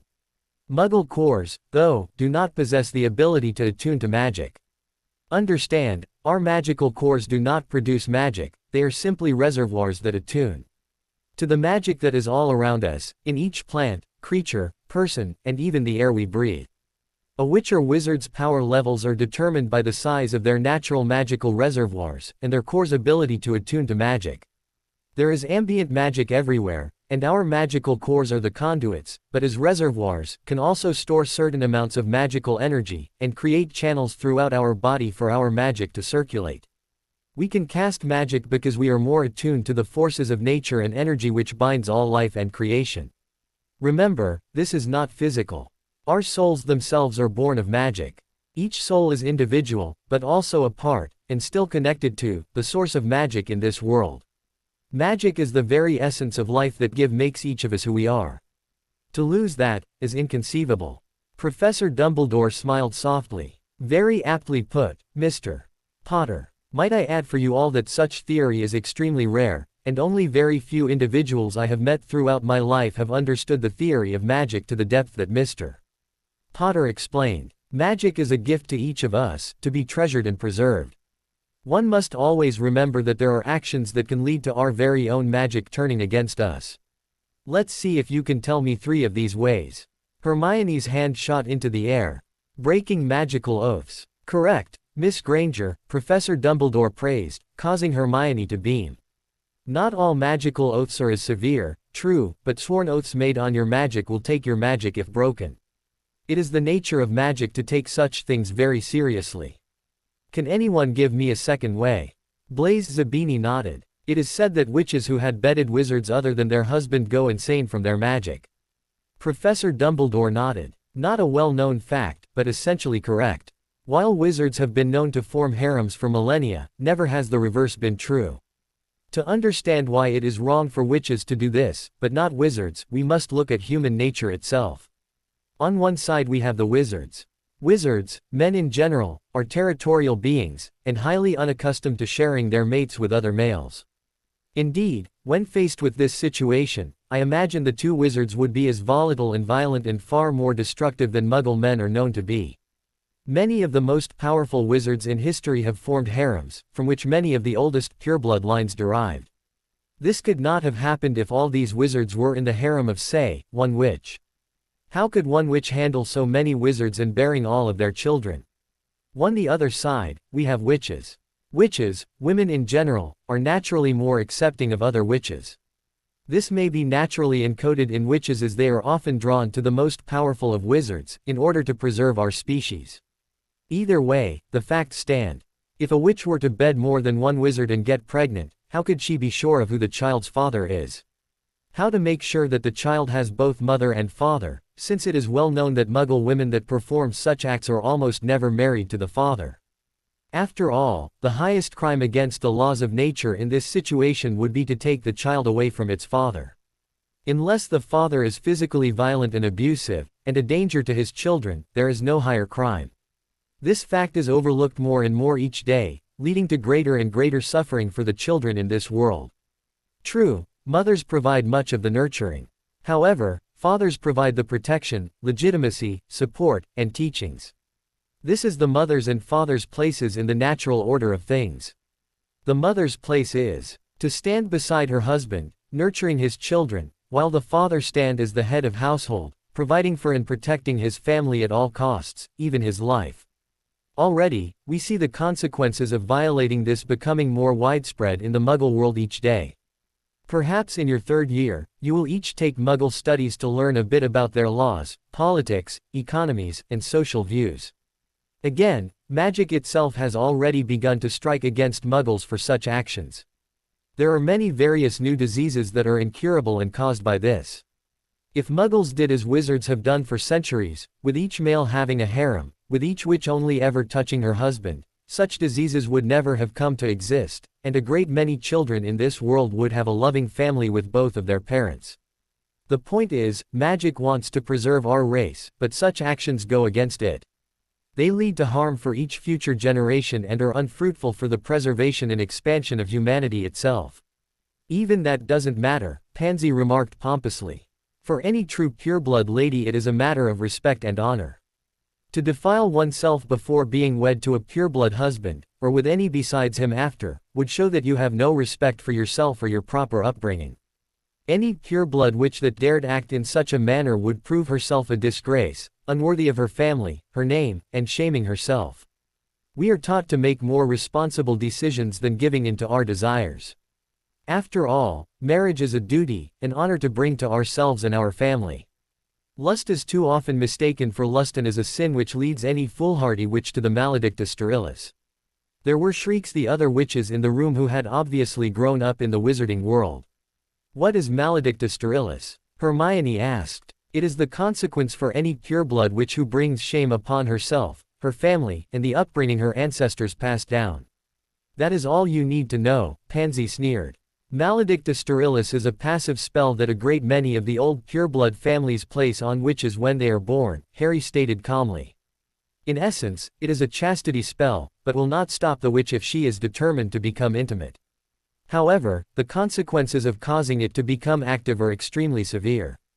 The witch will be in severe pain immediately, her womb cursed barren to prevent her teaching her shameful ways to any offspring, and the wizard she is intimate with will be cursed with sterility and permanent impotence. There is no cure. Also, her head of house will be immediately informed and he is left with one of two choices, to denounce and disown her, binding her magic to the will of her head of house for the rest of her life before banishing her or casting her into exile. The second option would be to have mercy on her and allow her the possibility of making her own life as a muggle after binding her magic completely and obliviating her of all knowledge of magic. Although, if the witch and wizard are honorable in the least, they can both avoid this by marrying, but the time frame is very short after the initial act of intimacy. You see, intercourse creates a magical bond between the witch and wizard that will affect them for the rest of their lives, and magic itself screams for these bonds to be enforced and blessed by oaths. In the wizarding world, marriage isn't just held as important, it is sacrosanct. The marriage oath isn't just words as you may believe, but a magically binding contract that forces the couple's own magic to merge and enforce these bonds. The consequences of not doing this, from a witch's magic alone, will make it impossible for her to ever make any magical binding oaths, be it for employment or otherwise, due to her magic being in a constant state of flux, impossible.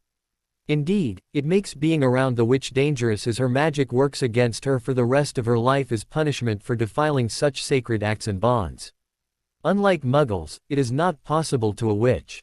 Magic is all about intent, and in such a case, the witch's magic would protect her. This has happened several times in the course of history. For unwilling wives, or newlywed witches, it is the height of dishonor. For any and all wizards that have attempted such, except the husbands who are protected by their marriage bonds, which will not allow the witch or wizard to harm their spouse in any way, the reactions have always been violent, unpredictable, and always fatal to the would-be rapist. That's barbaric. Hermione screamed in rage. It's positively medieval. This is the wizarding world, Hermione, Harry continued calmly. Such actions could severely damage the society, morals, and values of wizarding families that are held sacred to preserve our culture and way of life. Anyone who would bring risk to that will only cause harm in the long run and must be dealt with swiftly and decisively. Don't think that is as unfair because of the way you were raised, Hermione. Accept it as it is, and try to understand why. Pureblood witches are taught from birth about this and the reasons behind it, and there has only been one recording incident in the last 3 centuries where a witch was not proud to uphold such honorable values and paid the price. Hermione frowned. But it's legal, we have a right to do whatever we want with our own bodies. Harry sighed. Legality doesn't matter, Hermione. What matters is what is right and what is wrong. Our governments are formed based off of moral and ethical values, but the problem lies in those officials and government. Instead of helping to lead and guide their countries, most officials are too concerned about public opinion, about keeping the people happy. The problem with this is that people very often want and are made temporarily happy by that which is worst for them. Giving them what they want may grant them happiness in the short term, yes, but in the long run will only bring suffering, misery, and destruction on all involved.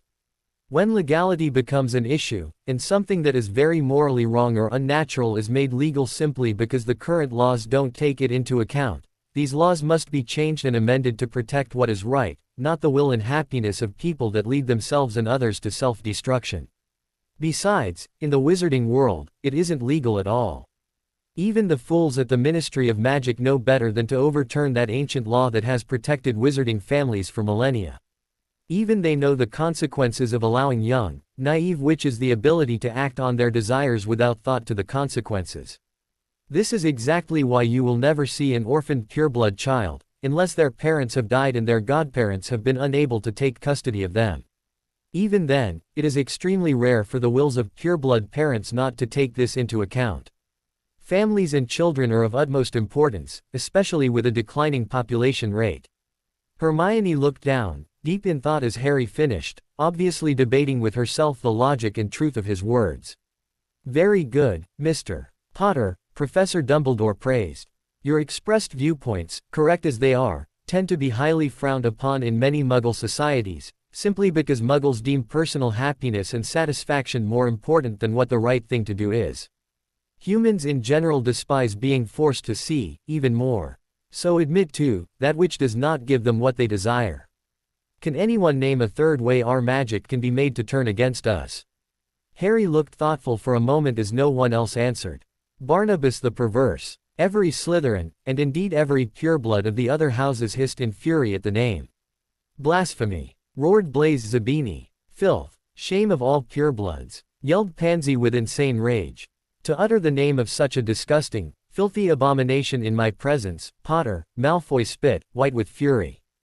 I curse you and your bloodline for eternity. May your children rot from the womb. Many others yelled, while some simply stared in shock at Harry, who had expected just such a response, but for once, Hermione looked stumped. Harry, who is Barnabas the Purr? Do not utter that name, mudblood. Malfoy roared, before being blasted into the wall by a stunner from Harry's wand.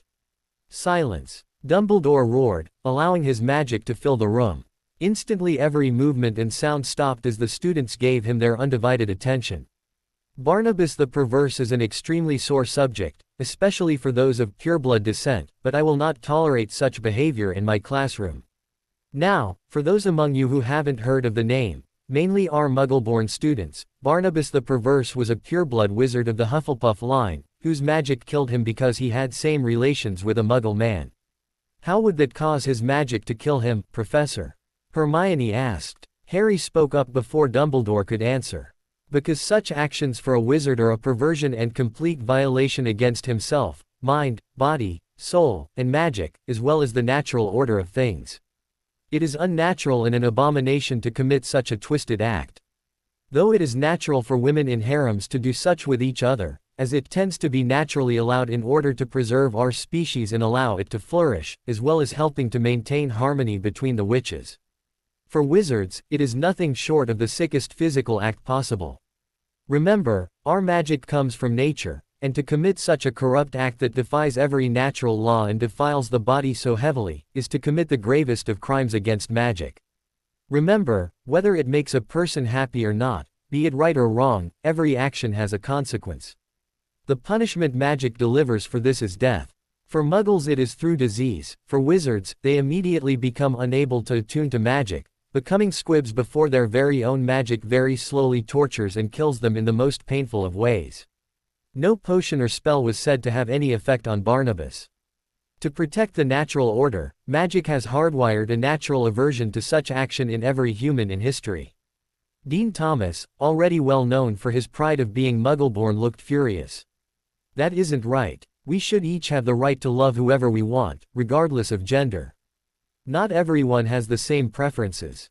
Even a few of the pureblood Gryffindors made motions to move their desks away from Dean. Is that so? Asked Harry. True, we are born with free will, but again, every action has its consequence. It is a modern fallacy to believe that right and wrong are based upon perception. This is not so, especially when what is viewed by society as right or correct go against the nature's laws set since the beginning of time. Also, same relationships of any sort are not based on love, but lust and unnatural desire. Love is spiritual, able to elicit the most powerful of emotions, strengths, and passions. It bonds couples together even at first glance, whereas lust is merely desire, compelling naught but lies and deception, even unto oneself in order to sat the urges. The question then becomes, to do what is right, or to fall to unnatural desires and suffer the consequences. People have the right to do what makes them happy. Dean all but screamed. Harry frowned. Are you saying you are gay, Thomas? You are correct, it is your right to make any choice in your own life to be happy or miserable, to do what is right or wrong. However, with maturity any sentient being would realize that making yourself happy in the short term, even if you are violating the natural order, will only make you miserable in the end. Happiness or no, you must live with the consequences of your choice. Dean looked down, sad. I'm not gay, but my uncles are. They've been happily married for years. Lie. Harry scoffed, confusing the boy. It doesn't matter what the law of any people or government says, we are still subject to the laws of nature, magic, and of the divines. This means that no matter what you hear, there is no such thing as same marriages. Marriage is an ancient, sacred rite that even now Muggles fail to understand what it truly means. Through marriage, a witch and wizard are joined, and in the eyes of magic and nature they become one. Yin and yang, good and evil. All opposites become one when joined. They are joined in mind, magic, body, and soul. Just as two yangs could never be compatible with such a spiritual joining, neither would two wizards ever be compatible. It is impossible. Even if the law of their government acknowledged their marriage, nature and magic would not.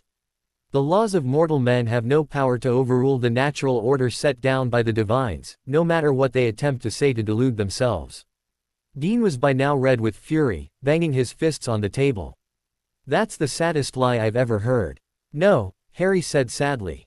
The saddest lie anyone has ever heard is when Muggles began announcing to each other that children flourish greatly when in the custody of same couples. It is disgusting to even think of committing such a crime on innocent children, to teach them to accept defiling and violating their very nature and to destroy themselves in the long run.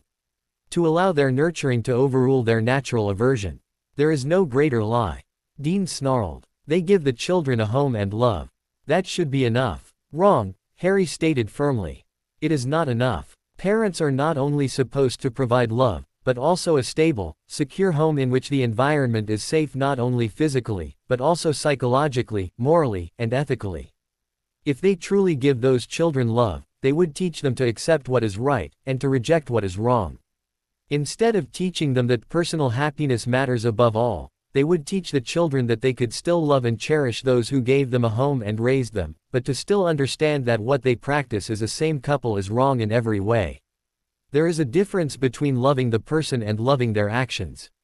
You can easily love someone, but still reject their choices as being wrong, and hating such choices and actions. A parent's job is to guide their children and teach them right from wrong. You can't do this only partially without endangering the children's moral values, ethics, and psychological viewpoint. Imagine if a child that was raised to believe that personal happiness turned everything that would normally, as it should be, considered unnatural and wrong, decided that killing everyone they came across is what made them happy, ergo the right thing to do. Certain situations in life bring up gray areas where you must decide what the right thing to do is, but in most, especially in this discussion, there are none. There is right, and there is wrong. These couples were allowed their free will, of course, and will face the consequences eventually, but their free will does not involve or entitle them to endanger our children in any way. Any mature adult would realize and understand the balances in situations in our lives as they come up, as well as when to choose what needs to be done. The fault lies in human nature, which is selfish, greedy, and above all, seeks personal satisfaction. Before Dean could launch himself out of his seat at Harry, Dumbledore again caught the class's attention, this time by setting off purple fireworks with his wand. As much as this debate seeks to enlighten us all, I believe we have gotten quite far off topic. Since we now have an idea of what magic is to us, the possible consequences in abusing it, and how, as witches and wizards, we are able to use magic, we will begin discussion on how to connect to our magic. In order for a witch or wizard to connect to their magic, they must be completely at peace with themselves. Normally most believe this means to simply clear your mind of thoughts and emotions and meditate to find one's center. However, if you are not at peace with yourself, if you hide and deny who you are or have personal demons and regrets that you still have not faced, you will fail. To be at peace with yourself means to understand and accept who you are, faults and all. Only then will you be able to use the aforementioned method to learn to meditate and find your center, where your magical core resides, connected to your soul. If you ever succeed, remember to never attempt to mess with this connection. The connection our magical core, which comes from our natural beings, has to our soul, which is spiritual and immortal, is that which gives us our ability rise above the laws nature has set for muggles and cast magic. To destroy such a connection is to cause immediate death. It was an experiment long ago with this connection that led to the creation of the killing curse, Avada Kedavra. Dumbledore stood behind the desk and reached his arms out to them all, as if wishing to be able to hug and comfort each one of them and give them confidence in themselves. I will require no essays to be written, but I would like you to each, for your own sake, attempt to reflect on yourselves and your lives in order to have that personal peace that oftentimes seems so out of reach. I assure you, the rewards and benefits are more than worth it. With that, defense against the dark arts ended and students quickly began to pack up their things and leave. Harry watched as several students shivered in the cold November air out on the grounds. Fortunately, the charms on all of Gabrielle's and his own clothes keep them perfectly comfortable as the weather quickly became increasingly cold with the onset of winter. The forbidden forest was darker and eerier than ever, as the leaves had fallen for the winter, giving the trees a dark, dead look. The lake had a chilled appearance and the mountains lining the valley surrounding Hogwarts were capped with snow, giving an icy gray, eerie look.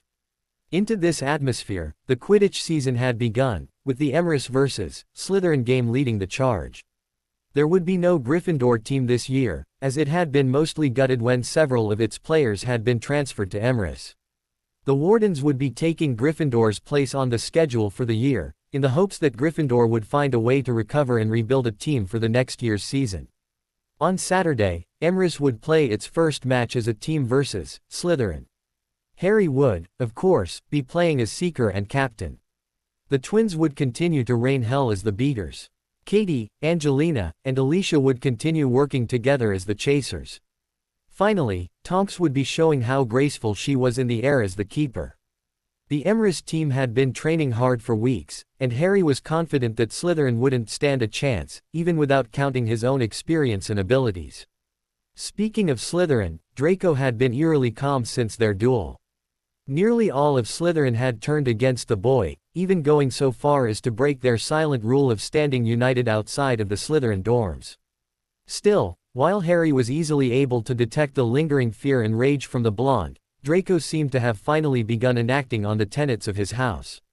He appeared cool and collected towards everyone, only speaking when needed, not really socializing at all, and had even halted his normal taunts towards others. Harry wasn't sure if Malfoy had decided to play it cool, allowing his rage to build while planning his revenge on Harry, as well as those who continued to taunt and berate him for being an honorless, impotent fool who had killed his own family line, or if Malfoy was taking the time to collect and reevaluate himself.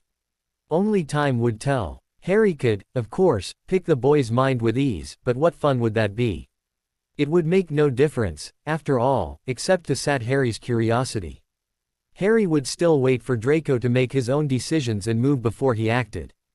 Quidditch pitch, Hogwarts, Northern Scotland. By 11 o'clock Saturday morning the entire school appeared to be already situated out in the stands surrounding the Quidditch pitch.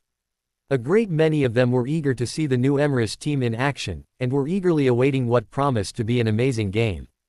Harry Potter would be playing as captain starting the first game of the Quidditch season as a first year. Had that ever occurred before in Hogwarts history? A great many of the students had sent home for omnioculars for the occasion. Not only was it still sometimes difficult to see what was going on sometimes, even with the seats being raised so high in the air, many of them had the same idea of recording this historic moment. Meanwhile, in the locker room, Harry was going over last-minute plans with his team as they changed into their Quidditch robes. Harry cleared his throat for silence as he finished getting ready. "All right, people," Harry said, "this is it. Today Hermes House makes its debut as the finest Quidditch team ever assembled at Hogwarts. We've trained hard together, and this is our chance to shine, to show them all that Emrys has what it takes to be great. We are not going to just win today. We are going to outfly them. We are going to cut off their every throw, cut them off at every corner with a bludger to the head if needed. We are going to give them a show they'll never forget as we fly circles around Slytherin and flatten them. Now let's start our reign with a bang. Emrys!" Yells and cheering erupted as the team grabbed their brooms and raced onto the field to loud cheers from most of the school. Madame Hooch already stood in the center waiting for the two teams, broom in hand. "Now I want a fair game, all of you," she said, once they were all gathered around her. She was looking the Slytherin captain, Marcus Flint, sternly in the eye as she said this. "Captains, shake hands." Flint smirked and took Harry's extended hand, immediately applying as much pressure as he could, and was surprised when the first year grinned before nearly crushing every bone in Flint's hand within the space of a second. Harry mounted his newly minted Supernova X, and watched as Flint painfully mounted his own broom, carefully cradling his right hand. Designed, crafted, and enchanted by himself, it was capable of feats far beyond his old firebolt. It was able to go safely from 0 to nearly 350 miles per hour within 7 seconds. With an experienced rider that had a body able to withstand it, however, they could disable the safety charms that Harry built in, enabling it to go beyond the current 5% capability range that Harry currently had it locked at. It was a masterpiece in every sense of the term. This seemingly impossible speed and acceleration, however, far exceeded any human ability to either withstand such force, or process information, no matter what enchantments Harry cast on the broom itself. It simply surpassed all limitations that a human rider could ever set upon it. Harry had built in several stabilizing charms to negate the effects of such acceleration on himself, as well as several weather-dampening runes that drew off the rider's ambient magical aura to create a small field around the broom and rider, enabling said acceleration without the effects of the wind, G-forces, or gravity being felt by the rider. This also allowed for much higher acceleration and maximum speeds as the broom and rider effectively sliced through the air with zero resistance whatsoever, also allowing for much tighter turns and maneuvers. Normally, such enchantments would simply cause any wind or outside forces to curb around the outside of a barrier, while the barrier itself nullified the effects on the broom and rider, which would create an unstable field of wind drafts all around the field of effect, possibly giving other riders a very powerful backdraft to use to boost themselves, or, more likely, causing anyone within range of the sonic boom effect to lose control from the shockwave. Harry, however, had used his enchantments to draw in the energy created from the drafts and, using runes, channeled that energy back and out in a narrow cone through the back end of his broomstick, as well as in a tight interwoven pattern spiraling closely around the length of the barrier around his broomstick. This provided a much narrower danger area, as well as even further enhanced boost, as well as providing the outside support and possible resistance required for rolls and twists through the air as the redirected energy allowed his broom to fly in the most streamlined formations possible. His seat had numerous cushioning charms, as well as charms to prevent him falling off or being thrown off. The entire handle of the broom was coated in the same runes and charms as his gloves, allowing for unbeatable balance, precision, grip, and response timing. Incorporating an unbreakable braking charm, as well as what Harry dubbed as the faint charm, his own creation, the safety standards of the broom were nigh unreachable by any other.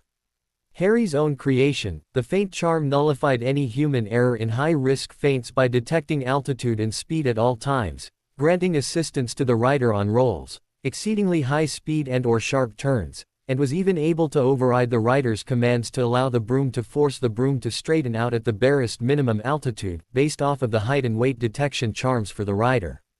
The faint charm's sensory perception was the true masterpiece of the charm, as its perception of altitude was not defined as distance from the ground, but distance from any and every object outside the field of the barrier the broom projected. In a sense, the rider was the center of the sphere of the charm's perception and altitude was perceived by the charm to be the distance from the rider and any other object, be it the ground, another player, or even a wall.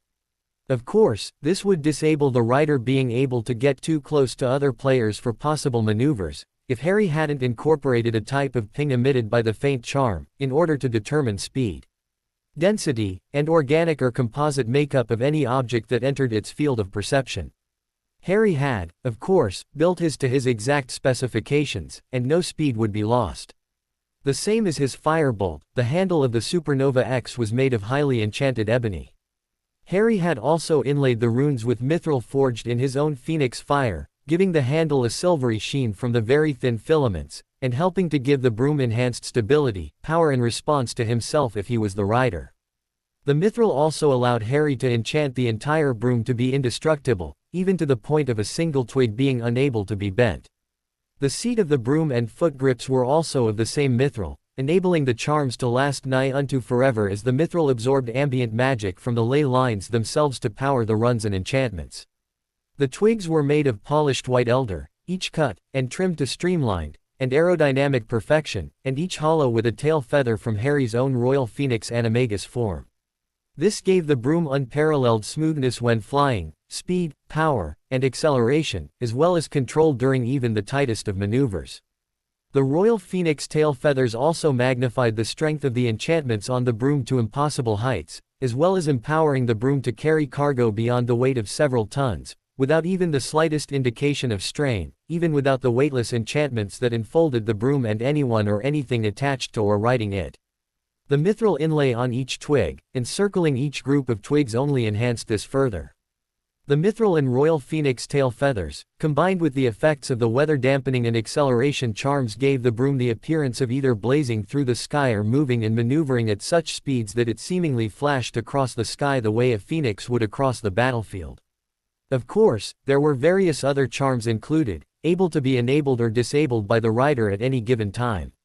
The runes used to enchant the broom, of course, gave the possibility of a great many spells that simply could not be created or used otherwise, simply because of their formation or power draw. These included weather charms of many sorts, temperature charms, invisibility charms, navigation charms, and even communication charms able to tap into virtually any communication network that broadcasted within a 15-mile range of any ley line the Supernova X's enchantments were currently drawing off of, or any ley lines connected to the current one. Simply put, a worldwide web of communication that the rider could tap into at any time, provided they were able to provide the passcode and spell to enable that particular enchantment. Harry had no plans on this ever happening, since it was simply far too dangerous an ability to allow fall into enemy hands. After all the work he put into it, Harry loved his broom. It was perfect in every possible way he could think of. He had only ridden it once, and Gabby had told him that as he flew, the tail of his broom looked like blue, green, and silver fire blazing behind him through the sky. Whilst his old firebolt had cost Sirius a small fortune, the materials for the Supernova X alone had cost Harry nearly 500 times that, with a great deal of the cost being the raw mithril. That was, of course, not counting the royal phoenix tail feathers, which were priceless, or the cost Harry would have incurred to have someone else draw up all the runes, cast all the enchantments, and assemble the broom itself. Shaking himself from his musings, Harry rose up high into the air at the sound of Madame Hooch giving a loud, sharp blast with her silver whistle. They were off. Angelina Johnson of Emrys immediately takes possession of the quaffle, showing what an excellent chaser she is, and rather attractive, too. Jordan, I stand by my statement, Professor. Grinning, Harry looked down at McGonagall's look of disbelief at Lee Jordan, who was doing commentary for the match.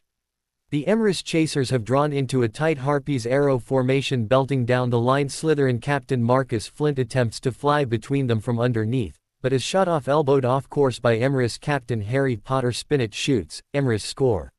Flint now with the quaffle belts down the pitch pass back to Pusey, who drops the quaffle after having a bludger smash into his wrist and forearm, courtesy of Fred or George Weasley. Can't tell which. Potter seemingly appears out of nowhere below and uses the tail of his broom to send the quaffle streaking into Belle's hands as she tears down the pitch, followed closely by Belle with no one between her and keeper Bletchley. She shoots, Bletchley dives, misses. Emrys score.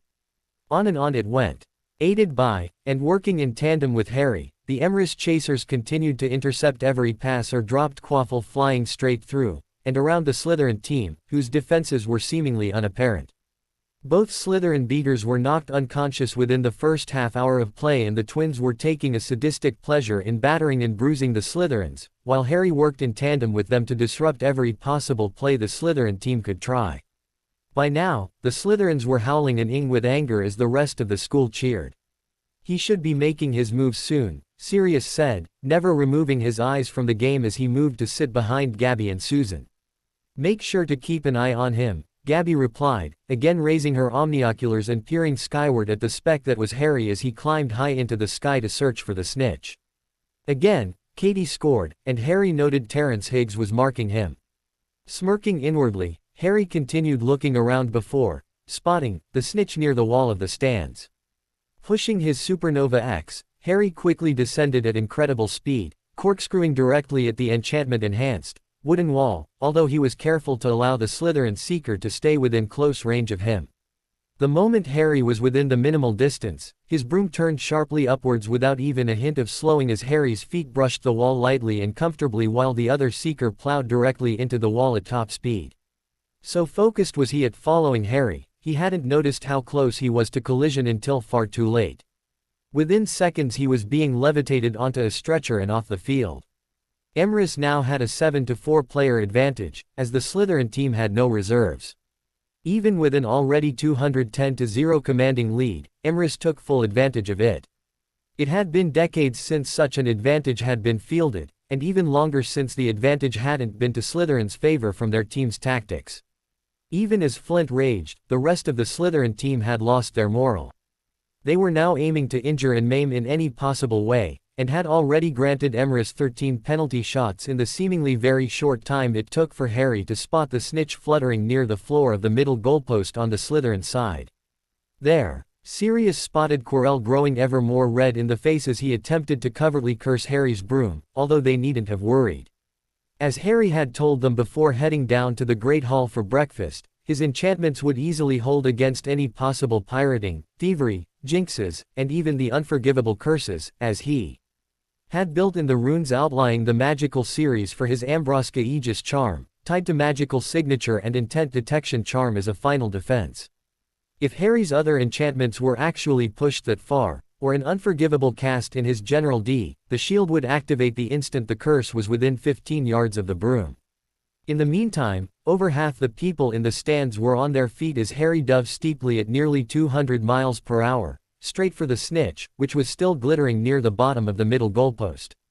Harry focused on the snitch below him, his heart racing with glee at his speed. He could feel the wind whip his face, blowing his robes around him as he touched the master rune to disable the weather-dampening charms. It was brilliant. He had almost gotten to it. Harry had dove over 600 feet in under 3 seconds, but it felt like forever to him as he focused on keeping his eye on the snitch, exhilarated at the speed and risk of his dive, knowing how close he would be pushing himself to his death if he plowed into the hard Quidditch pitch floor at this speed. 5 feet to go, there. Harry felt his hand wrap around the snitch with inches to spare from the ground. Pulling up immediately, he brought his broom to a dead stop within several yards, smoothly dropping off as if braking from such high speed within such a short distance was nothing spectacular. "I've got the snitch," Harry shouted, waving his clenched fist above his head, the gleaming golden snitch heel tightly within. The stands erupted in cheers. "Emrys wins," Lee's voice called out. "Astounding. Did you all see that catch? What an outstanding opening match for the new Emrys House team. If they wanted to start their legacy with a bang, they did it with a never-before-seen 710-0 total shutout." As Harry and Gabrielle made their way back up to the castle, he overheard Ron. "I'm telling you, Snape is evil, Sally," Ron insisted. "Remember Halloween, when he was levitating Professor Black out of the room in the forbidden corridor with that three-headed dog?" Harry stopped in his tracks. Snape and Sirius had been seen. "How do you know about Fluffy?" Harry heard Hagrid ask as the gamekeeper walked up to Ron, only having overheard the last part about the three-headed dog. "Snape tried to get past him on Halloween," Ron said. "He even forced Professor Black to help him. We think he was trying to steal whatever it's guarding. We saw him levitating Professor Black away after he failed. Professor Black had scratches and claw marks all over him." "Rubbish," Hagrid scoffed. "Snape's a Hogwarts teacher, he'd do nothing of the sort." "Fluffy?" Sally Ann inquired. "That thing has a name." "Well, o' course he does," Hagrid scoffed, puffing his chest out proudly. "After all, he's mine. Bought him off a Greek chappie I met in the pub last year. I lent him to Dumbledore to guard the—" "Yes," Ron said eagerly. "Now, don't ask me any more," said Hagrid gruffly. "That's top secret, that is. We're trying to tell you that Snape is trying to figure out how to steal it," Ron exclaimed, looking furious at Hagrid's dismissal. "Rubbish," Hagrid said again. "Snape is one of the teachers who helped protect it. He's about to try and steal it. Now, listen to me, both of ye, meddling in things that don't concern ye. It's dangerous. You forget that dog, and you forget what it's guarding. That's between Professor Dumbledore and Nicholas Flamel." "Nicholas Flamel?" Sally Ann asked. "The famous alchemist is involved. Hagrid, please tell me that there is not a philosopher's stone hidden somewhere beneath that trap door on the forbidden corridor." "Ah," Hagrid groaned, sounding furious with himself. "Now see here, and listen good. Yay. Forget about everything you heard, and forget about the stone. It's safe, Professor Dumbledore made sure of it. Shouldn't ye be getting to lunch anyways?" At the mention of food, Harry heard Ron's stomach give a loud rumble and watched as he and Sally Ann Perkis ran away from Hagrid, towards the Great Hall. "They are getting too close," Harry stated as he and Gabrielle walked up behind Hagrid. "Aye," Hagrid confirmed, staring off. Miss Perks is a sharp one," Harry silently agreed. Even worse, Ron had chosen a dangerous place to confront Hagrid about Fluffy. Seriously, out in the open in front of the castle, where there were still dozens of students loitering about. Harry's old friend needed to learn to think. The ability to think strategically was all well and good, but without the cunning required to keep plans or knowledge from falling into the wrong hands. Harry shook the thought from his mind. Hogwarts, Northern Scotland. Christmas was nearly upon them. Already, nearly the entire fall term had passed them by, and Harry still couldn't help but wonder on how much had changed since his first time around. No longer was he a Gryffindor, but Harry still felt more at home in Emrys than ever before. His friendships with those among his betrothed were progressing, each at their own pace. Of course, no feelings further than that, which Harry expected from himself and them, taking their age and overall maturity into account. His relationship with Gabby, of course, was the exception. Everything happened in its own time, Harry was sure. He would push nothing on any of them, but always be there for support or anything else his girls required, even if it were to curse him, yet again, for the predicament they found themselves in. Seriously, did any fool have the absurd idea that Harry was in an easy spot to handle, having so many girls that he was supposed to marry and keep happy? Harry had an ideal body-switching charm for the moron, as well as silencing charms, and of course a charm to possibly make said transfer permanent. Ah, possibilities. Being already halfway into December, students woke to find Hogwarts and the surrounding area covered in several feet of snow. The lake was frozen solid and the Weasley twins refused to walk anywhere onto the grounds after Harry had enchanted a few dozen snowballs to follow them around, pelting them in innumerable spots, changing the color, transparency, and even visibility of any article of clothing or hair they hit. The twins had to know that only Harry could have pulled it off, but they had yet to prove it, or even figure out how Harry managed it. No matter how gloomy the weather, the students' and staff's spirits were high, save possibly Severus Snape and Draco Malfoy. No one could wait for the holidays to start, even Harry. Earlier that week, one of the few owls that managed to battle their way through the stormy sky had brought a letter from Gabrielle's parents, requesting that Harry join them for Yuletide. Harry had immediately had Sirius take his name off the list of students that would be staying at Hogwarts for the holidays. Gabrielle was really excited. This would be their first Christmas together and Harry was going to be spending it with her family. "Hi, Hagrid, want any help?"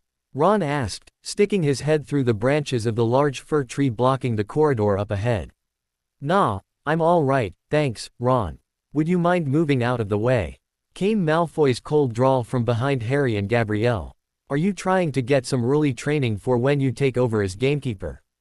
Huh? Are you hoping to get a palace as grand as Hagrid's hut? Maybe your entire family could each have their own bed in the room."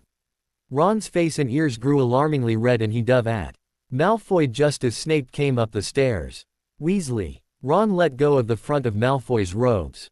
He was provoked. "Professor Snape," said Hagrid, sticking his huge hairy face out from behind the tree. Malfoy was insulting his family. "Be that as it may, fighting is against Hogwarts rules," Hagrid said Snape silkily. 5 points from Gryffindor, Weasley, and be grateful it isn't more. "Move along, all of you." Malfoy's cool glare, but silence surprised Harry as Malfoy smoothly disappeared without a word. "I'll get him," said Ron, grinding his teeth at Malfoy's back. "One of these days, I'll get him." "Maybe," said Harry, "you should focus on what your family has, and what Malfoy's clearly lacks." Ron looked confused at Harry, before bursting into a grin. "That's right," he yelled joyfully. "Malfoy's entire fortune is gone, and his dad is a laughingstock." Ron ran ahead laughing the entire way until he disappeared from view.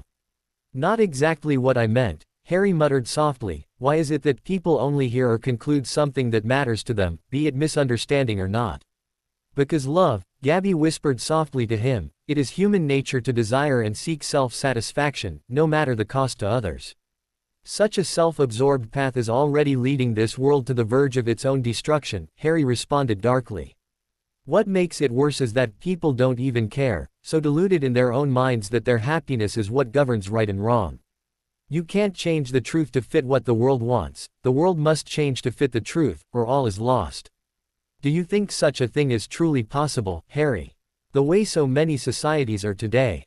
Harry asked. "Not a chance." You saw how Ron reacted when faced with an assumption he desired, even if his logic was flawed. As long as personal happiness and acceptance are more important to people than doing what is right, this world will continue on its dark path. Gabby smirked and grabbed Harry's arm before pulling him along. "Come on, cheer up, it's nearly Christmas," she said. "Let go of your worries and let's just enjoy being together for the holidays." Harry smiled at the glow in Gabby's eyes. She was so full of life. She was right. This was a time to celebrate and give thanks. Harry and Gabrielle ended up following Hagrid to the Great Hall. The Great Hall looked amazing. Festoons of holly and mistletoe hung all around the walls, and no less than 12 towering Christmas trees stood around the room, some sparkling with tiny icicles, some glittering with hundreds of candles. "How many days you got left until our holidays?" Hagrid asked. "Just one," said Hermione, coming up from off to the side. "Harry is going to be spending Christmas in France with my family," Gabby exclaimed happily, watching Professor Flitwick, who had golden bubbles blossoming out of his wand and was trailing them over the branches of the new tree. "France," said Hagrid. "Ah, I'm happy fair yay. Be sure to enjoy yourselves, yay here." Quote. "Of course," Gabby giggled. Harry smiley. The end. I hope you enjoyed this story. Also remember to subscribe and like this video. See you in the next video.